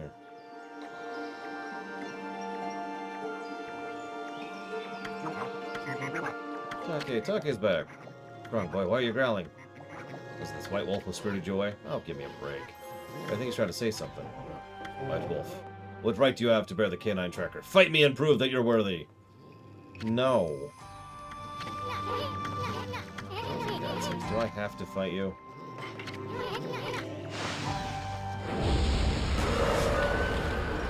That's kind of what I'm going for, Catman Manson. Deliberately, I suppose.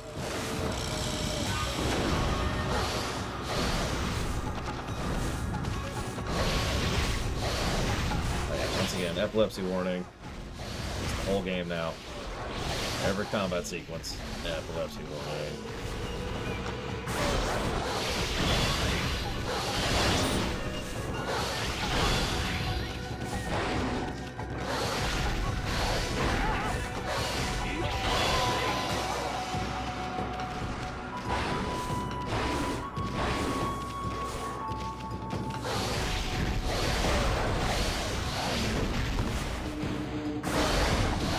I don't remember Sleeping Dogs that well, to be completely honest with you.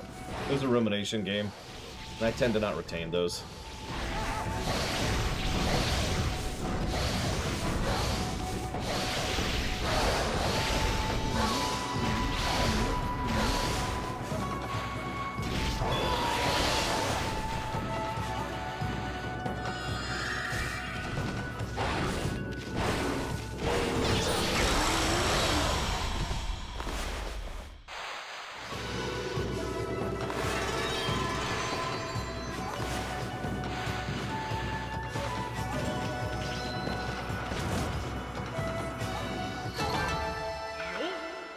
The chair is all that is left.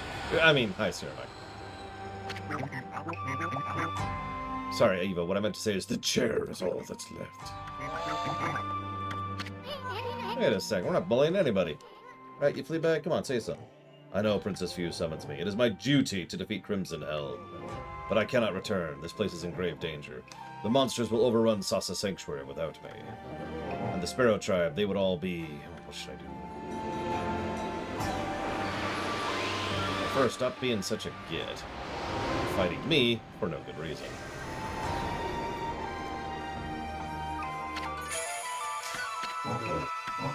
Our orb has chosen you. I need worry no longer. I shall remain here and battle the monsters for the Sparrow Tribe. Even separated, the hearts of the canine warriors beat as one. Wait a second. Yep. Okay. Whoops. Wrong button. Wrong button. Sorry. Sorry.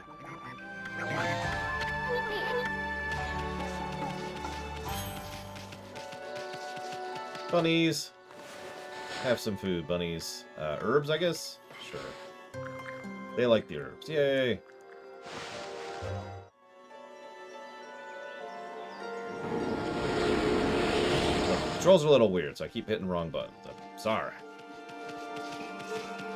Someday I won't hit the wrong buttons. Until that glorious day. Death to the sparrows!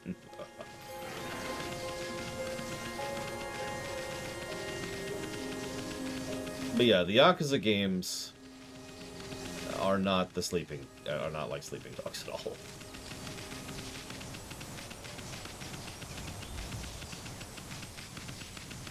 I'll probably do it during the D&D run tonight. Wolfie, I heard a ruckus, but why don't you wash off all that grime? Right, festivals. I need to go. I need to go. Night of the full moon. Yep. Hold a festival on the night of the full moon with the help of the gods to pray to the trade tree. It's after the anniversary, so we get bamboo to sell the festival. Cool. I'd like to give you something. It's a mermaid coin. Yay. Many springs called mermaid springs. You can pass between them by using a coin. But it looks like we have to... You can buy them around stores. I only kept it because it was kind of cute. So we can now buy those around stores. We weren't able to earlier. There.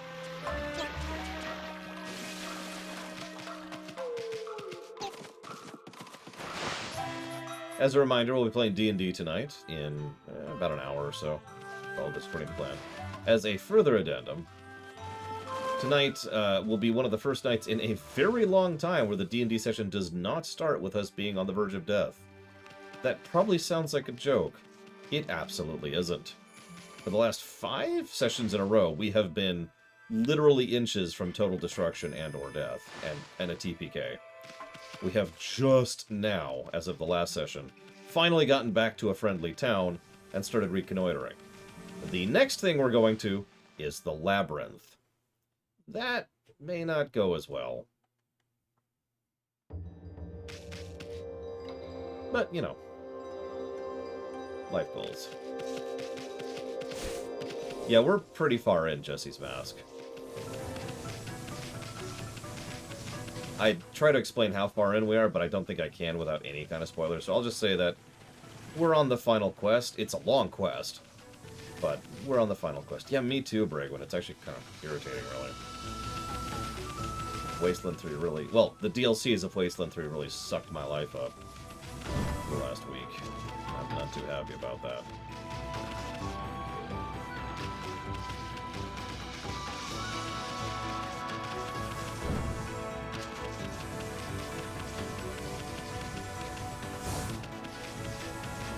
That beats us, Jesse's Mask.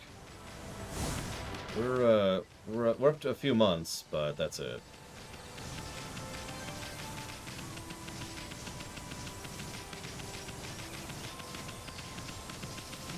Black and burgundy.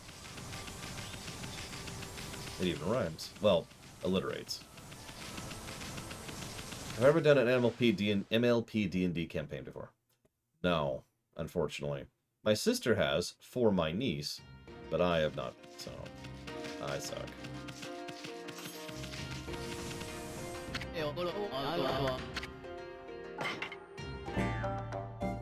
Oh, I don't think he should or could, Evo. It's just funny, because he's literally the one in charge of the entire operation.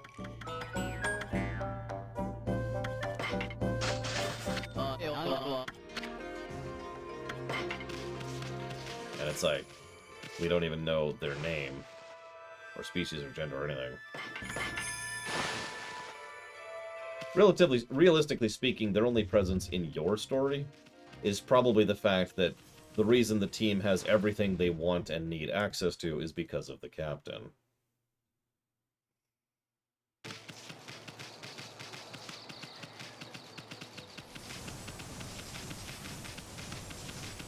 Like all of those official requests, the ship being supplied with what it needs, the ship having the personnel it needs, anytime the team asks up for information or anything to be processed.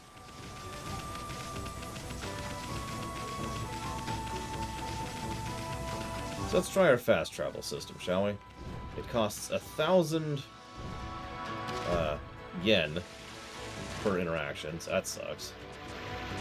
I also don't know how to activate it, so that sucks.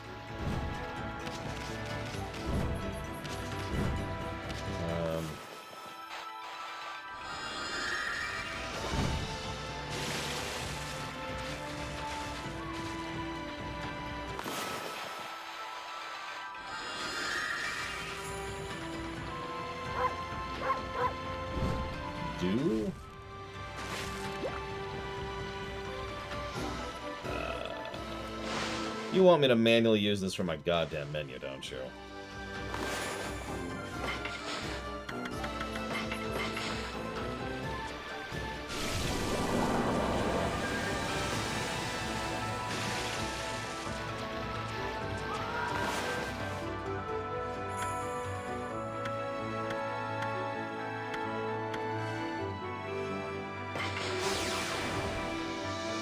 It's just funny to me, Evo.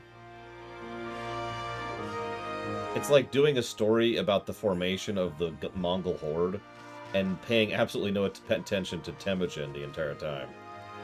Certainly doable, just, you know, funny.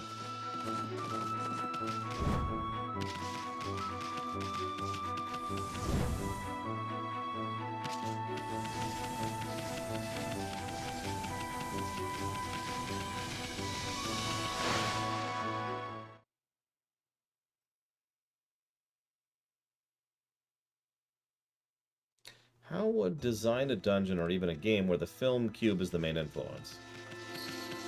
So there's a game out there called Escape Room something, where it's like just all sorts of different escape rooms you need to get out of. And there you go. That's how you do it.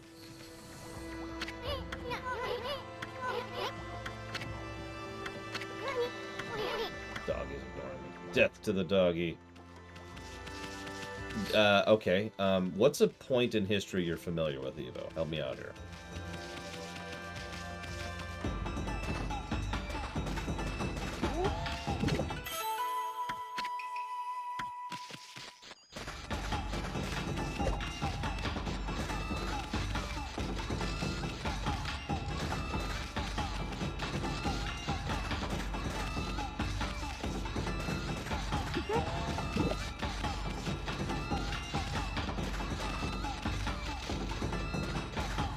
Minigames too.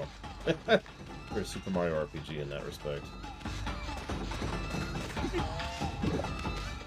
Alright, so I don't know that period of history in any way, shape, or form. So, do you know anything else? Hang on, what's a work of fiction, you know? Let's work from that direction.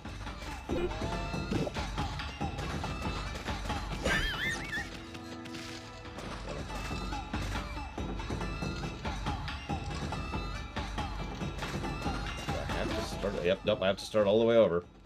Oh, this is actually irritating.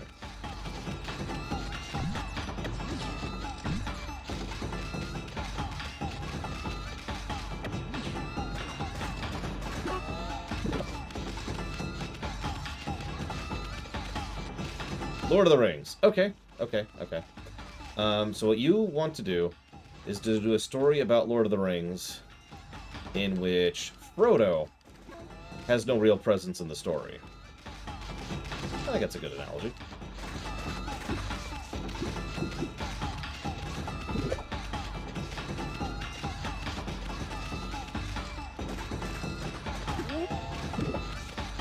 Yeah, this is very mean.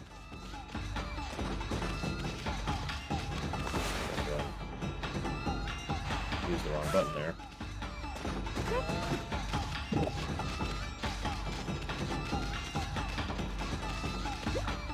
That didn't. Okay. I don't. Okay. You.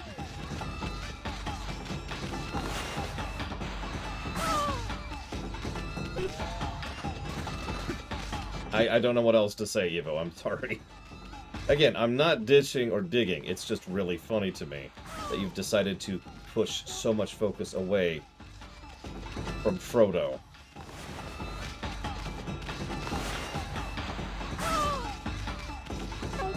It's a very valid approach. You could do a story about Lord of the Rings that has nothing to do with Frodo. He's just over there, you know, being the main character.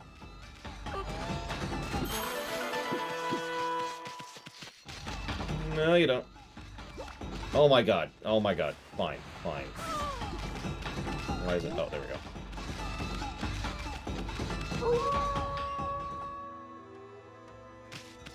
Hey, jackass.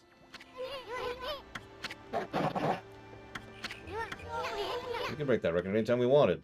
Which we have. We have it. We have it!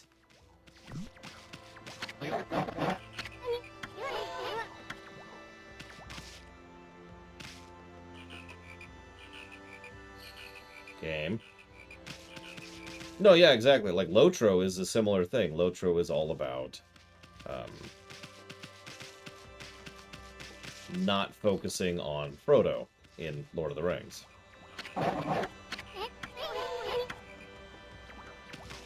I swear to God, if I have to do that again, because the game didn't trigger properly, even though I already knew that it was a thing from talking to the kid earlier, I'm gonna frickin' scream.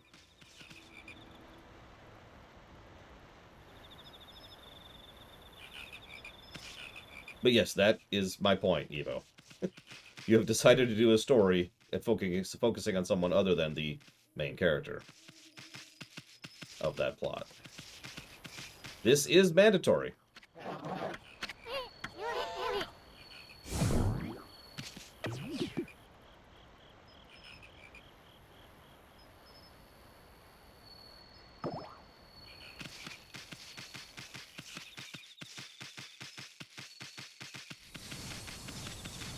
Because it's his mission, Evo.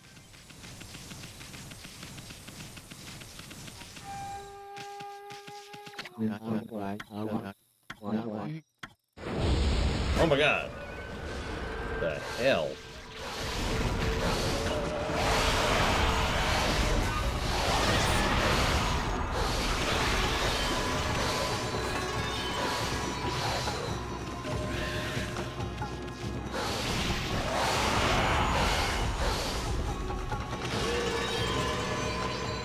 Yep, so... That's a thing.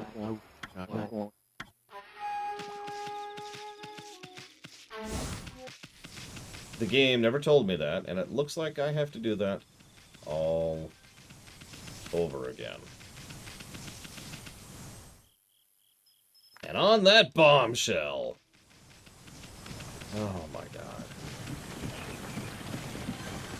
I'm done. We're done. We're done. In a bit, there will be a stream. And tomorrow, there will be more of this.